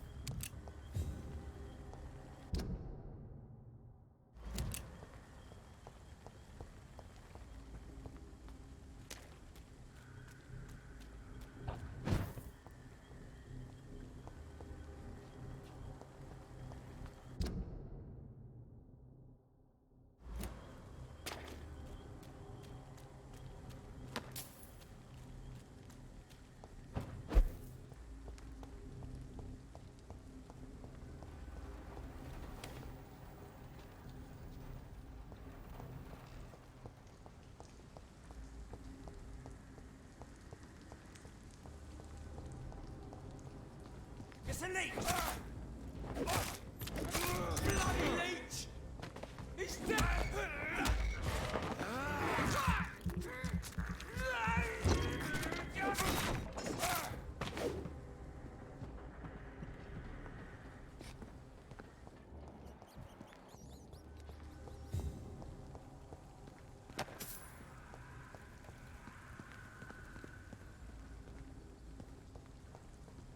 This one's mine!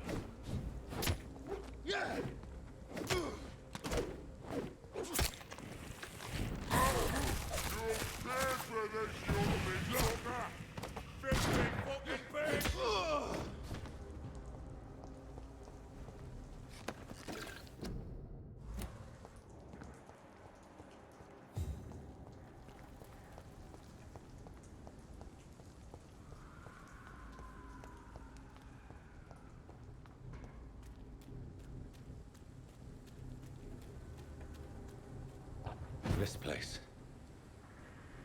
Rain may have washed away the blood, but not the memory. My poor Mary.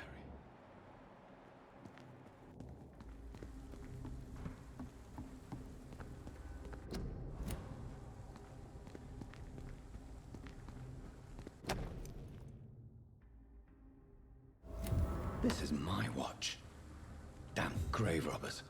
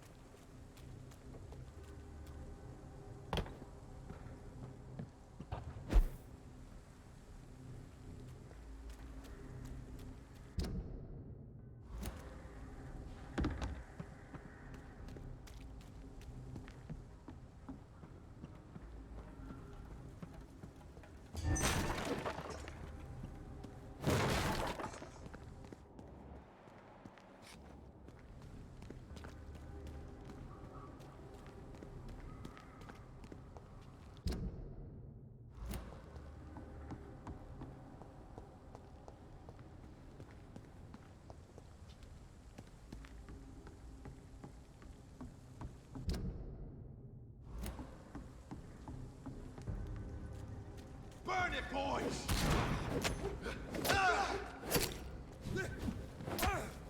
No rest for the wicked!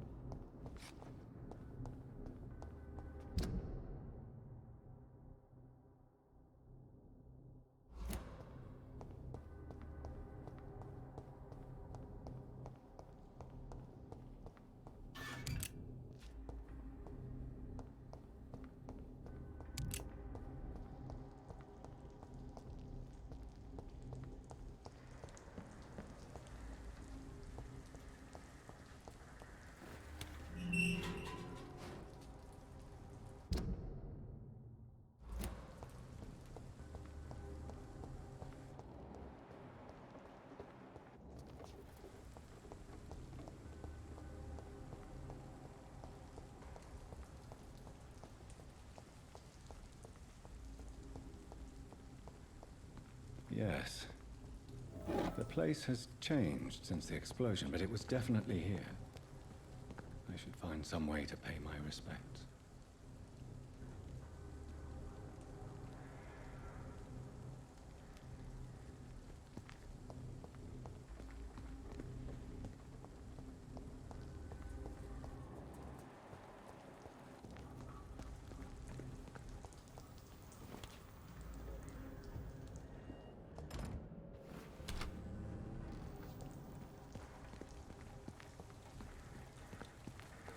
I cannot enter.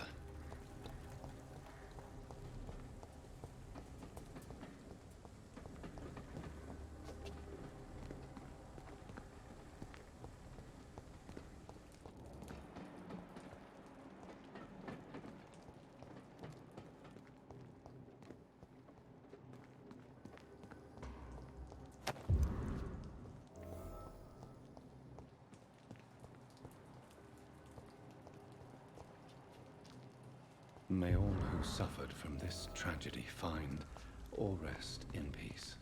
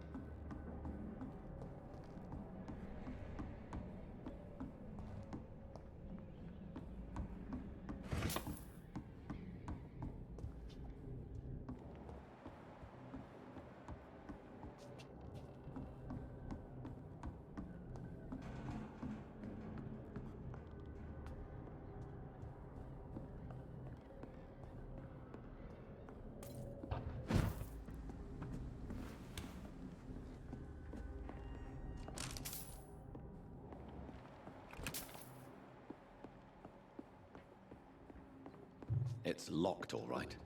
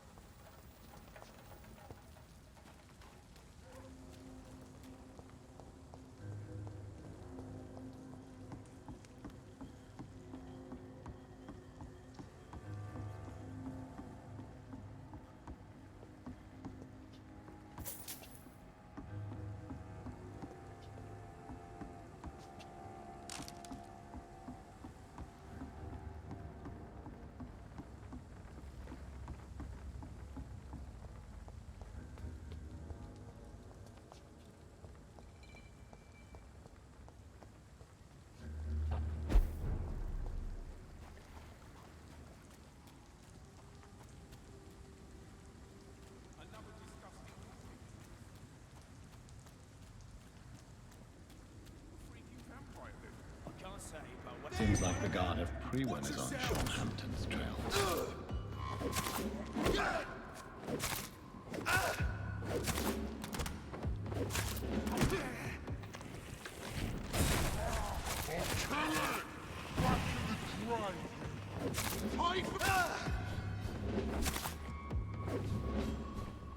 Mine!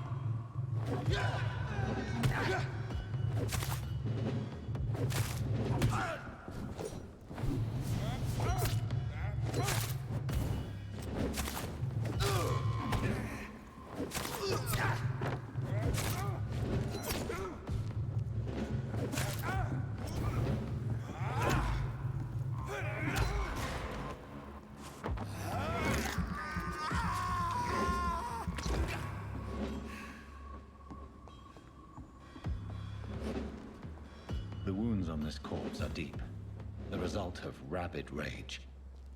If this is Sean's doing, he's become a murderous beast.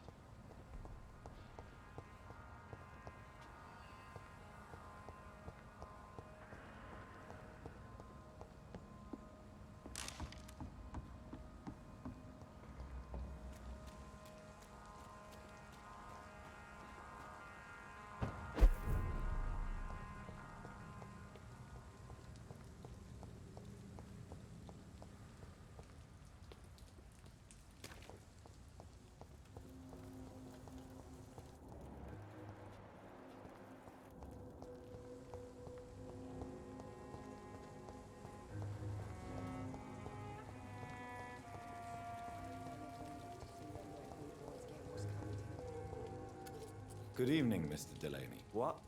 Ah, you're a doctor.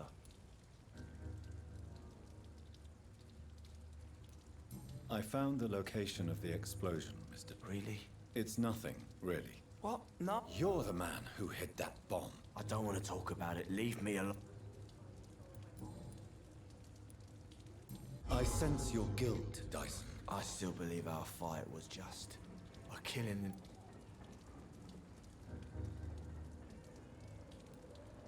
That bomb also killed you that day, don't I know.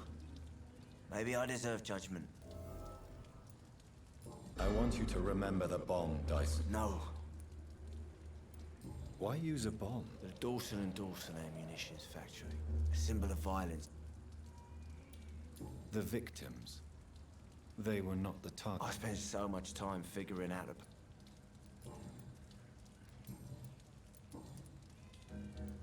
Is there anything... That's it.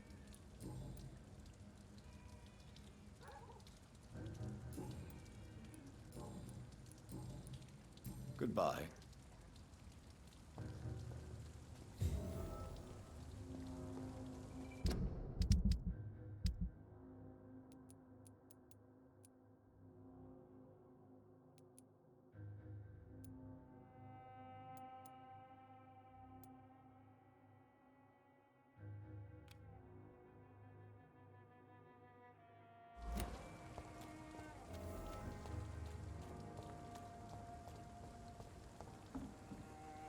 Good evening, Miss Cobb. Hello again. Tell me your feelings about Booth's belief in monsters. It makes him look weak and... You don't believe he really... I don't care. I managed to... Spare me.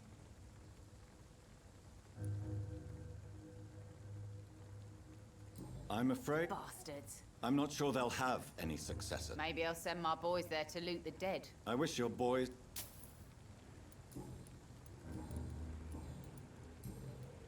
Goodbye, Miss...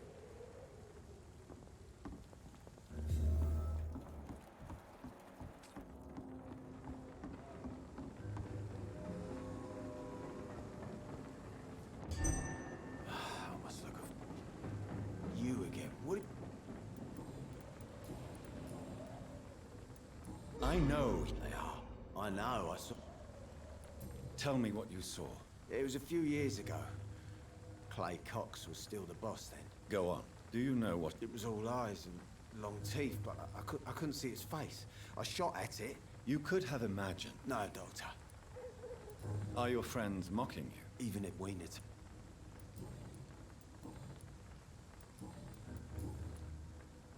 Goodbye, Mr. Been a while since we've seen any new faces round here.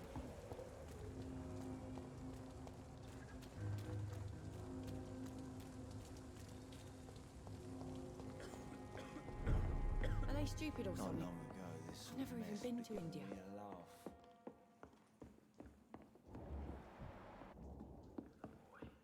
Be he cursed or not, he's just another lost orphan.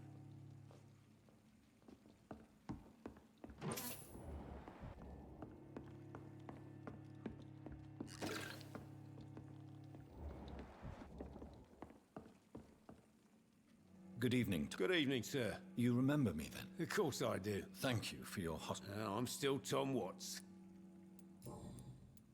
That's not... Who? Why does your waitress feel in danger working on the docks? This part of town is dangerous for... Do you think... Of course I... How is it? Oh, see... I see. So you get pressure. Oh, something like... You... I'm only pouring alcohol. So perhaps... How could a physician... I have a small... Doctors aren't... Oh, thank...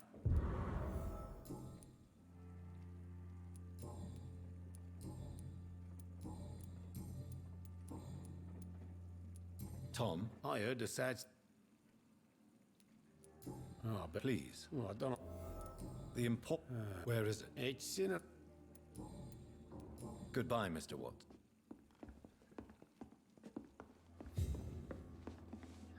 You still working at this hour? Goodbye, Miss...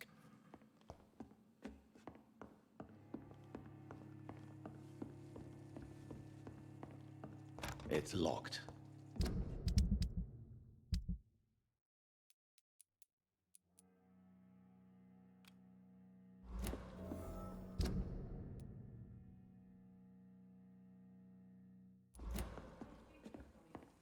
I've never even been to India.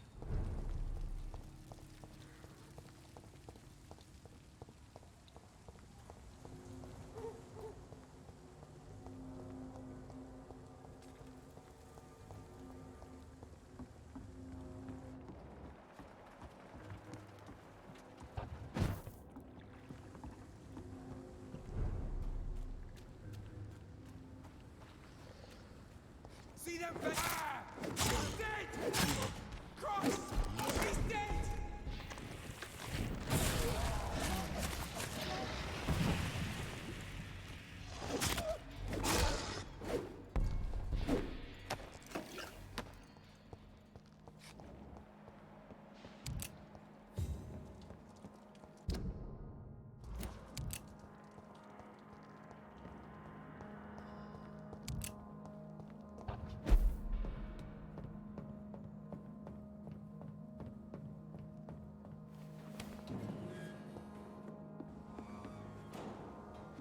Tom has so much alcohol, he could keep this district afloat for quite some time.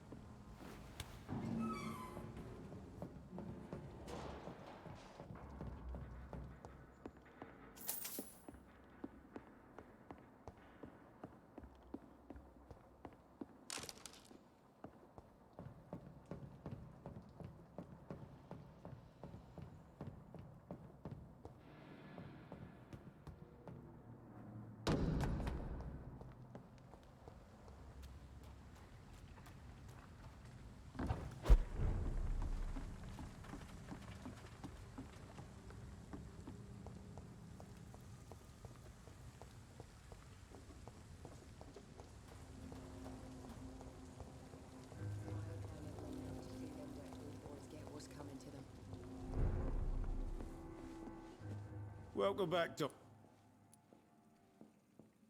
You lied to me, Tom.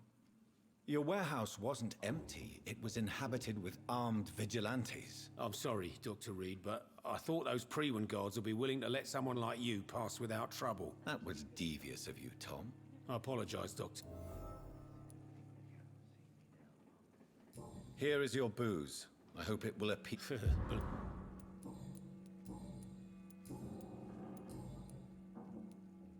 Goodbye, Mr. Watt. gotta be I something didn't deserve this. Welcome back, Doc. Do you need... I'm all right. Goodbye, Mr. Watts.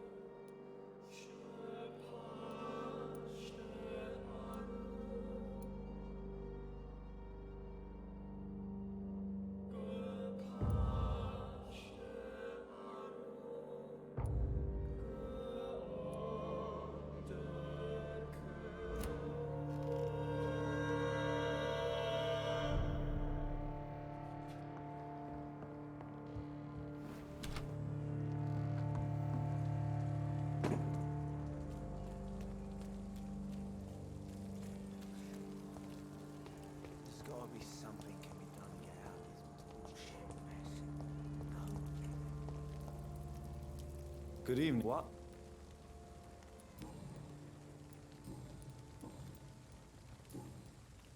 Goodbye.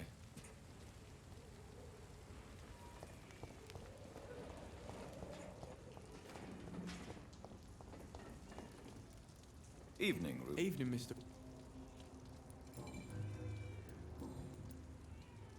Do you know him? Sorry. Well, thanks for the... So long.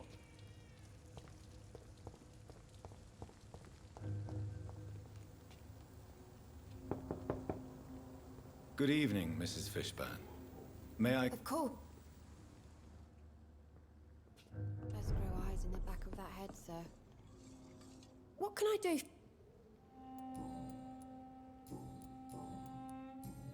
Mrs. Fish... I am... Goodbye, Miss Fishburne. Take care of yourself.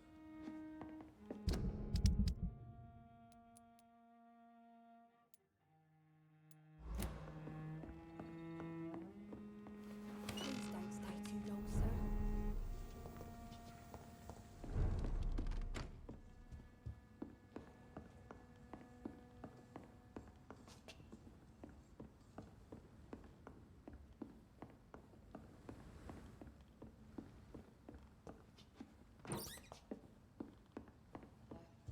Gentlemen are easy targets in these parts.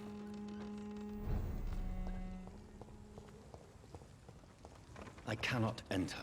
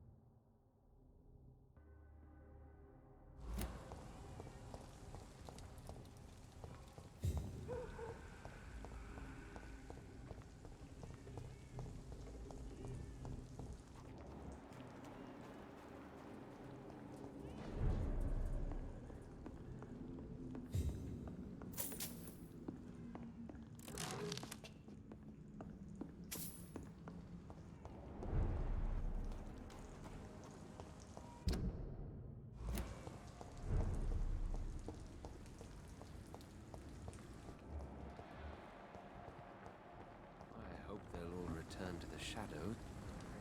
Good evening. Dr. Goodbye.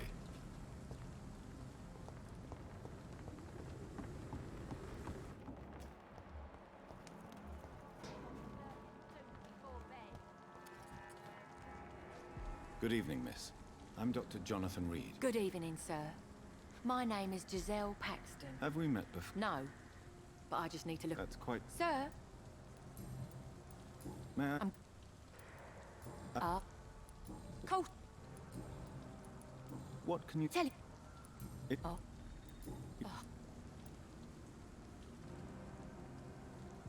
You're right, Miss Paxton. You tell me, Doctor.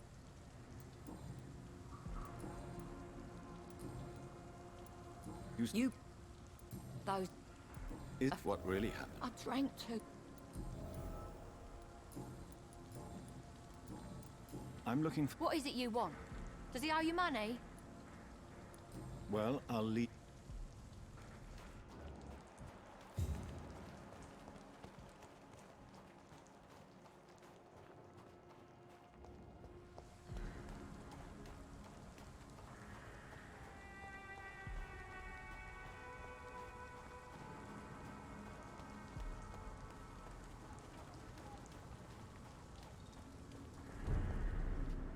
Good evening, miss.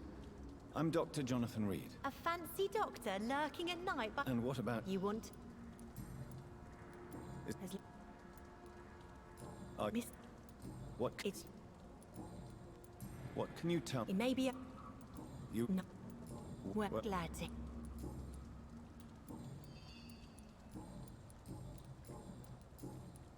I'm looking... Mr. Hampton must be in his office. He was a patient of mine. I see.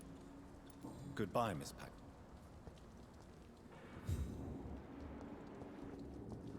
I know I promised you I'd make everything right, Mum. Why the long face, Doctor?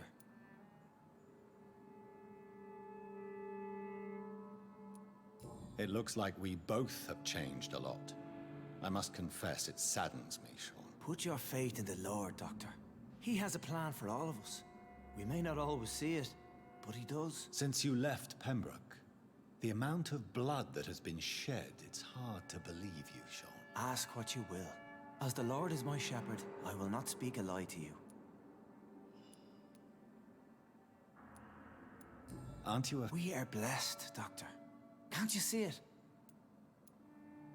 If that is your burden, Doctor... But you must... No, not your scripture. Whoso... Why? This is my home. Wonders never cease. Scal managing an asylum. And what of you?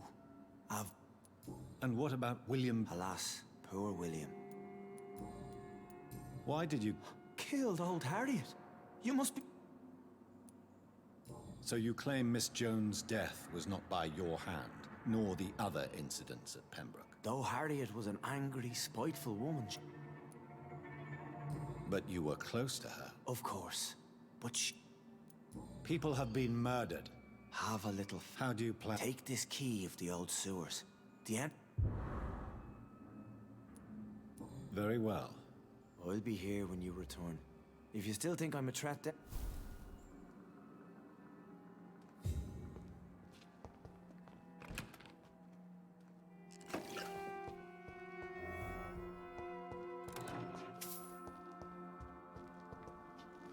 We shall have a good chat later, Dr. Reed.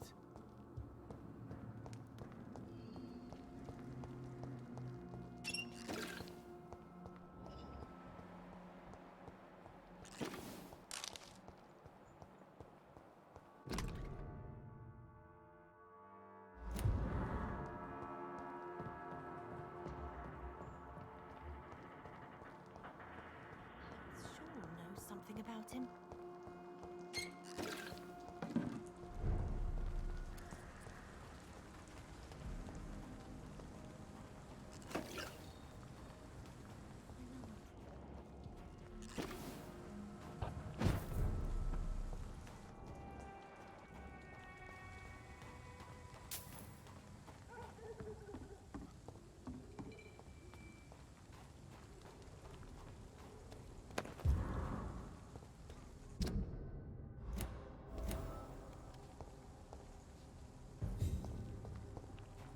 Please, sir.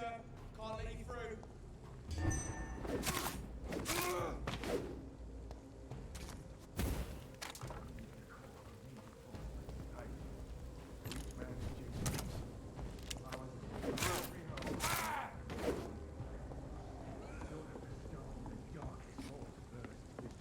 This could be the public house Giselle Paxton mentioned. I should investigate further.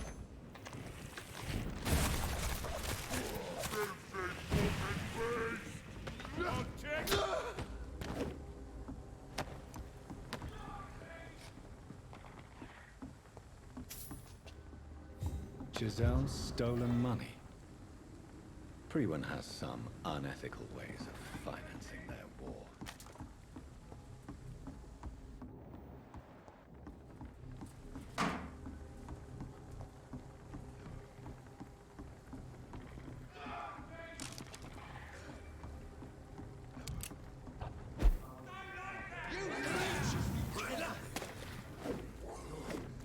Killing's all you deserve. Over there! Die, Vermin!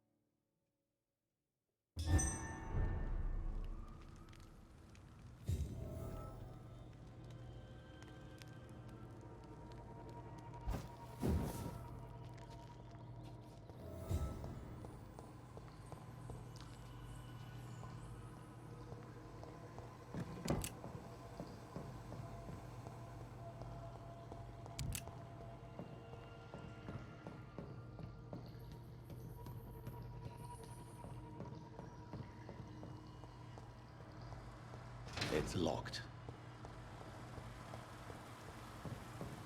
That doesn't work.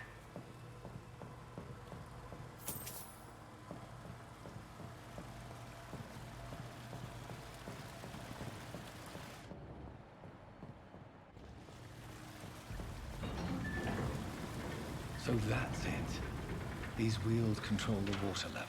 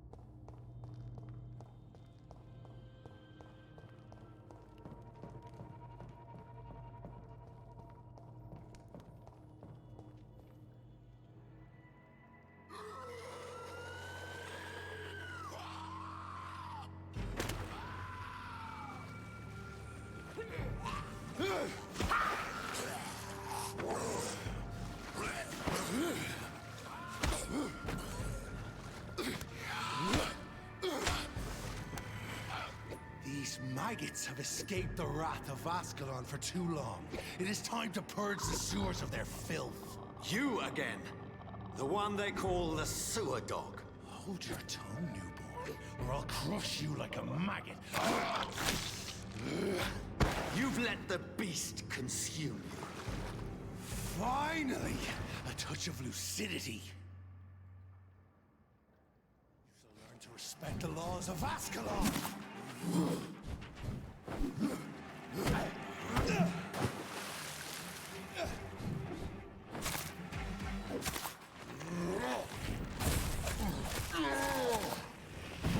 Once you vanished, slaughter these skulls while singing your name!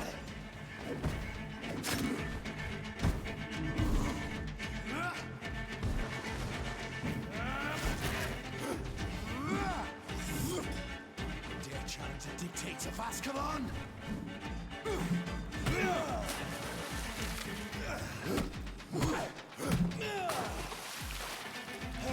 You found your death in me!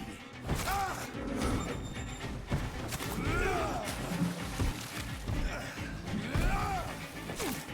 shall tear thee apart at some power you cannot comprehend! I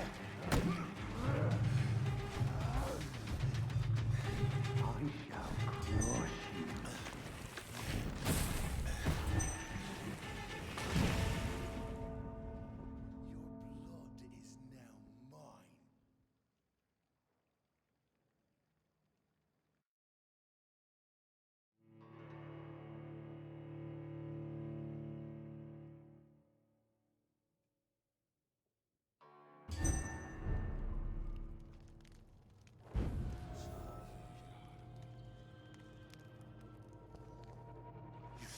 Respect the laws of Ascalon!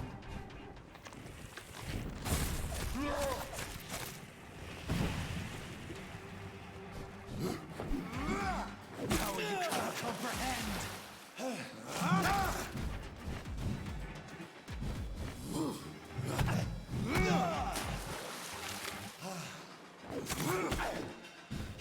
Whence you vanished, I'll slaughter these skulls while singing your name!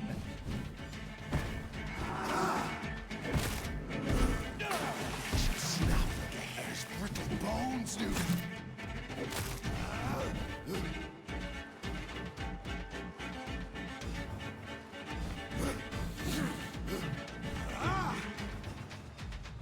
Thine shall be a fair skull to adorn my mantle! Dare change the dictates of Ascalon? I shall tear thee apart and spill my blood to the pissing wells!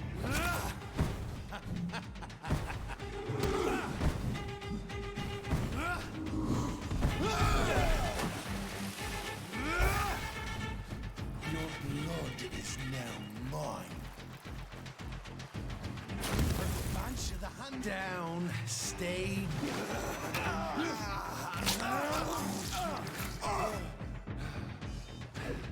Foolish Ekon.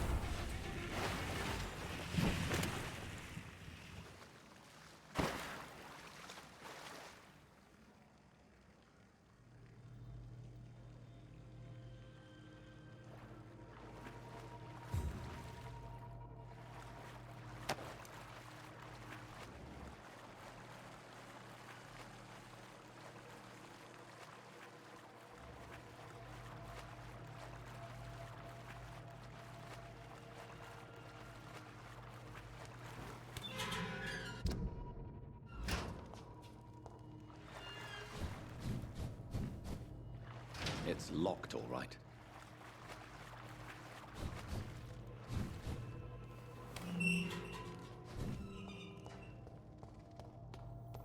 At least one Skal escaped Fergal's wrath.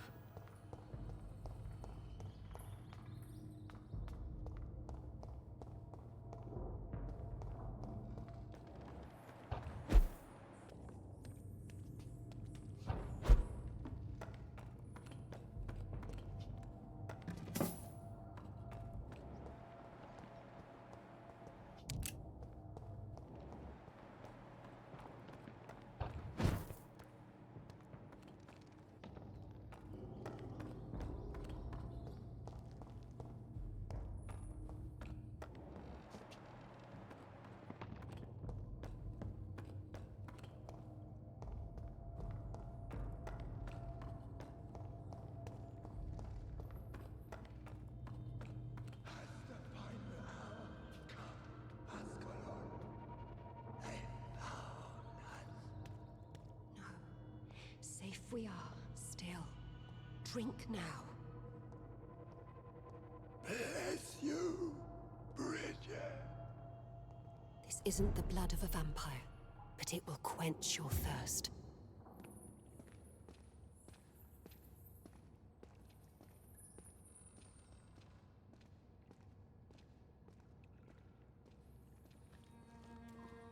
This is our domain, not yours. You've been warned. Wait, I saved you from this creature. That must count for something. Thank you. Now go. Go back to the streets and houses. There is no love lost between us, Vampire. But thank you.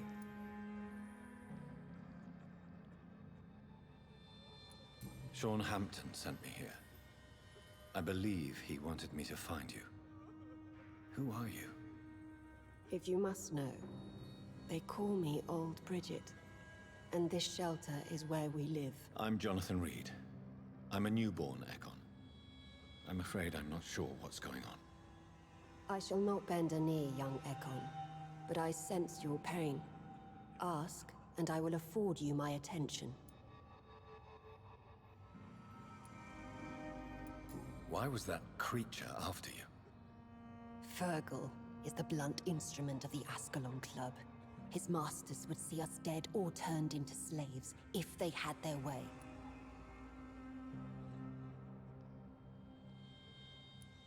What the hell was that thing?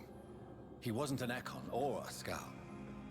They are known as Volkod, an ancient offshoot of immortals. Blood drives them, enrages them. What of this Ascalon Club? Vampire society's elite in the Empire. So was it you that Sean Hampton sent me to find? Perhaps. The sad saint was always kind to us. He must trust you if he revealed our location. Sean is a Skal. All those I've encountered have been violent, crazed creatures. How can he be any different? Maybe because he is the sad saint. Or perhaps because I am old Bridget of the Sewer Skulls. Sean killed a patient of mine. And that's just one of the murders he's being hunted for. If you refer to Harriet, she is now among us and under our protection. Harriet Jones is alive. That's it. That's the proof Sean wanted me to find. I must talk to her. No. Harriet is not alive. But you can speak to her. I must warn you. She is fragile and may not receive you warmly. I don't understand. She is filled with bile and hate. Her mind is sharp as a tack, but her body is so weak. I've never seen its like before. Thank you.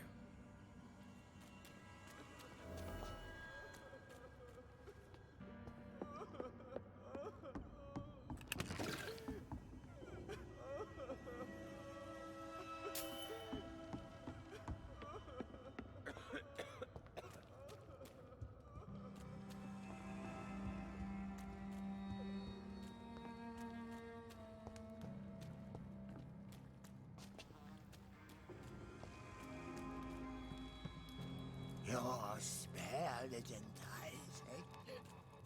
So sweet of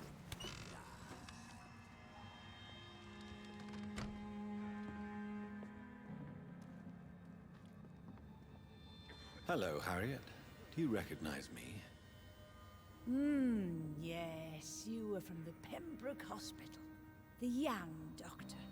So full of secrets. I've so many questions I need to ask you, Harriet. If you would.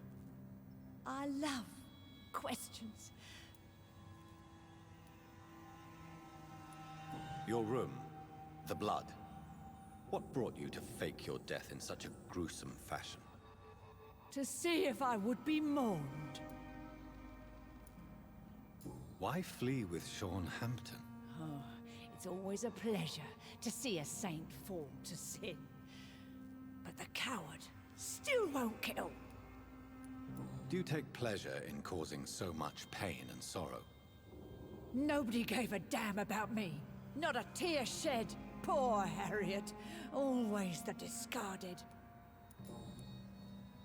I have a question of the utmost importance to ask. Will you answer? Questions? Do you remember what you did after leaving the hospital? Did you kill anyone? First, a question from me. Very well then. What do you want to know? Are you like me? We are not dead, Harriet. Death no longer pertains to us. We are different. I like what I am. I know you fled the hospital with Sean Hampton. Did you or Sean kill anyone in your flight? Anyone? Try and remember. I will not lie. I wanted blood. Who was that man? The one murdered in the street? He used to be my landlord. You sought vengeance by your own hand, and... I don't lie. I saw him near the docks, and rightly I wished him dead. Shadows? Tell me what you saw. The shadows. They heard me and answered. And these shadows, this presence, do you still hear it? It spoke only to me. What makes you say... It whispered your name, Dr. Reed. It wanted to know who you were and where you went. Questions about me? Nothing, Doctor. I said nothing.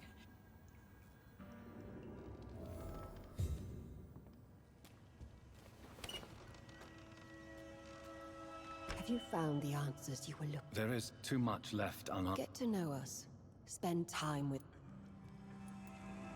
Why do you live here, amongst the filth and vermin? Live. Here we hide. What are you... From the guilt, the shame. Why... We are the Sewer Skulls. This is our domain. For how long have you been in hiding here? Skulls have been hiding on... Where did you hide? We claimed ancient tunnels. You're... True. I'm not... You were once someone else. What happened to you? It is as sad as it is long, young Ekon. Can I be of service to you? We ask but one thing. Reveal... What manner of creature is Harriet? She is different from everyone else. I really don't know. I'm not even certain she is a skull. I've no idea as to what blood made her. What is a skull, in fact, in your honest opinion? The progeny of a vampire, disavowed by her maker.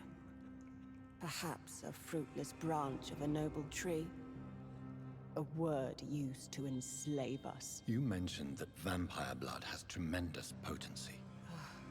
The vampire's sweet blood.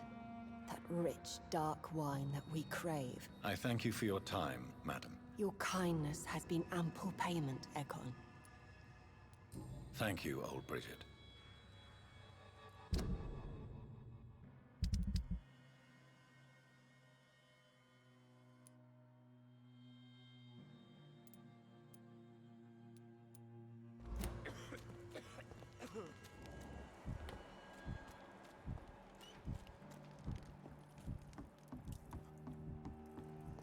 Eternal gratitude for your protection, Master.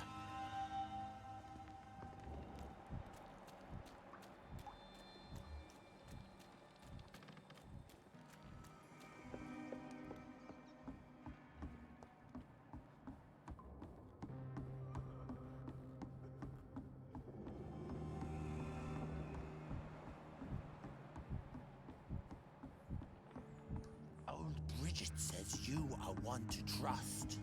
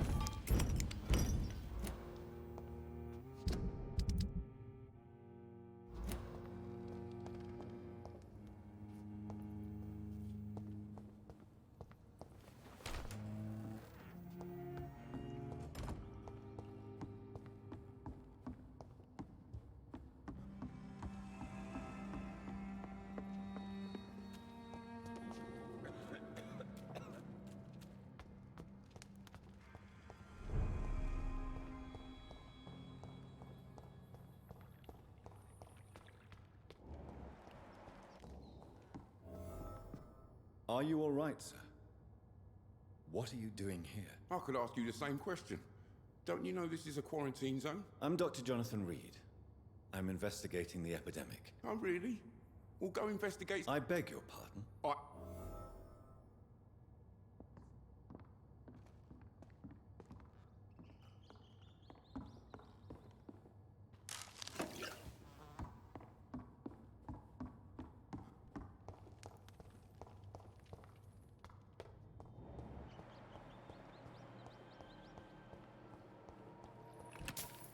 It's locked.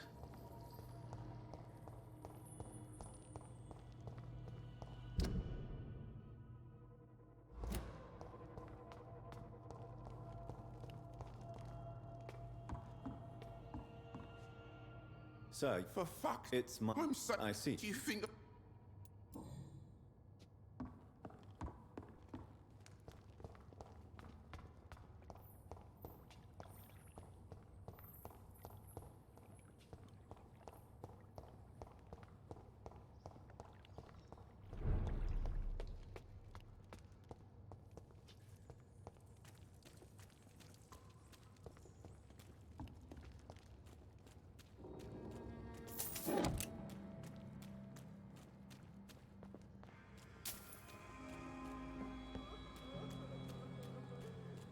It's locked, all right.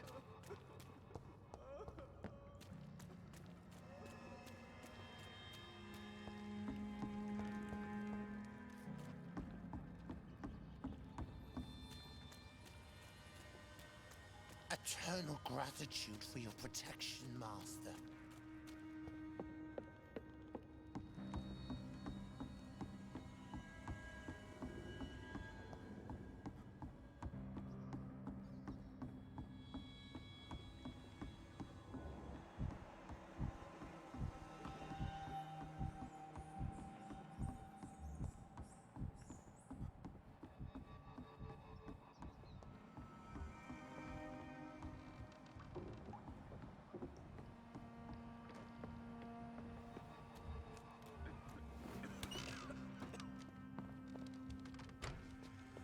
No more words.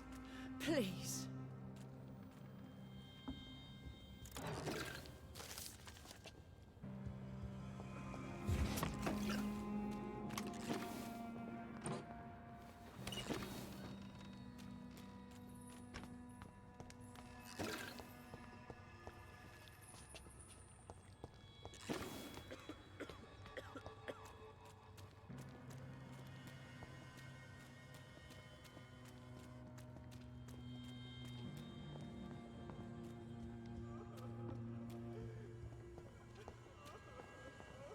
Oh, Bridget allowed me to wander above some years back.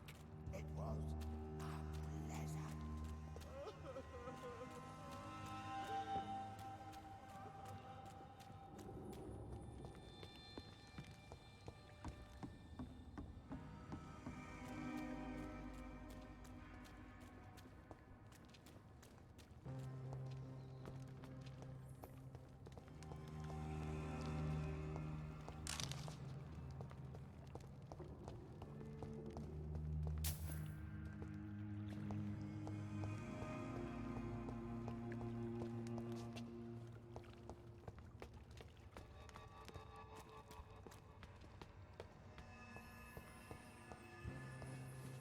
The vampire hunters will never find us here.